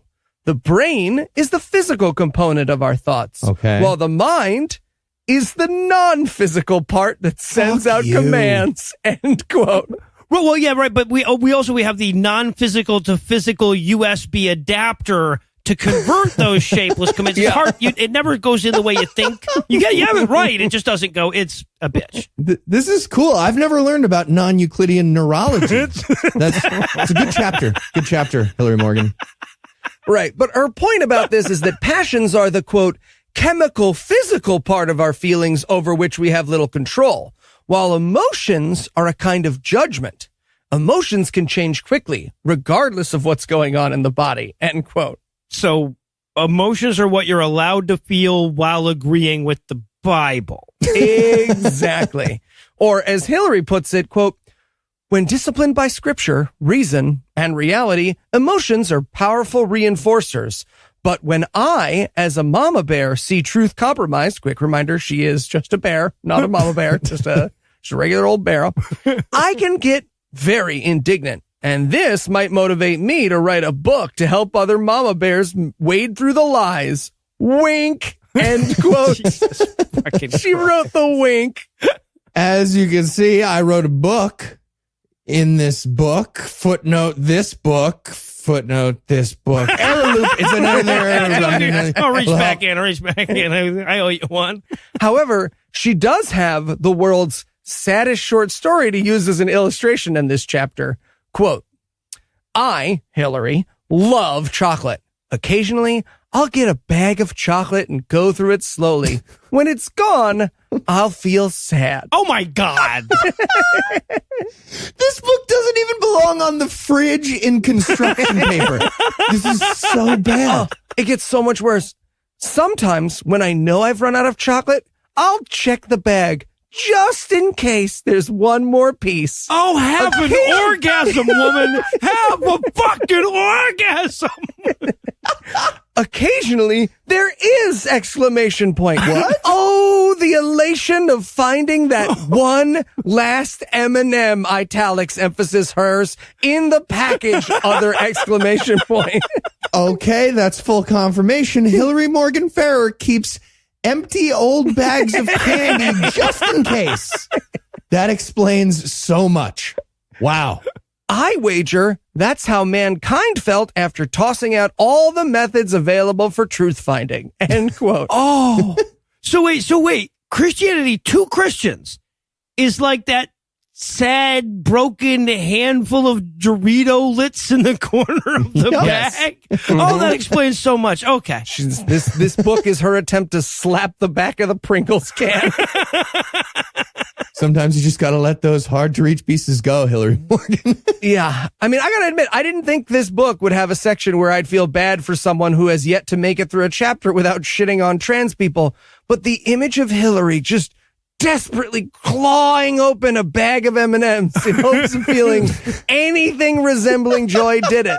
So, I guess this chapter does have something to teach me. She's got that like area bags full of bags from the grocery store and then like 1,000 empty M&M bags. With a post-it on it that says just in case. Yeah. But her point with that horrifying little metaphor is that emotions are useful, but they need to be informed by truth. Specifically, the Bible. What? Or as she puts it, quote, our emotions must be disciplined according to scripture, reason, and reality. If they're not, then who knows if our emotions will turn out as truth. Just Nietzsche listening to Alanis Morissette crying into the mirror. Hold on, I have a plan. I'm going to murder God. Emotions are great. This is the best. Help me think. She concludes, emotionalism has left reality completely out of the equation. Here are some examples. Does hell make you uncomfortable? Don't worry. Just turn it into a metaphor. And by all means, don't use DNA or body parts to determine your children's gender. End quote. End of feeling of any sympathy I had for Hillary. Yeah, right. Oh, I'm sorry, Hillary. We playing with DNA now? Huh? Why are you part cyanobacterium, Hillary Morgan Fair? Why is there still cyanobacteria? Answer me, you fucking banana slug chimera.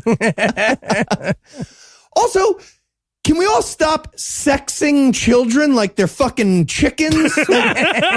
You had a person done. Yes. You birthed a person. After that, it's most everything's up to them.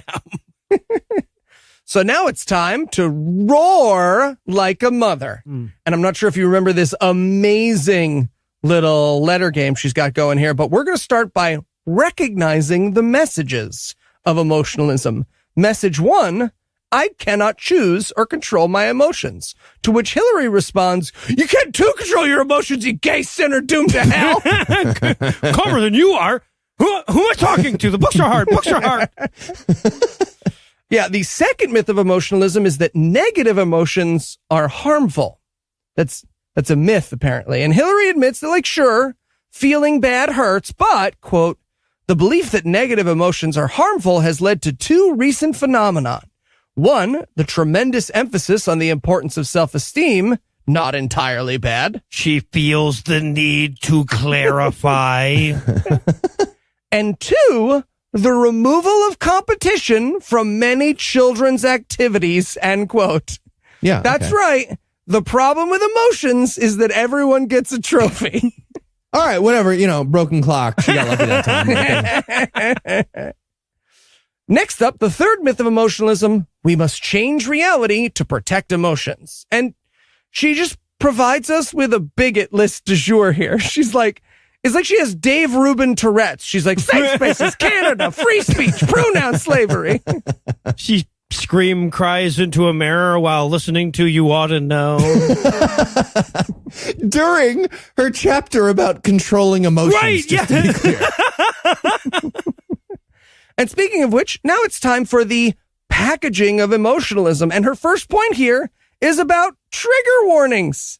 And, hey, to her credit, Hillary knows what trigger warnings are. Quote, really? Trigger warnings are statements that alert people in advance to topics or words that might cause someone distress. The term was originally applied to warnings directed at trauma victims who would need to know that an upcoming discussion would cause flashbacks, panics, or anxiety. But wait for it. Here it comes.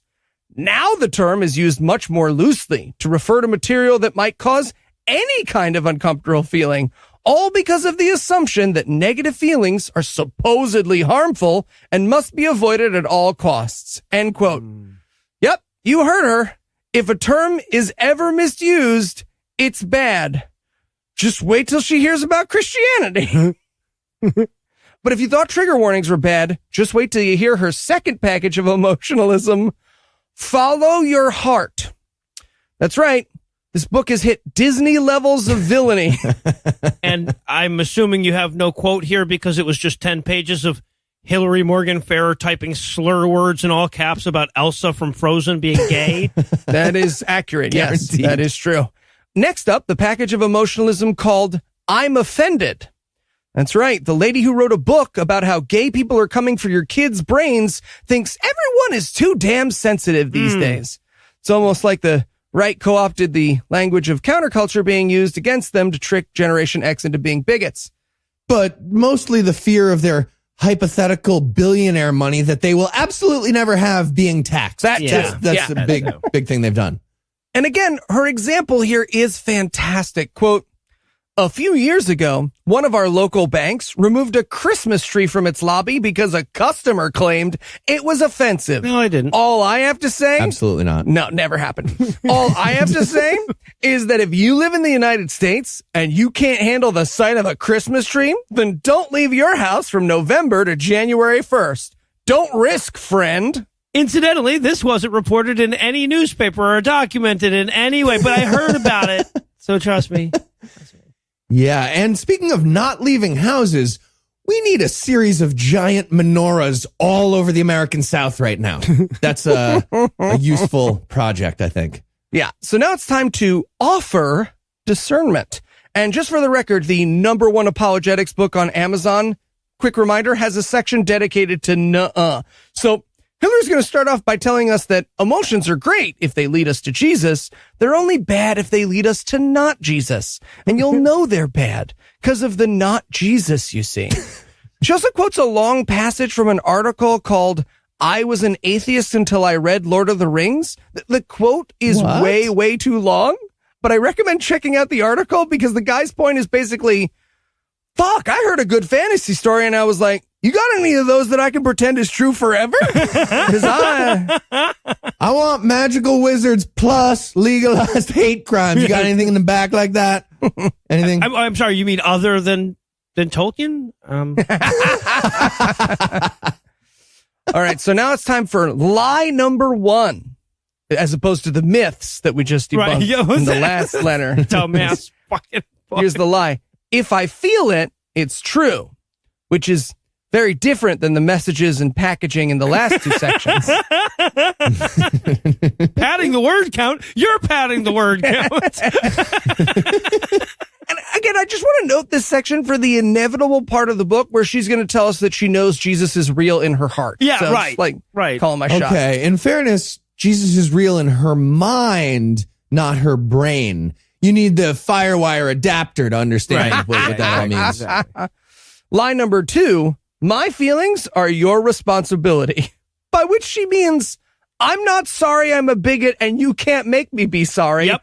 Or as she puts it, quote, sadly, legislators in North America are under this delusion and are trying to engrave this aspect of political correctness into law. End quote. Actually, they're trying to scratch out the added engraving that says hate crimes don't count for sincerely held Tolkien. Right? And finally, lie number 3, to endure emotional distress is to endure injustice. And it's worth pointing out how fucking insidious this is, right? Because what she's actually saying is, when people tell us they're being oppressed, it's just because we hurt their fifis. And again, she is saying this from the perspective of a Christian apologist. Right. And also, by the way, fucking Masterpiece Cake Shop was literally decided in favor of bigotry because the city hurt religion's fifis. Yep. They Supreme almost Court used the goddamn term fifis. Yes. So now it's time to argue for a healthier approach. And I'm not going to lie. I was kind of excited to see how she was going to argue against whether or not your feelings are hurt in this chapter. You don't even own Jagged Little Pill. It doesn't count. That's a liar. So her argument here for the arguing for a healthier approach is you can too control your emotions. And the example she uses for this is that you can picture a hot dog. What? Let me clarify. Quote. Okay. Yeah. Yes. Quote. Think about a hamburger. Are you envisioning a hamburger in your mind? No, because fuck you. Now, think about a hot dog. Were you able to switch the image in your mind when I asked you to? Then I have great news for you. You're able to change your thoughts. What the fuck? She accidentally wrote a passage in her own book about how she has the emotional depth of a hamburger. What? Or a hot dog, It could Noah. be either. She can switch back and forth at will. Look at my emotional depth. Hot dog, hamburger, deep. I'm just waiting for a call from the X-Men, so please only text. You. Oh, no. Argument number 2, praise emotions when they do align with truth. Or as she puts it, quote, allow your emotions to reinforce that what God has said is good, evil, shameful, praiseworthy, and beautiful. But do not let your emotions dictate what is good, evil, shameful, praiseworthy, or beautiful. You're padding the word count. Here's the list of things your emotions can say. There you go. I'll need you to be off book by next week, though. You can't use that after next week. Yeah, so now it's time for discussion questions. Gentlemen, are you ready? I've been crying into a mirror this whole time, sir. All right. Icebreaker. Describe a time when you followed your heart and ended up doing something really stupid. Be honest. Every person has at least one of these stories. Okay. I asked a girl out on a date when I was 11, and she said no. And I've been terrified of that entire gender for 27 years. This is fun. This is a fun quiz. I like this.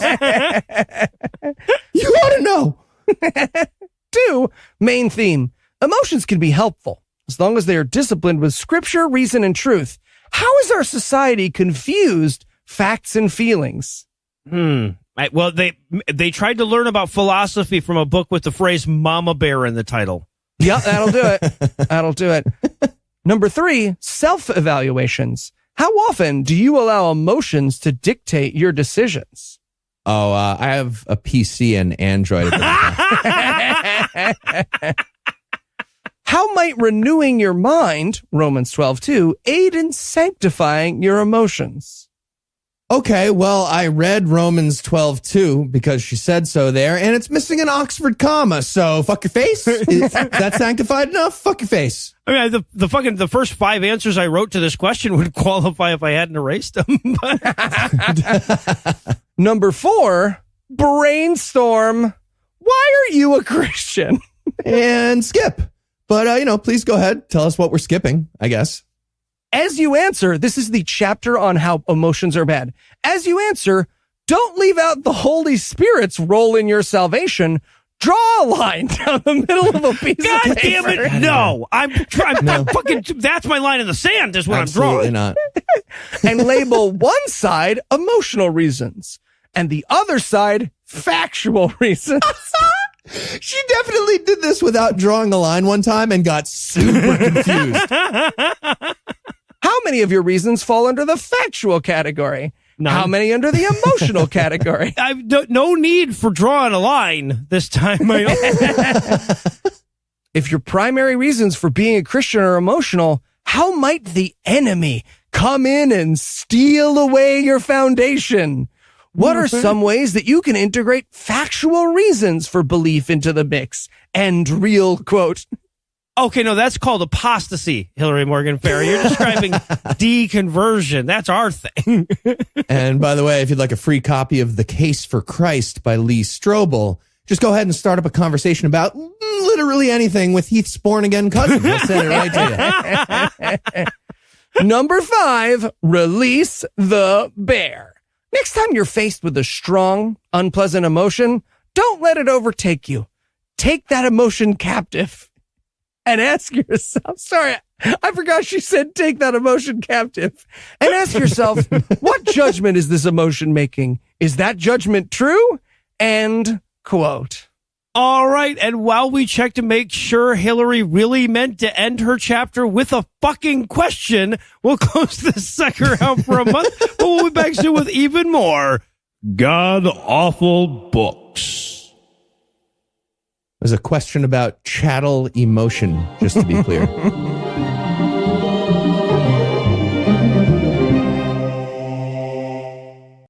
Before Eli dipped out for paternity leave, we stocked up on a couple extra C segments so that while he was taking care of his new baby, Eli could tune in to hear what he sounded like before he had to clean baby shit out of his beard 3 times a day. So we're going to go ahead and reach back in time for one of those, specifically Chapter 11 of Hillary Morgan Farrer's book Mama Bear Apologetics, the chapter about pluralism. Before we begin, I should point out that this week's chapter is written by Catherine S. Busey, a former NASA engineer Probably just views. who got tired of all the atheism in science and decided to stop having to check her work. She's the author of the book Teaching Others to Defend Christianity, which is basically like Mama Bear Apologetics, but with less pastel tones. I keep losing arguments Thanksgiving. The book I read in the book. Anyway, her chapter will be titled Just Worship Something, Pluralism. That's right. Buckle in, boys, because we're taking on other religions' beliefs existing in this chapter. Wow. Pluralism is the bad guy here. Mm-hmm. That means, by definition, the good guy is totalitarianism. That's what those words fucking mean. Yeah. And by the way, when Christian white people make that argument, it's called I'm a Nazi. Yeah, especially in a book about their bigotry. I mean, don't get me wrong. As dumb as it is when you spell it out with all the religious symbols, coexist is still a societal imperative, right? Oh, Yeah. just you wait, Henry Higgins. So, yeah, we're going to open up with Catherine telling us how great it is to go from NASA to teaching AP Calculus and Apologetics at a Christian high school, which is kind of like name dropping that Tom Cruise once punched you in the face so hard you crapped your pants. But it's more like telling that story right after crapping yourself from getting punched in the face by Colton Haynes, right? Yes. One time. Correct.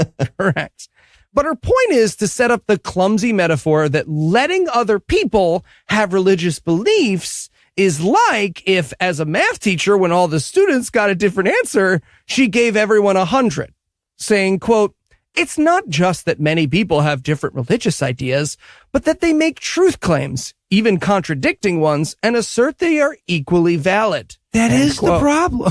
Hey, Kathy, I think your math magisterium might have overlapped with your magicsterium. Yeah.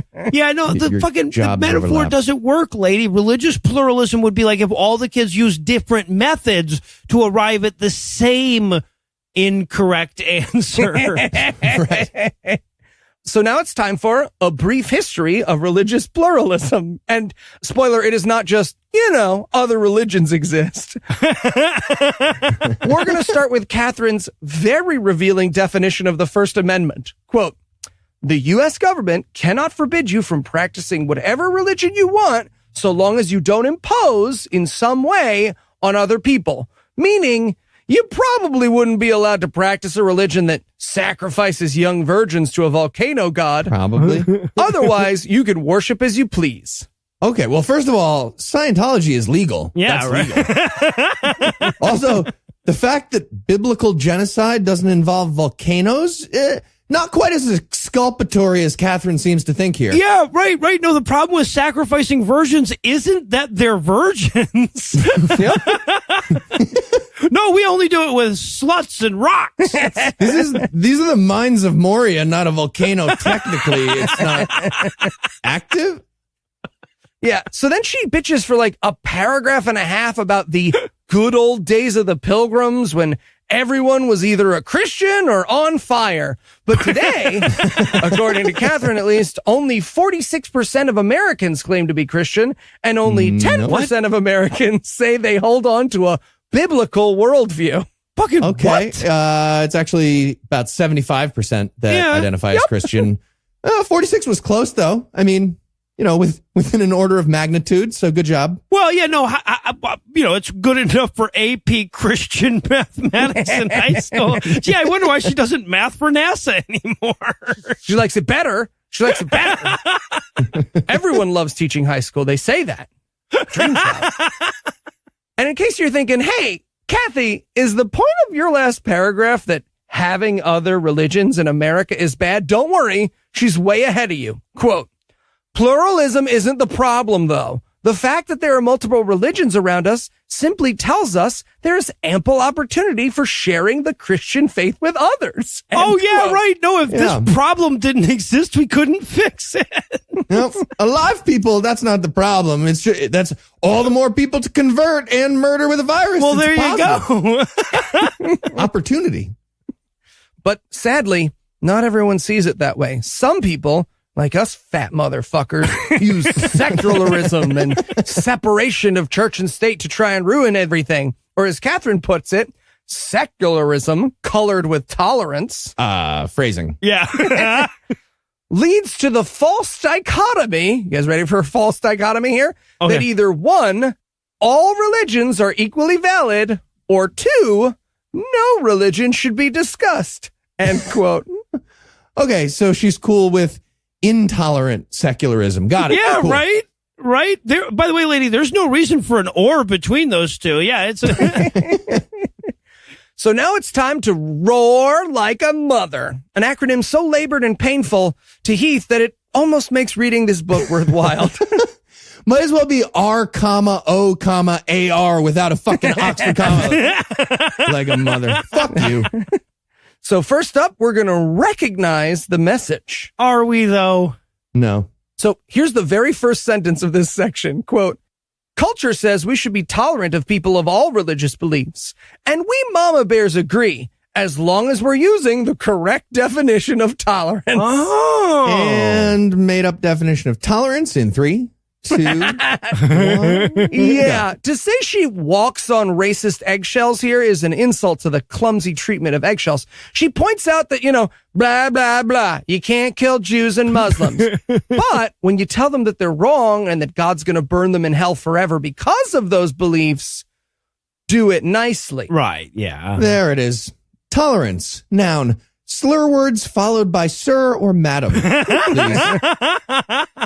But be careful, because you don't want to say it too nicely. Oh, no, they don't. Definitely don't. Saying you're going to burn in hell too nicely is actually a big problem. In fact, as she points out for an entire paragraph, some ministries don't tell gay people they're going to hell. And some ministry build like wells and shit instead of giving people Bibles that they need. Okay. So when you yell slur words at those ministries, you should say it nicely. Correct. Yeah. Okay. As Catherine puts it, quote, with combined pressures of a pluralistic society and political correctness, Christians have become silent, neglecting the command to go and tell the gospel to others. End quote. Pretty sure there's a few remote tribes in Brazil that would argue again, and they're dead. Never Yeah, mind. well, they would have argued. Yeah, I'm pretty sure that's the first time anybody ever described Christians using the word silent. Yeah. So now it's time to offer discernment. Mm-hmm. And Kathy admits that offering discernment to pluralism is tricky. I mean, I like you, but you're going to burn in a lake of fire forever, and I won't even entertain the thought that you won't is a tough sell, but it's possible. Or as Kathy says, we love people, but demolish their ideas. What? And that brings us to lie number 1. Sincere belief makes something true. Should we tell her? No, you know what? Let's let it go. Please proceed, Governor. Please explain that. It's so good. Kathy gets so close to finding the map on the back of the Declaration of Independence here. It's heartbreaking. She goes into this whole long thing about how I worked at NASA and logic dictates that two conflicting statements can't both be true. They can't. That's logic. And so if I say that God is Christ in the Trinity and you say there's just plain old one God, one of us has to be wrong. Minimum. One. Yeah. Yeah, it is Actually, minimum. Next up, line number 2B, I guess. It doesn't matter who you worship, just that you worship. And again, so close. She gets so close here. Does she? She spends this section being like, yeah, but I mean, if your beliefs are wrong, then it doesn't matter that you worship. I mean, hell, if your beliefs are wrong, worship is totally useless. Or as she puts it, quote, worship without sound doctrine is idolatry. And it's like inventing a god and decided to worship that. instead of worshiping the one true God, end quote. According to 70% of the world, Christianity should only be allowed because of pluralism. And that's how you... Time out. I'm taking time out. I'm taking time out. Right, no, like if a book could shoot itself in the middle of a sentence, I would be worried about this book right now. Yeah, this is the it's not loaded of chapters. She also explains how much it pisses off God that we allow other religions in this section. She says, quote, God doesn't say, they're not worshiping me, but hey, at least they're worshiping something. No, he wants the worship to be given to him and him alone. He's a petty fuck. Okay, relax. Calm down. To Catherine's credit, she literally ends this section by pointing out that, like, God did tell the Jews to massacre people with different beliefs in the Old Testament. And her point is basically, I mean, so if you think about it, telling someone they're going to hell by comparison is downright neighborly. Am I right?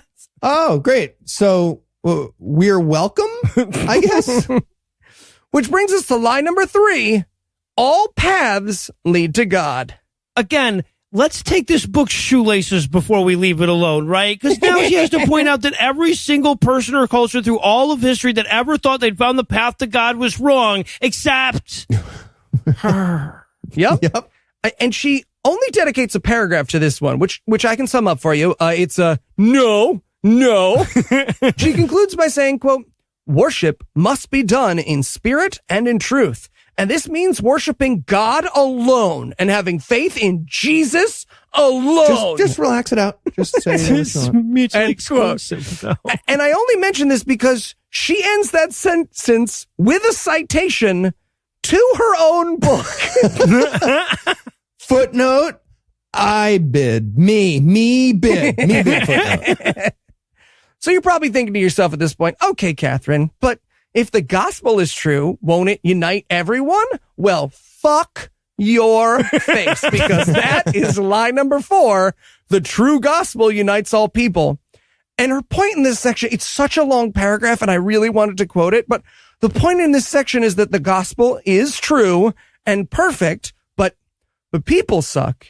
In fact, people suck so hard that they can interpret perfect truth differently. That's just how much people suck. Wow. So her literal argument is not everybody's as good as us, as you and me are. I call this the argument from unintelligent design. Hold on, just time out again. I just want one more time out. So now it's time to argue for a healthier approach. And it's worth noting that, like, this entire book has been dedicated to, like, gotchas about whatever the topic is. So, like, when it was postmodernism, arguing for a healthier approach meant saying, if there's no truth, is that true? But for this chapter, the so-called healthier approach is just Catherine's religion. But don't worry, according to Catherine, quote, thankfully, we can still look back to the Old Testament for some great examples of what to do. And really? Okay. Well, again, please proceed, Governor. Please explain all the awesome morality in the Old Testament. Sadly, heads do not meet rocks. Her example is Daniel, who, if you will remember from the Bible, is offered food by a king. But Daniel tells that guy to fuck himself. In fact, Daniel tells that guy to fuck himself so hard that the king became a Jew. And that is what Catherine wants Mama Bears to do. Okay. Side note on that Daniel story. If any Christians want to jump into a den of lions to prove the Bible is true, I'm there. Yeah. And I will switch right the fuck over. Ready to eat some crow on that. Some furnaces. Yeah, there's options. Yeah, it tells you a lot that she concludes this section with, we must love others enough to speak the truth, even when it's unpopular. Yeah, no, like if we weren't protesting at those funerals, how would people even know what groups God hated? Right? So now we're going to reinforce through discussion, discipleship, and prayer. And she's divided this section into how to do this with young children and middle and high schoolers. So for young children, Catherine recommends the following, quote, give some examples of opposites and explain why both cannot be true at the same time and in the same way. Relate that to differing beliefs found in other religions. Yeah, just be careful not to start with pluralism versus totalitarianism. Or, tolerance versus Christianity. Don't set up opposites that fuck up my thing. Right, yeah, or Christianity and anything that ends in ology, really. Or ometry. She concludes, be sure to your children understand that not everyone believes in the God of the Bible, and this is why we are called to tell them about Jesus. Note that she doesn't say not everyone has heard of the motherfucker, though. But when it comes to middle schoolers and high schoolers, though, it's time to break out the puppets. Quote, What? do some role playing that teaches your kids how to listen to someone else's viewpoint before countering it with their own. Oh, Jesus With Christ. puppets? So just holding puppets and doing nothing? Can we skip the puppets, Mom? Can we just do nothing without them? She continues, pick a different religion each week and discuss the core doctrines of that religion and how it differs from Christianity. For help, see the World Religions blog series by Lindsay at mamabearapologetics.com. Yeah, oh yeah, no, by God, by all fucking means, don't learn about those religions from their own sources. She concludes, most importantly, make sure your children understand why Christianity is true. For help, see my book, Teaching Others to Defend Christianity. And for even more help, especially regarding the book height method of epistemology, see The Case for Christ by Lee Strobel. So now we're going to pause for prayer. Bear pause, nailed it every time. Which she opens by saying, quote, Jesus, you are supreme, highest in rank, sovereign, reigning above all others. I praise you because you, without question or confusion, are the one true way to reconciliation between God and man. Always nice when your prayer starts with a Trump tweet. So now it's time for the discussion questions. Gentlemen, buckle in. Icebreaker. How many people of different religions, this is so fucking great. How many people of different religions have you interacted with? What was your interaction like? What? Okay, before we argue some more in favor of totalitarian theocracy, let's list all our Jewish friends. I think we all have some. right. Literally. Let's list them all. We just got this vision of a fucking gaggle of Karens sitting around asking if tech support counts. 2, main theme. You can seek peace with all people without having to regard all ideas as equally true. At Mama Bear Apologetics, we say to demolish arguments, not people. What is the difference between the two? Have you seen this done well? Have you seen this done poorly? Poorly? Yeah. For help, see Catherine's book and also mamabearapologetics.com and the thing we're doing a segment on right now. Okay. I just have to point out this next question I am reading word for word. I have not altered it in any way, shape, or form. 3, self-evaluation. Are you comfortable interacting with people who are different from you, whether because of race, income, religion, sense of humor, or ellipses? ? Wow. What? That was a slur. That was an ellipses over a slur. Wow. How well do you know what other religions teach? Okay, now let's everybody list our black friends and our friends with a New York sense of humor. Very funny people. You're going to need to get comfortable with those people before you can demolish their ideas. Yeah. That's important. Oh, gee, I love that. How racist are you on a scale of 1 to 10? Made it into our list of questions. This has been by far the most self-aware chapter in her book. Yeah. 9, a lot of 9s. Okay, don't worry. All right, there we go. A process for this. All right, number 4, brainstorm. What are some ways that you and other mama bears can practice being loving to people who hold different beliefs? Okay, they actually gave us a pretty good answer to this one. If Christians would put on sock puppets and just shut the fuck up and not move, that's a great start. Right, yeah, because we've established that books can't commit suicide, so. And here's my favorite one. It's how she ends the chapter. Release the bear. More than likely, there are other moms at your child's school who are very different from you and have different beliefs. Pick just one and invite her to a lunch date. Start out by listening to her and asking questions. Get to know her as a person. Find out why she believes what she does. For helpful tips, see Hillary's short Playground Apologetics series on the Mama Bear website.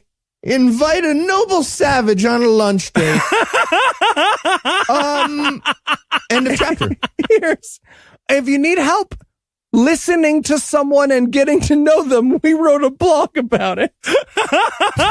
Fuck. Oh, boy, I hope this is in Anna's future along with a hidden microphone. So with that, we're going to bring this one to a close. There's still more chapters to come, though. Between now and then, try not to linger on the nightmare that would be a missionary lunch date with one of Hillary's readers.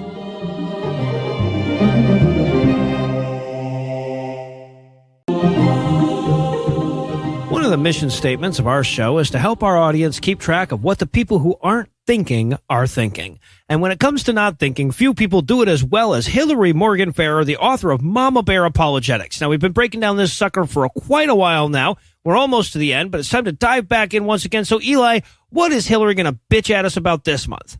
Well, Noah, this chapter is going to be titled, I'm Not Religious, I'm Spiritual, New Spirituality. Oh, I bet she hates these people wrong. Okay, good. She sure does. And we're going to start off with what this chapter's author, Elisa, obviously thinks is a good setup for a horror movie. Oh, good. We got a new author. Yeah, Great. every fucking chapter lazy ass. Everyone's in Tag chapter. team writing. Book. Yeah. Yep, me and all of my friends are equally good at writing. Wow, you must be really good Crazy. then. Very good, yeah. Yeah. So here's what happened. Are you ready? One time, she walked into her living room to find her 7-year-old daughter meditating. You think of things right now, young lady. We are duelists in this family. We are duelists. Yeah. So she very obviously screams demon and side tackles her kid out of crisscross applesauce, only to learn that a gym teacher at her Christian school had taught her, quote, because our culture has been inundated with New Age mysticism over the past few decades, and most people, including Christians, aren't aware of how it permeates everything from the way we eat to the way we talk to the way we think about the world, and in some cases, the way we do church and worship God, end quote. Meditation is right. Yeah, because you know who is crazy into New Age mysticism? Medieval European monks. Those What? hippies. So that means it's time for a brief history of New Age mysticism. And spoiler alert, if you're hoping for guy light in a book and lady light in an encyclopedia, you need to think bigger because the real person behind New Age mysticism is, that's right, Oprah Winfrey. Stedman. So Elisa does correctly point out that Oprah is kind of American Idol for New Age hacks, pointing out that she's hosted Deepak Chopra, Eckhart Tolle, and, quote, Rob Bell. Yes, that's Pastor Rob Bell, and we'll get to him in a moment. Oh, Yeah, okay. I've always said Oprah's a lot like Ryan Seacrest. So now she's going to make her first leap. She points out that all that Eckhart Tolle is the reason that a third of the country are nuns. Not because of the kid rape and the bigotry, you see. Or the fact that God doesn't exist and we have more access to information now. Just like a Yeah, direct it's- answer for that. It's yeah. no, it's not that. It's because millennials saw Deepak Chopra on Oprah. Oh, okay. And if you all reach under your chair, you get nothing happens when you die. You get nothing happens when you die. Right. So now it's time to roar like a mother. A part of this book I love more and more every chapter because Heath always forgets how bad the acronym is, and I get to watch him hurt all over again. Fucking stupid. I don't even. What are Yes, the things you can say about pieces. both Hillary Morgan Farrer's acronym game and Heath's love life? Fantastic. 10 points. Yeah. Okay, good. So first we're going to Get it. recognize the message. And again, credit where credit's due. Elisa points out that in 2008, Oprah's satellite radio channel launched a year-long course based on A Course in Miracles, which, for those who don't know, is a book written by a Columbia University professor who channeled her messages from an entity she called the Voice, which she later decided was Jesus Christ, which is fucking stupid. But of course, Elisa's take is, okay, everyone knows that Jesus is only coming back after the stars fall out of the sky, idiots. Right, yeah, exactly. Get it right. But don't take those agreeing hats off just yet, because it's time for lie number 1. God is all, and all are one. I don't know if that's coherent enough to call a lie, but it's definitely not correct. So, yeah, okay. Go, Elisa. Yeah, but it's about time somebody took down Synecdoche a peg or two, you know? And there's no better place to see this insidious idea at work in culture than, that's right, Star Wars. What? Quote, Star Wars fans will remember the famous scene in The Empire Strikes Back in which Yoda, did I say Buddha? Ahem. Is in the swamp. What? Training the young Jedi, Luke Skywalker. God damn it. I love the racism there, though. She's just like, Yoda, Buddha, funny talking guy. Nailed it. Yeah. Jew. So, quote, Yoda explains the Force like this. Life creates it, makes it grow. Its energy surrounds us and binds us. Luminous beings we are, not this crude matter. You must feel the Force around you, here, between you, me, the tree, the rock, everywhere, yes? Even between the land and the ship, end quote. Oh, I loved listening to Eli regret deciding to do the voice halfway through that. That was really fun. But here's painful. Here's the problem, though. The Force is fucking real in the movie, right? Like Yoda says that and then immediately uses it to lift an X-Wing fighter out of a swamp. So not like New Age mysticism. Like, if New Age mysticism could choke people, Eli and Heath would have a podcast about how New Age mysticism is real, and I'd be in jail for murder. Yeah. But just in case that meditating scare wasn't enough, listen to this. Quote, I was so excited last summer when I found an evening vacation Bible school for my kids. 5 whole evenings to myself in the middle of summer? Sign me up. The theme was Star Wars. Well, there's your first problem right there. That shit's Buddhist. I picked my children up at the end of the first session just in time to catch the closing skit, in which children were being taught to understand the work of the Holy Spirit by comparing him with the Force in Star Wars. What? My husband turned to me and said, well, there went your free nights this week. Wow. My husband made my mind up right then and there. Jesus. Oh, that was it. Like, that was a cancel? Like, that now they aren't going to that camp now? Yeah. Star Wars thing. Not just that, but her husband turned to her and was like, well, I guess you don't get any fucking freedom, do you? Fellow ox.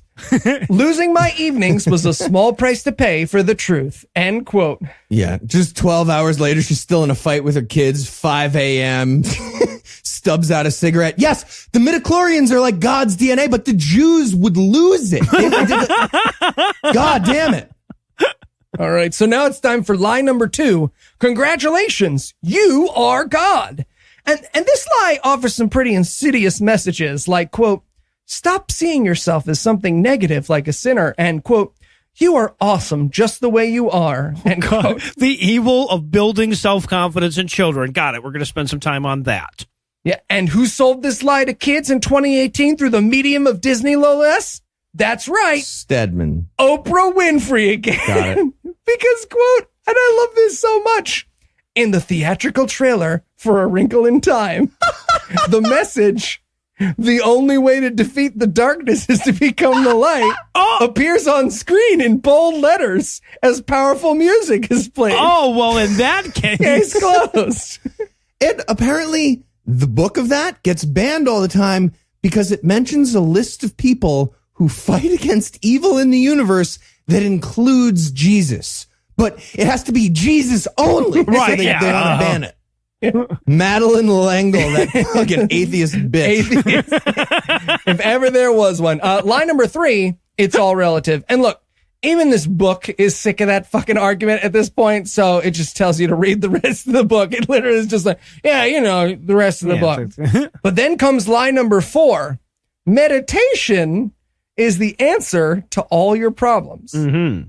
And look, I'll admit, I'm a bit of a high maintenance boyfriend, meditation proponent, hurtful. But if your problems have to do with your thoughts and how you handle them, then maybe meditation is the answer to some of your problems. Right. Like, if your problem is that you're standing up for example. Sure. Your ankles are sore. Sure. Either way, Elisa fails so hard to make this sound ominous. Saying, quote, she's like, sure, science says meditation might be good for you, but Katy Perry does it.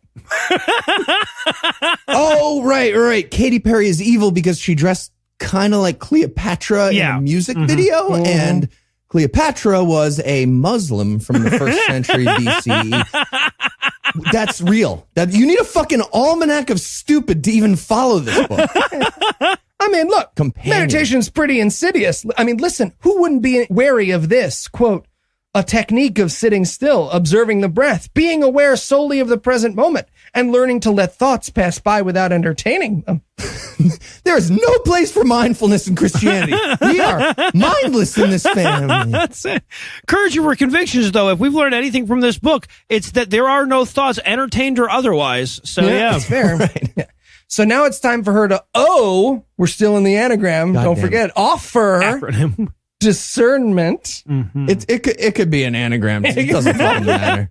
She can move it around. First up, we're going to deal with that pantheism bullshit. And if I may sum up this section, Yeah. She quotes Romans here, the part where Paul says, like, you can see the evidence of God in nature, but if you look too close at nature like some science-loving jerk, then you get all full of yourself. Or as Paul puts it, quote, I figure Paul would have a Yoda voice. yeah, no, he would not. I think he would. Not if you want a gam this week. They exchanged the truth about God for a lie and worshipped and served creating things rather than the creator who is forever praised. End quote. Yeah. To paraphrase, check my work, but not very hard. Yeah, that's a thing that an honest person might say. Yeah. Yeah, I do have a statue of a golden calf with a laptop doing a fact check on Snopes. I guess that's a little aggressive of an idol. So next up, the divinity of all mankind. And her answer here is to remind you that you are an evil sinner who deserves hell. And to be fair, the Bible does say that. No, that's true. Yeah. Mm-hmm. You know, third, relativism, as I said, been there, done that. Yeah. No, the nice thing about the multi-author approach is that they get to say the same thing over and over again without realizing it. That's nice. Yeah, fills those pages out. They And last, fight about who does relativism. everyone.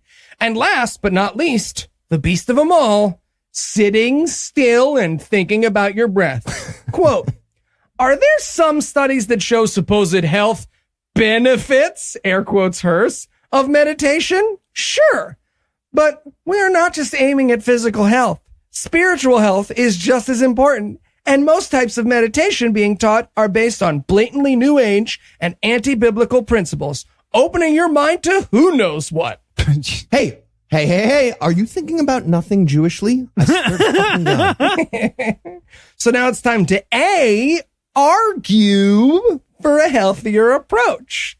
And surprise, surprise, her healthier approach is Christianity. Or as Elisa puts it, quote, no matter how hard we try, how often we meditate, and how much we practice certain principles, we can never make ourselves good.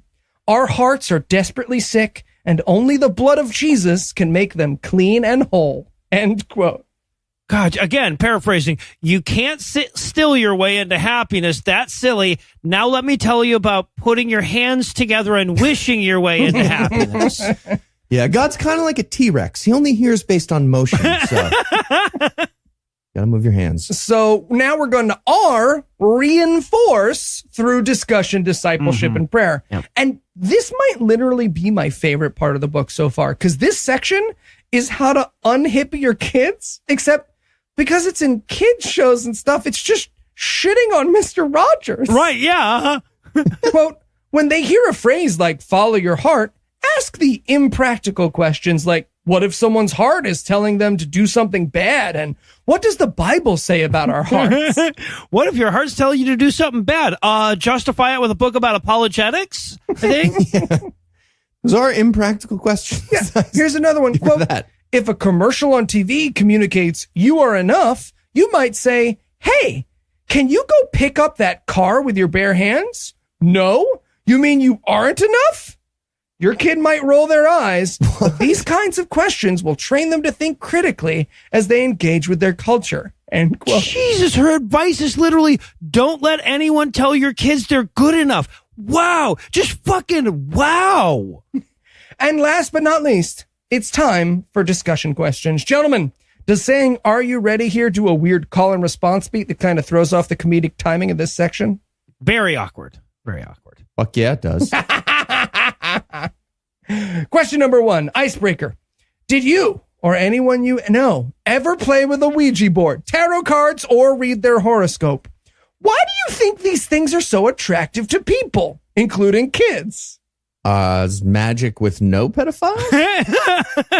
Right, because that's clear. We've conditioned kids to accept magical thinking so as not to offend religious sensibilities. I feel like you wanted the wrong answer, but that's the answer. Next question, self-evaluation. There are aspects of the new spirituality that sound attractive. If you were honest with yourself, which parts attract you? Why do you think that is? Is there a biblical truth that has been distorted? Why do you think you and people in general are drawn to the distorted version? It's so sad. Yes, right. There's such an undercurrent of, man, do I wish our religion was better in that question, and I love it. Question 2. We're losing to a religion about nothing. What the fuck? Yeah, hate to break it to you, but the answer is that 0 is greater than a negative number. Right, yeah, exactly. Straightforward. Next question, brainstorm. In what ways has culture used Jesus as a generic stamp to turn anything into a Christian message? Has there been a time when you bought into New Age principles and mixed them with your Christian beliefs? Have you seen this occur in many popular Christian books? How should you respond when that happens? Is set that book on fire the answer you're looking for, Lisa?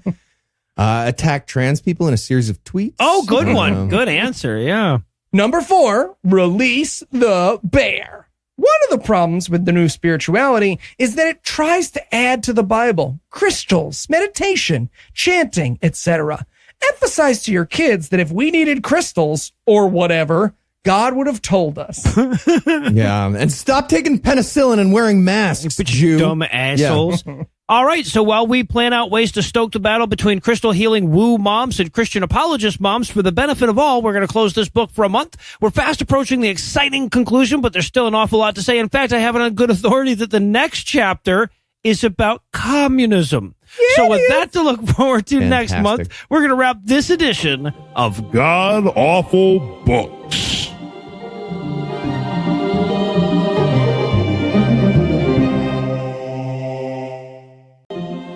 If there's one group of people who consistently prey on the minds of children, a group who all good parents must remain vigilant against, it's those damn commies. And no, we haven't been transported back into the 1950s. Only our thinking has, with this month's selection from Hillary Morgan Farrer's Mama Bear Apologetics. Yes, the time has come for a chapter I have been looking forward to since I looked at this book's table of contents on Amazon. Chapter 13, Communism Failed Because Nobody Did It Right, Marxism. Okay, for the record, as wrong as I'm sure Hillary's about to get everything, she's right about how shitty that argument is, communists. Just, gotta seize the means of production godfully. Yeah. So the good news is, even Hillary is going to admit at the start of this chapter that she has no fucking idea why she's talking about Marxism in a Christian apologetics book about protecting your kids from thinking. Yeah, but damn it, Marxism is just too big a threat to ignore. Yeah. Yeah, this right here is where it gets ridiculous right now. Yeah. The chapters about naturalism, moral relativism, and pluralism, they were all right in her intellectual wheelhouse. This is just stretching, I think. Here's her quote about it. Quote, "Up until recently, my thoughts were, isn't communism a thing of the past? USSR? Berlin Wall? Have we learned nothing about the errors and evils of Marxism? And isn't Venezuela learning this lesson, like, right now? What? Spoiler alert, no, apparently we have not learned this lesson." End quote. Yeah, the drop in the market price for oil is really teaching Venezuela about the pitfalls of Marxism. Also, 18% of the humans are Chinese. Does she not know about them? I don't think she does. But don't worry. Don't tell her. Don't tell her. Don't worry. She's going to get to it because it turns out that Hillary Morgan Farrer knows why communism has never worked out. You guys ready? No, absolutely not ready. Yeah, quote, Reject whatever is about to happen. when you read Marxist literature, you'll notice it completely ignores original sin and human nature. Oh, Jesus fucking Christ. Marxism could theoretically work as long as you don't have those two little factors at play. Good luck with that. End quote. Yeah, Stalin was crushing it, but then some lady handed him an apple and the whole thing just unraveled. Well, now, to be fair, things would have gone way better for him had we lacked knowledge of good and evil. So That's fair. That's true. Now, if you're wondering who the insidious forces pushing Marxism on your children are, why, that would be Teen Vogue. What the fuck is happening? She references a 2018 article that explains the basic ideas of Marxism versus capitalism. In Teen Vogue. Yep. Feels like Teen Vogue probably isn't the best source for that topic. But, then again, here we are talking about Hillary Morgan Ferrer's chapter about Marxism versus capitalism. Right, yeah. So it's all relative. Yeah, here's what she has to say about that article. Quote, back in my day, we learned about the latest lip gloss colors and laughed over reader-submitted most embarrassing moments, end quote. But I consumed materials that didn't teach me things. The author of this book, Jesus fucking Christ. So now we go to a section insultingly titled, Why Are We Talking About Failed Economic Policies in a Book for Moms? Great question. This is not the first time one of our editor's margin notes made it into the final draft, guys.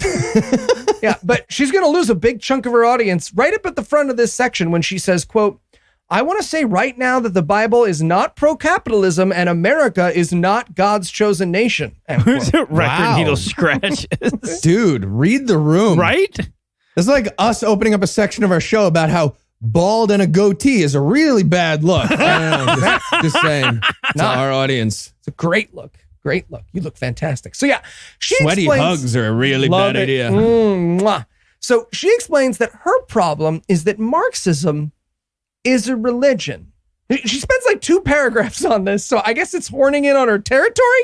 Here's the quote. Marxism is more than just a failed economic policy. It is essentially religion, one that touches on every facet of life, from church to family to morality. End quote. It's like an opiate for itself. Yeah, she's basically saying, like, if you turn stuff into a religion, it fucks up the cut in my book. Yeah. So now HMO is going to set us straight with a section titled, What's the Difference Between Marxism, Socialism, and Communism? Or as I call it, Heath, are you biting down on something? Yeah. Das Kapital. I've got a copyright. Each heading has a Satan outline that's a little more full. Yeah. So Hillary's answer, despite that title, seems to be, they're all pretty much the same thing. Because, they're all coming for your Bible, according to her. Right, yeah. According to her section on socialism, she says, quote, socialism can coexist with freedom of religion, but it generally promotes secularism, a radical separation of church and state where religious ideas are welcome only in the private realm of hearth and home. Communism, on the other hand, is unapologetically atheistic.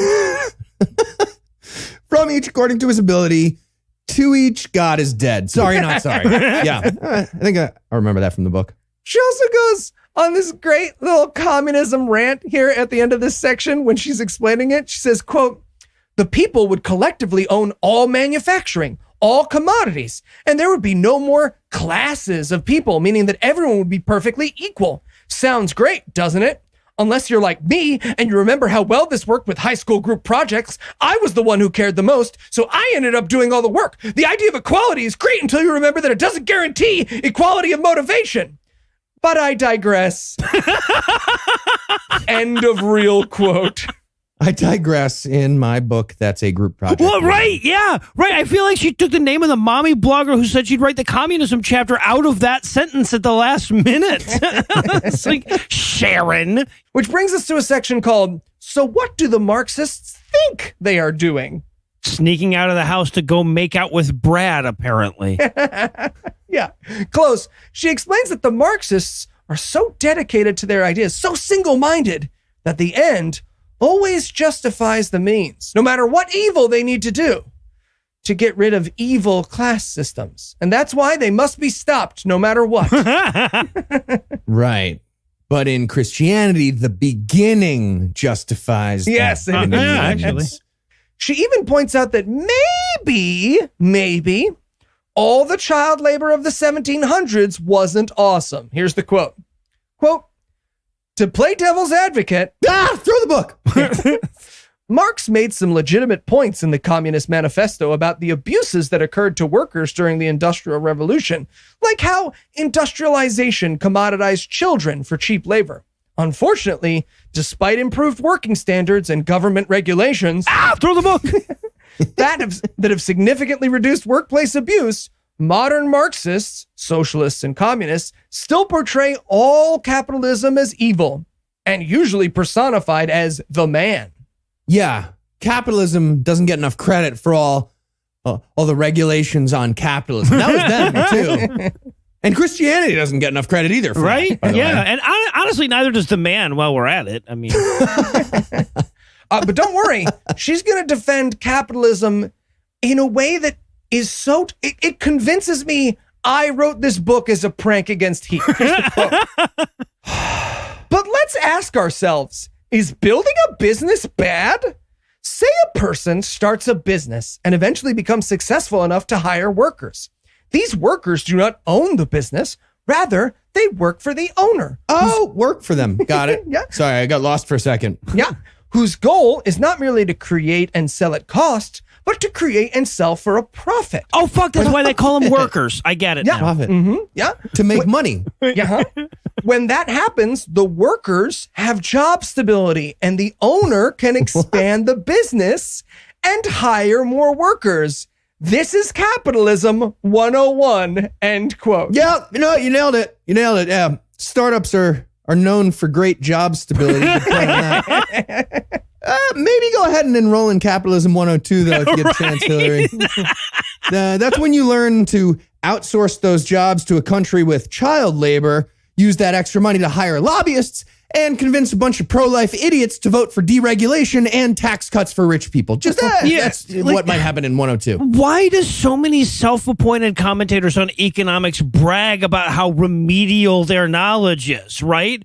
Like, you could be insanely ignorant on this topic and still say X. Doesn't instill us with much confidence. Is it supposed to? I think so. God damn it. Capitalism 101 that you just said. God. She continues, quote, Marx considered this process to be the exploitation of the workers because their efforts were not being equally traded for product. An equal trade would result in no surplus and thus no profit. Except to the workers. Okay. According to capitalism, profit is good. Profit means that the owner can reinvest the money, grow the business, and ultimately hire more workers. More workers create more product, which then creates more profits. This is how one builds a business. That, in turn, enables people to make a living and communities to grow. And Beautiful analysis. Cool. Yeah, nailed it. The gun company's crushing it, and so is the butter company. And those are the two things in the universe, guns and butter. Done. End of story. No, it's just Reaganomics 101, yeah. yeah, you just need infinite growth. Gonna fuck this gun barrel with this butter. And look, Having a great day. even with this sunny trickle-down theory, Hillary is afraid you might have just gone red at the thought of sharing. So now it's time to roar like a mother. Oh, Heath's way ahead of her. Yes. So we're going to start by recognizing the message. And she's going to list all the problems with Marxism, starting with rejecting innate sin.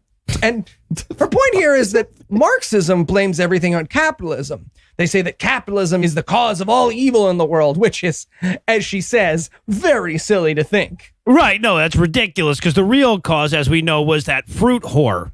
Yes. Yeah. Yeah. She said that earlier. Yes. Fine. And she says it again here. The second problem with Marxism is recognizing oppression. Let me say that again. A problem she lists with a problem. Marxism is that it recognizes oppression. What? Or as she puts it, quote, this is called identity politics and is a strong theme in the politics sphere. Having an identity is now... Jesus. Yeah. and now in the educational sphere, from kindergarten to university students, end quote. Yeah, Marxism leads to pluralism, and then naturalism, and now you've killed God. The book's really coming together. I think she's building chapter on chapter. Yeah, but that's not all. Marxists also emphasize justice and equality, scare quotes hers. Or as she puts it, quote, when Marxists talk about injustice, what they really mean is differences.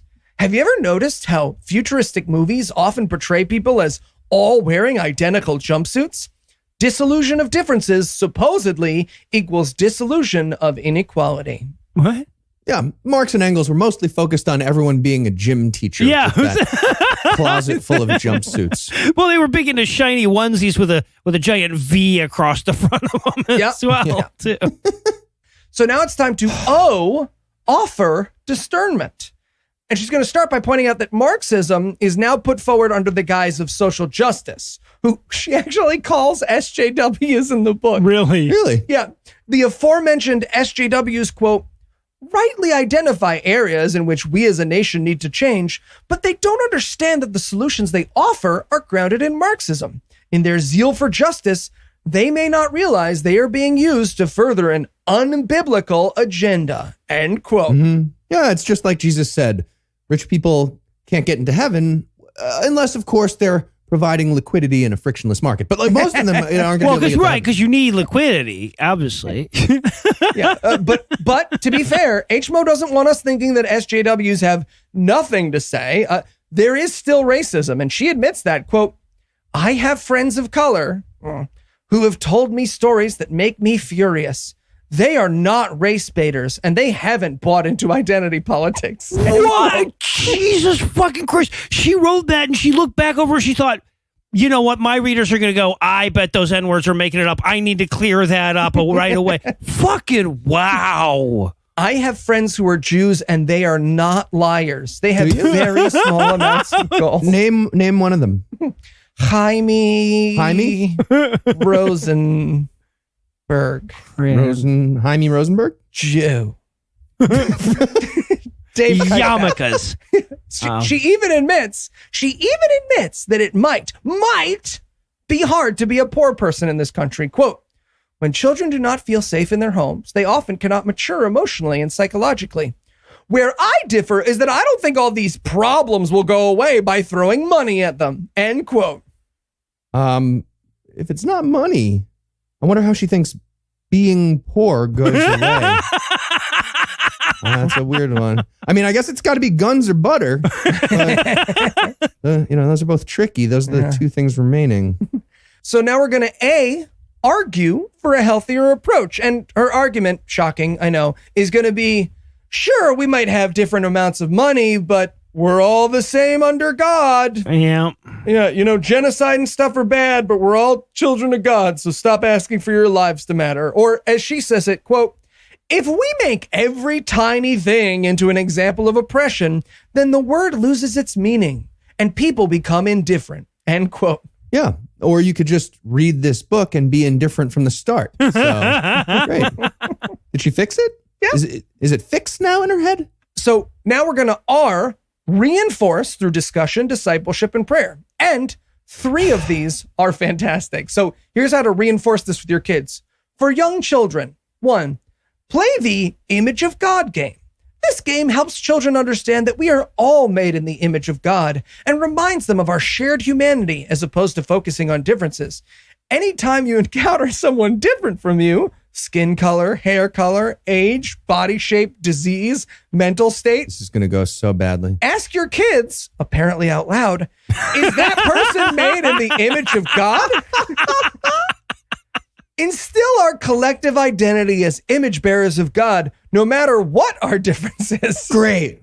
Bunch of little kids walking around fucking Florida, wherever her readership is. They're in the supermarket being like, Mom, I found a black guy. Let's play that game. Yeah, right. We play with the black guys. Hey, kids, look at this diseased motherfucker here. The game, by the way, being pretend racism doesn't exist. The game, to be clear. Yeah. It's absolutely point at the guy at the wheelchair and be like, him too, huh? Yeah. Sir, are you also black? This is perfect. Mom. Please tell me you have a mental illness.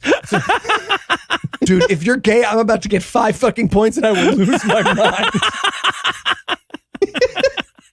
So number 2, for middle school and high schoolers, she says, stay aware of buzzwords like justice, injustice, equal, and unequal. Yeah, you got to be nervous buzzwords? when your kids start talking about that kind of shit. Jesus fucking Christ. Ask your teens to define what is unjust, just, or unequal about a given Oh, situation. we're skipping equal? That's fine. Okay. Read Matthew 15:14-30, the parable of talents. What parts of this parable would our culture say are unjust? What point do you think Jesus was trying to make? Okay. I read that. Jesus was saying, I'll magically heal someone from a different race, but only if they answer my riddle.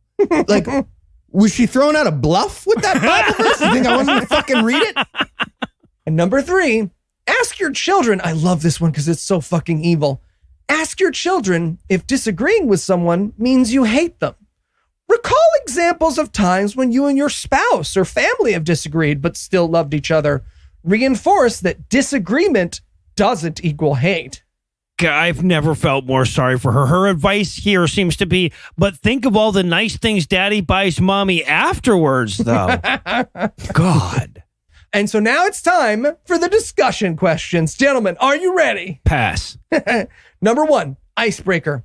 Look in the footnotes for the links to the Teen Vogue articles. Read them aloud and discuss your thoughts. No. Why aloud? Does she think we're going to cheat? Cindy copied off mine. That's why we had to do it fucking aloud. 2, main theme. When you ignore original sin as humankind's main problem, no solution you propose will work. Imagine telling your kids to do their chores for the good of all mankind.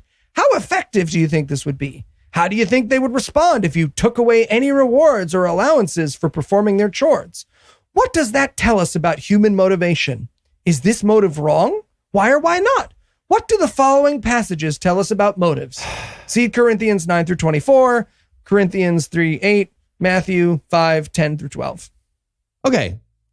1 Corinthians 9:24 says, if you're losing, maybe try winning. So I was like, okay, solid point. Probably just warming me up, though. And she was. 3:8 of 1 Corinthians says almost exactly, from each according to his ability to each according to his needs, as determined by God. And that verse from Matthew says, tolerating persecution is for the good of all mankind. Stop bluffing. Just look up a quote that makes sense for your thing. I'm checking. Also, like, I didn't get allowance for doing my fucking chores. What the hell is wrong with you, Hillary? Number 3, self-evaluation. Most people long for a better life here on Earth. Are there times when you were tempted to think that money or economic policies are more important than the Holy Spirit's influence on society?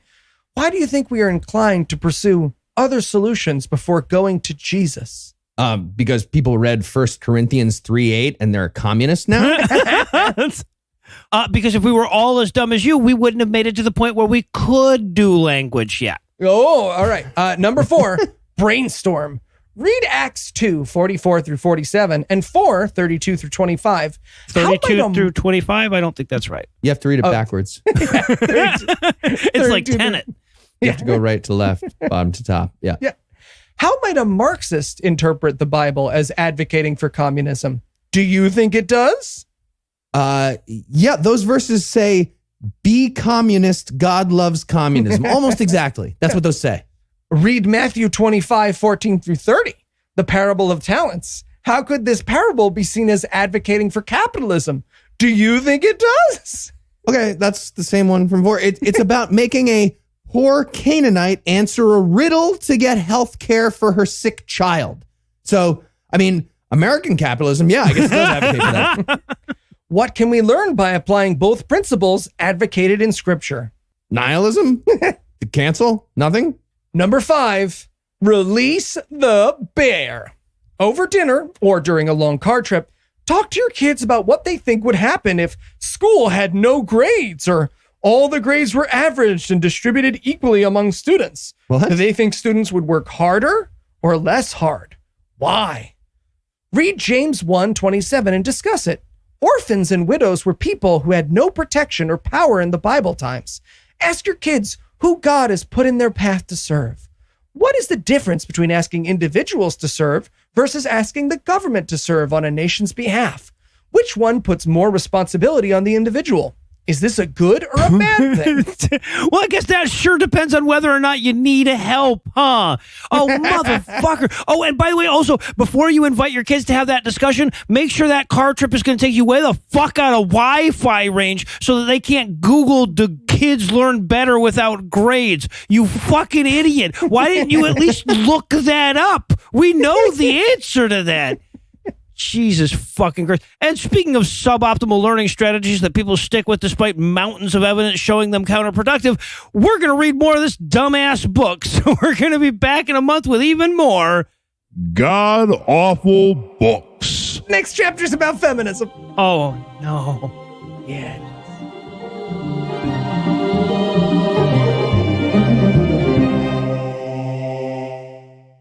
Several months ago, we got through the portion of Mama Bear Apologetics that related to mama bears and apologetics. We have long since moved on to the portion where the conversation is over and she just won't hang up the goddamn phone and we're starting to consider being rude about it. All right. So, oh, man. Anyway. I gotta do a dusting. What?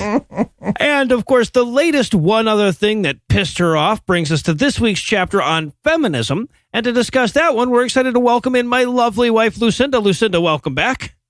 Damn it.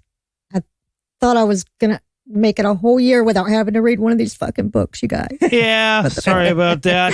And you got to do it on your birthday, too. I know. So tell us, Eli, aside from your attempt to be the only married person on the podcast, why is Lucinda here?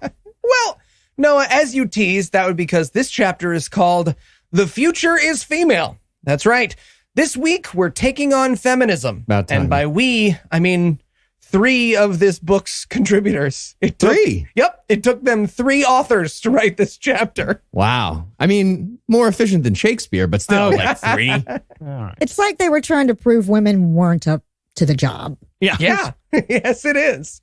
And we're going to start with the Women's March of 2017. Yes, according to our cabal of authors, the largest organized protest in American history up to that point was actually a big loss for women. Not a lot of people know that. They say, quote, "Might we suggest that millions of women wearing symbols of their privates on their head and gleefully screaming, 'I'm a nasty woman,' was a massive failure for the cause of female empowerment and an especially devastating loss in the dignity department." End quote.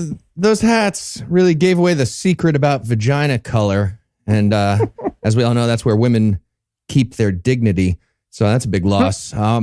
Also, just curious, was the book asking permission to write a sentence in itself? It said, "Might we suggest?" Just start your sentence. Just say your thing. It was probably asking its husband. Oh, yep. That makes sense. That makes sense. Yeah. But don't get these authors wrong. They like some feminism. For instance, they like the feminism of the Bible. Quote, "As Christians, we are thankful for a God who gave woman-honoring mandates that broke with the traditions of culture." End quote. Well, yeah, if you think about it, sex slave is better than murdered. Yeah. Arguably. Yeah, see, what they don't like is modern feminism, about which one of the authors says, quote, "Their talk of resisting the patriarchy seems strange to someone like me, who has brothers and knows firsthand the struggles that men endure, often at the hands of women." What? End quote. Okay. That's an interesting new angle. I'm the fucking worst, and I'm a woman, so feminism is dumb. I guarantee that's the best argument in the chapter. That's right? a ridiculous argument. Guarantee it's the best one. Pretty solid. It's pretty solid. She continues, quote, "And in my opinion, the latest version of the movement forfeited all moral high ground when it decided to die on the hill of abortion, a practice which ironically harms more baby girls than baby boys." End quote. Huh. Okay, well, ironically and not ironically, you just misused ironically, so that's fun. Yeah. Well, unless you find it wryly amusing that the misogyny heavily caused by religion leads to more abortion of female fetuses. Is that wry to you?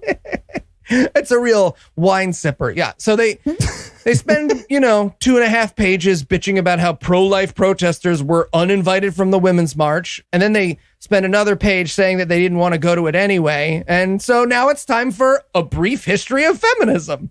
Oh, it starts with the apple, doesn't it? Oh, how I wish. So our little tribe of authors they're going to break feminism down into 3 waves for us. And for those familiar with the internet, that is never a good sign. Yeah. Yeah, if someone ever refers to second or third wave feminism, you're pretty much guaranteed that they mean ungrateful bitches who weren't satisfied with being able to vote. Yeah. Yeah, That's right. pretty very much much. And they are just going to immediately prove Lucinda correct there. Their very first sentence cites philosopher Christina Hoff Sommers. Philosopher. that what she is. Christina Hoff Sommers. Okay, great. Yeah. And for my next chapter about George Washington's army, I'd like to start with a quote from Benedict Arnold. Does that sound good? Yeah, for those unfamiliar, Sommers is the author of the anti-feminist book, Who Stole Feminism?, in which she asks hard-hitting questions like, is fucking someone while they're too drunk to consent really rape? And she makes arguments like you weren't allowed to hit your wife that hard, quit whining. She does. She really That's does. her. Fucking idiot. But yeah, according to our 3 authors, and I guess also Rape Apology Barbie Summers as well, the original feminists didn't want equality. God forbid. Yeah, literally. Quote, these feminists affirmed the unique role of women in society, especially as caregivers and nurturers. They fought for equal worth, dignity, and rights as fellow members of the human race without forfeiting their communal identity as women. End quote. I love how this fails to be an argument for separate but equal only because she's stopping short of equality. Yeah. Separate. It's an argument for separate. It's an argument for separate. And I should be clear that the first wave of feminism is where the 3 authors of this chapter think good feminism ended. Oh. Yeah, that's that. They were like voting, and that's it. So Wow. now we're going to talk about the second wave of feminism. Anger? Bargaining? Oh, so close, Heath. Hippies. HPV. Yeah. Got it. Yep. Quote, second wave feminists consistently downplayed the unique role of women in society and instead focused on the message of self-determination and autonomy. In other words, I am my own boss and I do what I want, including with my body, end quote. Yeah. And again, to be clear, the authors of this chapter think that is a bad thing. That's bad. That's bad. This is phase 2 is now bad. Okay, yeah. Evil phase 2, consent. That is ambitious to start your section. Got to dig out of that hole that you don't know you're in. Great. Wow. But you see, much to these evil second wave feminists' dismay, many women still chose to stay home being mothers and wives. Yeah, we hate when women choose. Exactly, yeah. Quote, their only explanation was that there must be some kind of oppressive system in place that was invisibly holding women back. The patriarchy. Invisible. I Invisible love my the ass. use of invisibly. Like, the year was invisibly 1987. Jesus fucking Christ. You're the theist. Something wrong with invisible? We're playing with invisible now? And you're probably wondering, okay, who are these radical feminists they're talking about? Why, none other than Antifa extremist herself, Betty Friedan, Really? who wrote The Feminine Mystique. Quote, granted, she made several legitimate critiques of the 1950s housewife stereotype, but as in most corrective movements, she swung the pendulum too far in the opposite direction. Too much equality. Yeah, Really? I want to know her other examples of those movements. Comparing the lives of the average American housewife to being a comfortable concentration camp, Oh my God. as if decorating a Pinterest board with fun meal ideas is at all comparable to the Holocaust. And Yeah. real quote. That's what she was Great. bitching Good about. critique. Yeah. Good critique. Betty Friedan's 1963 book completely misunderstood Pinterest. So, yeah, solid. But just to be clear, the feminist mystique is based on noticing that pretty much all the graduates of Smith College, one of the top colleges in the country, all those graduates were housewives with no income of their own. It was an all women's school. For Dan Godwin, for one sentence, yes, that was a ridiculous sentence. But that sentence is the entire discussion from Hillary Morgan here. Yes. Al. Yeah.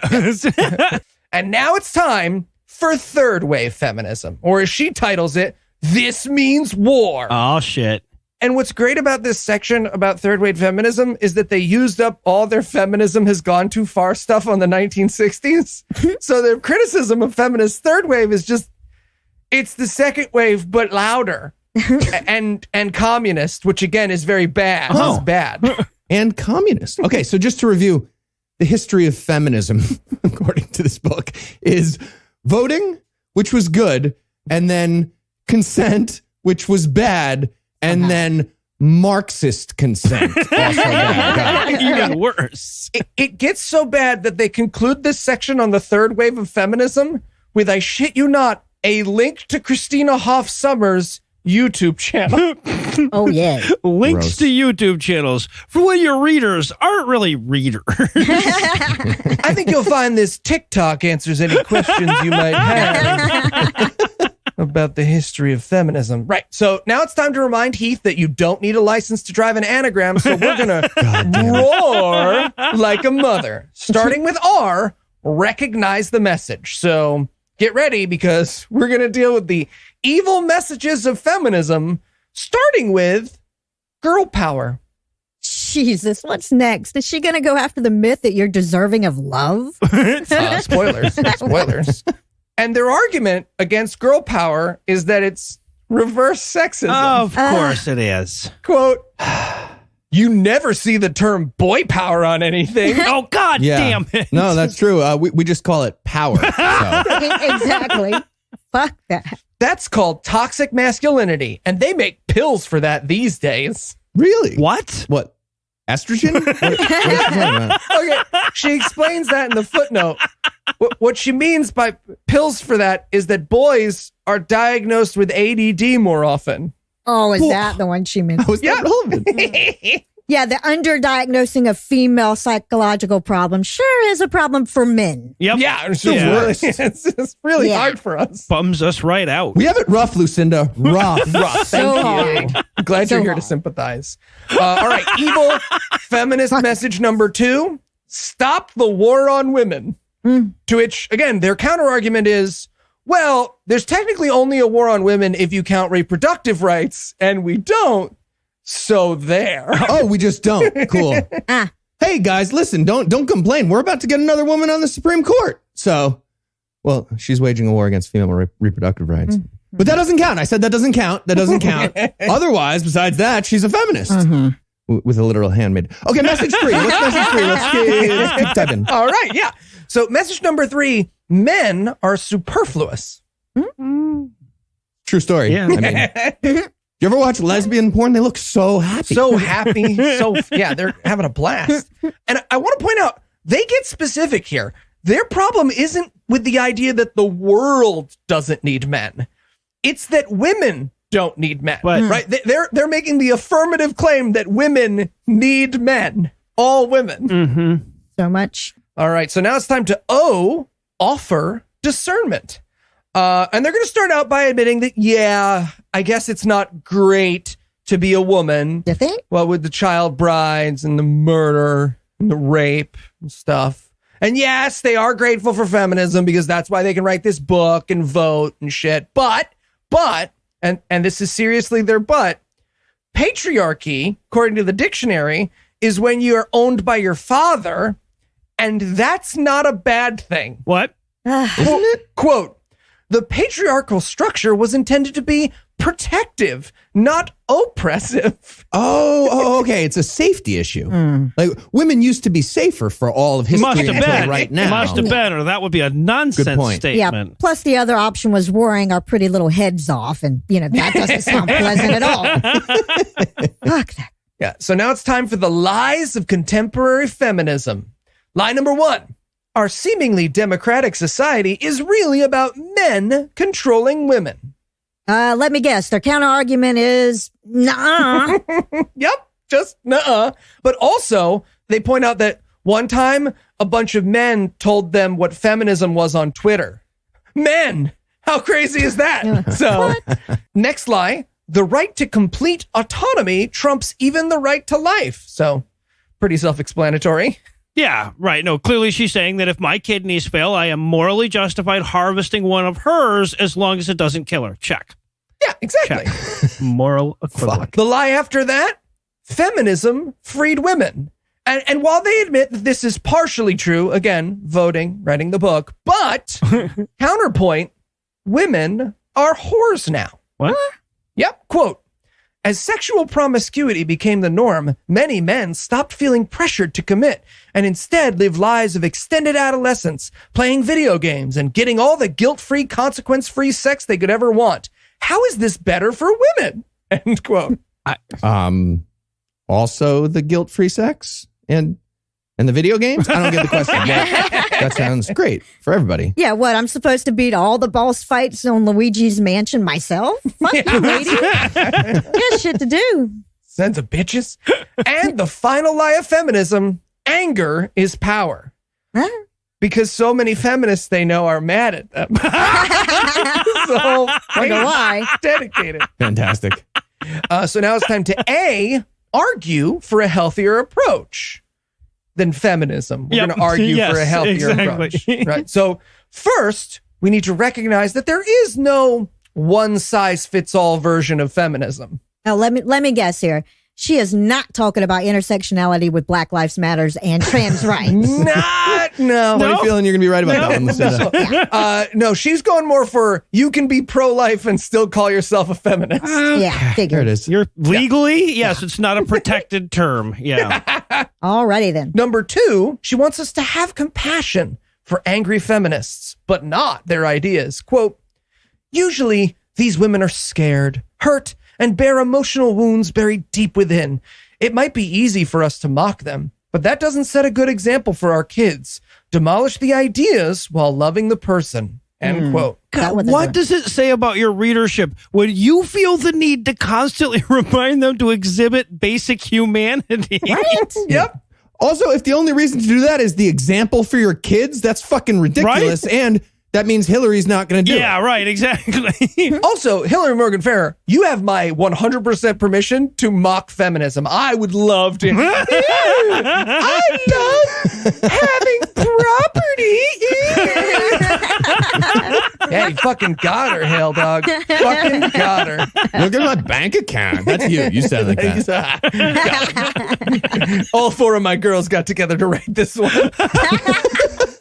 So now we're going to reinforce through discussion, discipleship, and prayer. And we're starting with discussing God-given gender differences. Quote, if you have boys, talk to them about how one day they will be bigger and stronger than you. How will they use their strength to protect rather than control and exploit? Talk to little girls about how they might one day be surrounded by men who are bigger and stronger than they are. How might they stand up for themselves and be strong without emasculating the men around them? What? It doesn't take much. Be sure to talk to your daughters also about the most polite ways to ask not to be beaten up, by the way. Jesus Yeah, Christ. just in time for fucking Halloween. Right. Did she just tell her audience to talk with their daughters about a bukkake scene? Because that's what it sounded like. But a self-assured one, Heath. A self-assured one. Okay, an alpha bukkake scene. Alpha female bukkake. Yeah. Actually, that sounds... Anyway, moving on. And finally, they're going to talk about how healthy gender relationships begin at home. Quote, let them see us treating their fathers and our husbands with respect. Let them see what it looks like to submit to leadership without being doormats or losing our unique voice. End quote. Jesus. So now it's time to pause for prayer. Fucking what? Oh, yeah, sorry, Lucinda. Great question, Lucinda. Great Yeah. question. Yeah, pause, bears. It's a whole thing. It's the fucking been worst. throughout the book. And this one, by the way, is a doozy. Their prayer for this chapter begins, I praise you, the triune God, Father, Son, and Holy Spirit for having different roles, yet being equal. See? Yeah? Yeah? It's good enough for Jesus. Fuck. And then later she adds, forgive me when my desire for autonomy and self-determination overrides submission to your plan for me. Ew. Yeah. Yeah. Forgive me for having a mind of my own. Yeah. If that was a BDSM scene, you should rightly stop it and be like, you okay? You having an okay day? You want to talk? All right. So now it's time for some discussion questions. Great. Number 1, icebreaker. What are some of the best things about being a woman and some of the most frustrating things? Okay, it's the guilt-free sex in the video games because of Marxism. Agreed. The best thing about being a woman is, I don't know, access to the secret lounges. Wait, what? You know the one. Ooh. You know the ones, ladies. Most frustrating is maybe not quite this chapter of this book, but it's in the top 10 now. Yep, fair. What do you have in those lounges? Yeah. I know you've got some cool shit in there. None, yeah. I'm telling you, got to go undercover. I'd love Number to see 2, that. main theme. Do it. Feminists have gone from addressing legitimate grievances to being grievance collectors. Ultimately, men and women are created with equal worth and dignity in the image of God. Do you think Christians should call themselves feminists? Why or why not? Okay, well, the only pages of the Bible that don't literally fail the Bechdel test are those, blank pages for rolling joints at the end. That's right. And, the book of Timothy says, this book that we're talking about by 3 women is illegal. Yeah. Yep. We shouldn't even be talking about this. Really? I don't know how we're talking about this. Well, It's unchristian. notice that she talks about equal worth and equal dignity rather than equal rights. As though as long as something's equal, we should be happy with it. Right. Look, everybody gets the same amount of syrup in the ramekin, regardless of their gender. Now quit your bitching. What? Just order 2 ramekins at the beginning. I'll bring it to you. God damn it. Number 3, self-evaluation. Let's consider another spectrum, and you guys know what's coming. On a sheet of paper, draw a line. Does she have stock in a paper mill or something? Why must we draw so goddamn many lines on so goddamn many pieces of paper? Is she mad at trees? Who has paper? Loose paper next to them. It's 2020. I have so much loose paper next to me. It's really kind of sad. That's weird. All right, so here's what you draw your line, and then you label one end Doormat Doris. Of course you do. Of course. Yep. Yeah, and the other end Man-Hater Molly. Oh, goddamn. Where do you think you fall on the spectrum, and why? The ecstasy part. Guys, did I just mishear you, or did this book just imply that the opposite of doormat is hates men? That's what happened. Yep. Like, you have to be careful not to have too much self-worth or you'll hate men. Yeah, right. That's the, What is happening? There's so many great reasons to hate men. That's so dumb. Right. Anyway. All right, number 4, brainstorm. Compile a list of as many positive effects of feminism that you can think of. Now, do the same with negative effects. Oh, I didn't draw a line on a piece of paper. She didn't say I draw a line. Now I'm completely lost. What are we supposed to, I can't even conceive of what this question's going to be. Understand? How can we stand up for a biblical femininity without affirming the lies in modern feminism? all right. Well, I guess while we brainstorm about all the negative consequences of female equality, as suggested by this book, we're going to close that motherfucker for now. Hard, probably, but there's still more of it. So with a special thanks to Lucinda, we're going to wrap up this edition of God Awful Books. You are not welcome. No.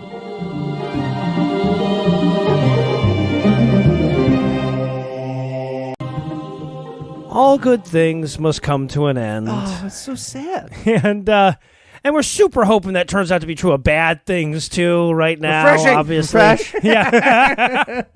Lemon.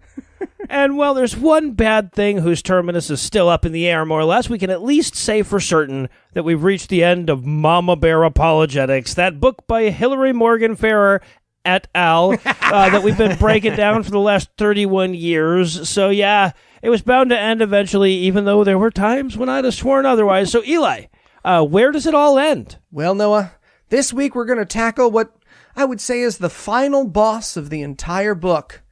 Change of any kind, in any form, because the last chapter of Mama Bear Apologetics is called Christianity Needs a Makeover, Progressive Christianity, written by Elisa Childers. Yeah, okay. This book needs a makeover, written by a new author we hired to write our final chapter. Like a movie that needed a new Act 3. Because otherwise, the book was going to end with Hillary Morgan Ferrer talking about feminism. So probably a good move, actually. Jesus, it was bound to happen eventually. They've devoured everything in sight, and now they're eating themselves. Yeah. Yes, they are. And we're going to start this chapter with a metaphor so pained, I think there are Eighth Amendment grounds to dismiss it. Well, I mean, it's cruel. I wouldn't say unusual. We've read the book. It's an and, not an or. So Elisa explains that progressive Christianity is like mixing all the sodas from the soda dispenser together. A little Marxism here, a little feminism there, and wham! You have progressive Christianity. But unlike the aforementioned gross soda mixture, which, based on your feelings about Dr. Pepper, I can only assume that Noah and Heath love, Elisa assures us that progressive Christianity is not harmless. That's correct. End the chapter? End the chapter, probably. Nailed it. Don't keep By the talking. Way, for reasons I can't even begin to comprehend, that soda concoction when I was a kid, we called it a suicide. Okay, thank you so much, Noah. We called it that too, but I was so worried that if I pointed that out, you guys were just going to tell me that, like, my dad was hinting something to me, so... I think maybe he's still... Hey, go ahead. Yeah, it could be both. Yeah, I'm not saying he wasn't. Yeah, and just in case we don't believe Elisa, because... that's fucking stupid. Elisa is going to tell us the chilling tale of when she, as a young mother, was invited to a discussion group at her church led by an agnostic. Thunder, lightning, thunder. And Elisa knows what you're thinking. I guarantee she does not. I'm not even convinced she would know what that would entail. Yeah. So you're probably thinking, something as terrible as that could never happen to you. Well, guess what? Quote, little did I know, at the same time there were groups, classes, meetings, online forums, and conversations happening all over the country, flooded with people questioning historic Christian beliefs, such as the atonement, the exclusivity of Christianity, the authority of the Bible, the literal resurrection of Jesus, the nature of sin, the definition of heaven, and the reality of hell, end quote.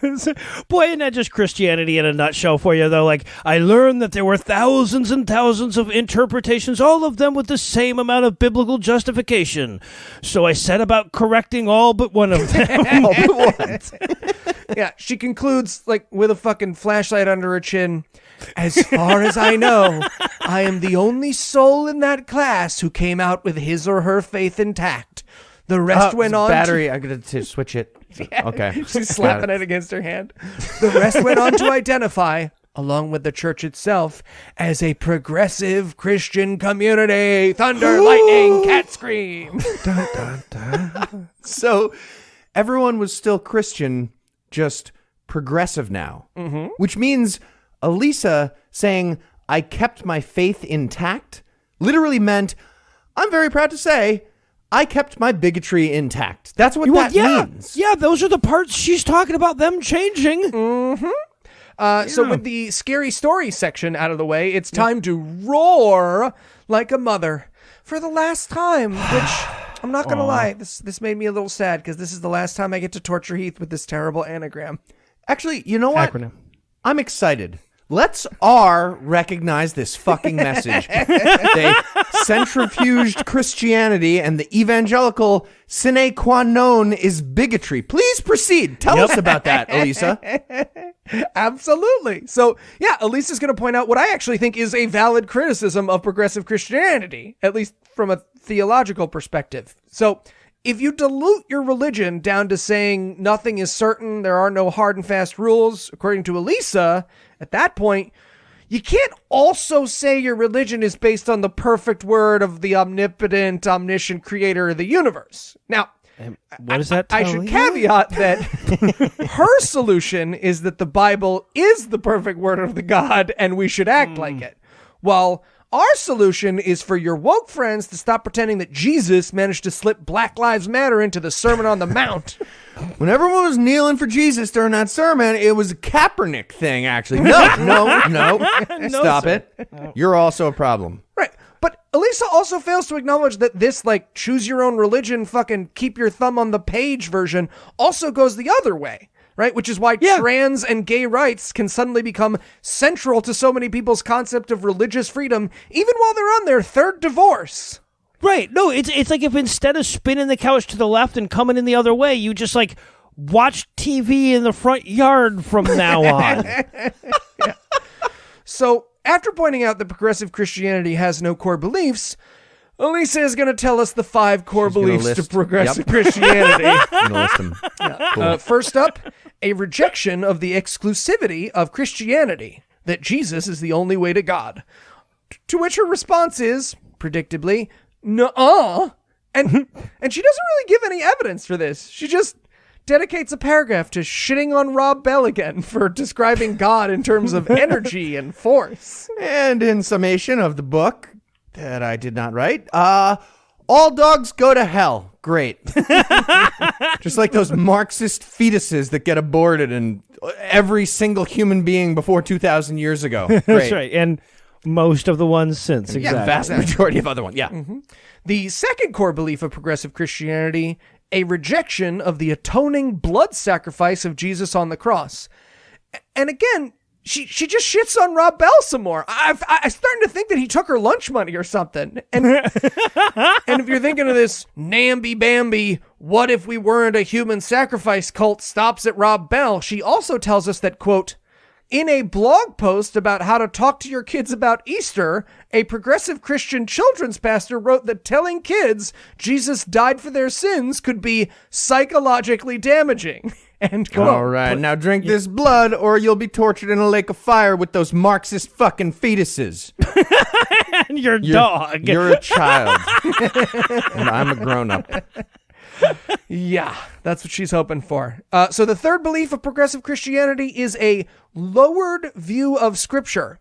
And what she means by that, and makes very, very clear, is that some assholes think that rabbits don't chew their cud. That's right. According to Elisa, any view of the Bible that isn't, this is the perfect inerrant word of God, is a lowered view of Scripture. Also, just listing the things that are like that. The Emancipation Proclamation, a lowered view of Scripture. We'll skip that one. Tag on the back of my shirt, lowered view of Scripture. Okay, that's a good one. That one I didn't sound as stupid.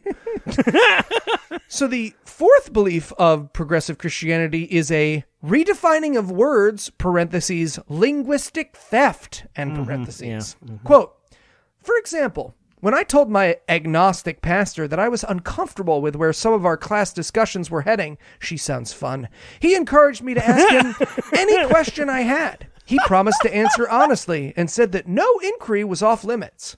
I asked, do you believe in hell? And do you believe the Bible is divinely inspired? He answered unequivocally yes to both. That put me at ease enough to continue in the class, although I was very confused at how he could believe the Bible was divinely inspired, yet question its truthfulness. A few months later, flashlights back under the chin, I came to understand what he meant by divinely inspired. He believed the Bible was inspired much like the writings of C.S. Lewis or A.W. Tozer, but not in any special kind of way. And hell, he meant it in a figurative sense, as in living out the negative consequences of bad choices we make here on Earth. End I was quote. Devastated to learn that he was secretly being reasonable. It's dogs and fetuses in a lake of fire. Am I crazy? Is nobody hearing this? This is ridiculous. Agnostic class. Fuck you. I'm going to go to my 1 million moms meeting. Yeah. And last, but not least, the final core belief of progressive Christianity that, again, I just need to remind you, Elisa wants to reject is, quote, a focus on social justice. Yep. Those motherfuckers. So we're back to our anagram. Now it's time to Acronym. offer discernment. And Elisa's going to throw us a bone here. She admits that, yeah, I mean, technically, all the Christianity that doesn't burn witches at the stake is progressive, but like every other chapter of this book that we read, the problem isn't the progress people have wanted. It's the progress people have wanted the second the various authors of this book decided everyone had all the rights they would ever need. Yeah, there we go. Yeah, look, it's not actually that we think the Bible should be taken literally so much as that we're not allowed to use anti-gay slurs anymore, but Amazon will sell an apologetics book. She even points out that Christians sucking super hard is part of the cause of progressive Christianity. The problem, according to Elisa at least, is that people tried to reform the religion, not the people. Or as she puts it, doctrine doesn't abuse people, people abuse people. Yeah, maybe your lives matter if you stop resisting a little bit. Which means it's time to A, argue for a healthier approach. And Elisa admits that it can be pretty tricky to figure out what the right kind of Christianity is. Oh, so for a second I thought you were going to say that she admitted it was tricky to argue for a better approach than social justice, but upon reflection, I have no fucking clue why I thought that. Yeah, well, luckily for us, there is a good way to pick the right flavor of Christianity. And it's the Bible. Or, as she puts it, quote, "This is why we have the Word of God. It's vital that we adhere to the doctrine of biblical authority, that the Bible has final say when it comes to issues relating to our faith. If we want to have a healthy Christian life, believing in Scripture's authority is the only way to assure that your worldview is in line with reality." Yeah, it's about the intent of the founding father. And the fucking Supreme Court agrees. Fantastic. Yeah, it does. And finally, we're going to R, reinforced by discussion, discipleship and prayer. I Nailed it. And I love that she uses this last section to plug her talk here. At the beginning of her talk, this is her little technique here, she puts up a picture of her daughter and talks about how cute she is. Then, at the end of the talk, she puts up a picture of another little girl who looks like her daughter. And when the audience presumably goes like, "Oh, she's so cute," she goes, "That's not my daughter, idiots, but you didn't know that because you don't know my daughter." She does sound fun. Her point being, quote, "The best way to spot counterfeit Christianity in any form is to know the real thing," end quote. Okay, not that I don't appreciate the fact that she figured out a clever thing to do about that once, couldn't think of a way to put it into the book, so just talked about what it's like when she does it in her talk. You got to be careful giving talks at churches that could be interpreted as, "You should get to know my kid, lady." Good advice. Yeah. And she concludes this section with such a perfect quote, we should sell it on a t-shirt and donate the money to Planned Parenthood in her name. Christianity is not progressive, it's eternal. We're not evil. We are infinity. Yeah, well, except they went with the opposite of evil. But yeah, exactly. We're not the opposite of evil. All right, so now it's time for the last set of discussion questions. Gentlemen, are you ready? Sure, why not? Number 1, icebreaker. When you were a kid, did you ever create a soda concoction like the one Elisa described? Why did you like it? Was it the taste or the freedom? Yeah, I did. It was Diet Pepsi and tonic, though. I'm not sure how to answer the question. That's what we had in the house. We had Diet Pepsi and tonic. See, yes, I loved it, and yes, it was because I hated God. I knew it. So, yeah. Number 2, main theme. People are changing historic Christian doctrines to accommodate the times. Do you think the Bible is out of step with society? Do you think adherence to societal norms is the test of truth? Why or why not? I think Donald Trump's re-election is the test of truth and God. So I'm a Christian now or not, depending on what happens. Refresh. So, all right, but not to be repetitive, but their argument here is we shouldn't change Christian doctrines to accommodate modern times. We should change them to accommodate the time when the black people knew their place. Yes, exactly. All right, number 3, self-evaluation. Do you find yourself drawn to progressive Christianity or repulsed by it? Yes. How strong is your reaction? Infinity. Evil. Why do you think you react the way you do? Ibid. In what ways can you be discerning about what you read and listen to? Oh, I joined the Antifa Navy. Oh, nice. You can get into it. Try to have a boat rally. Try. See what happens. All right, so I find myself repulsed because diet bullshit is still bullshit, and I can be more discerning about what I read by letting Eli read the entire book on one of these for a while. Number 4, brainstorm.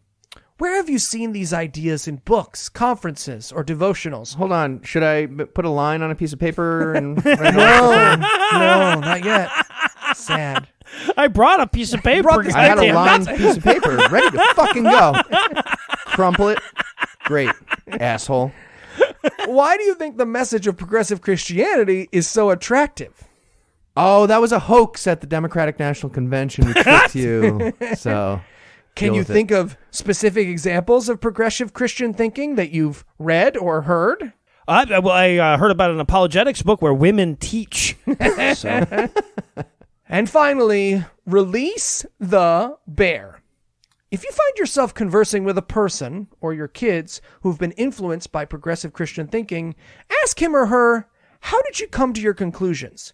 Keep in mind all the isms you've learned. Do they believe truth is relative? Postmodernism. Is he or she skeptical of miracles? Naturalism. Does he or she say that the truths in the Bible are too harsh? Emotionalism. Oh, I wasn't listening to their answer. I started walking away. Yeah, no, I was refreshing. And that is the book. So, guys, one last question. What do you think we learned from Mama Bear Apologetics? Oh. That's... Refresh. Maybe I can help. What are you doing here, Hillary Morgan Farrer? Oh, Noah, I'm here to tell you what you learned from my book, silly. Okay, I guess. Back in the good old days, we were set in our ways, and the Bible was true. Derrida came along, everything went wrong, and now we're run by the Jews. Kids today have thrown away truth, and by truth I mean God. That's what truth means to me. Everyone's postmodern but me. I don't know, Hillary Morgan Farrer. That sounds like a vast oversimplification of hundreds of years of... Won't someone tell me please why nobody sees the lies that they tell? Self-help hugs you and cries while it sends all you guys straight to hell. Now I've laid it out in my book. If you just take a look, it's easy to see. Everyone's postmodern but me. But you understand that literally everyone except you. Hush now. Look, I know it's not easy to face. Your kids might think you're a drag, but if you don't do it now, they'll turn your kids into homosexuals. Danger, baby bear's face. If Mama Bears only knew. So buy my book and read my blog and check my podcast too. Everyone's postmodern but me. I mean, can you at least admit that maybe... I'm singing. Everyone is wrong as could be. Oh, if only they'd see, I could show them the way. Books full of postmodern lies, all a compromise so that you can be gay. Rich people have to be bad. Feminists going mad, wanting college for free. Everyone's postmodern but me. Really? Everyone in the world? Yep. Everyone's postmodern but me. In the whole wide world. Everyone and everything from Star Wars to Lord of the Rings. Everyone's postmodern but me. Yeah! You sound like a sexy baby.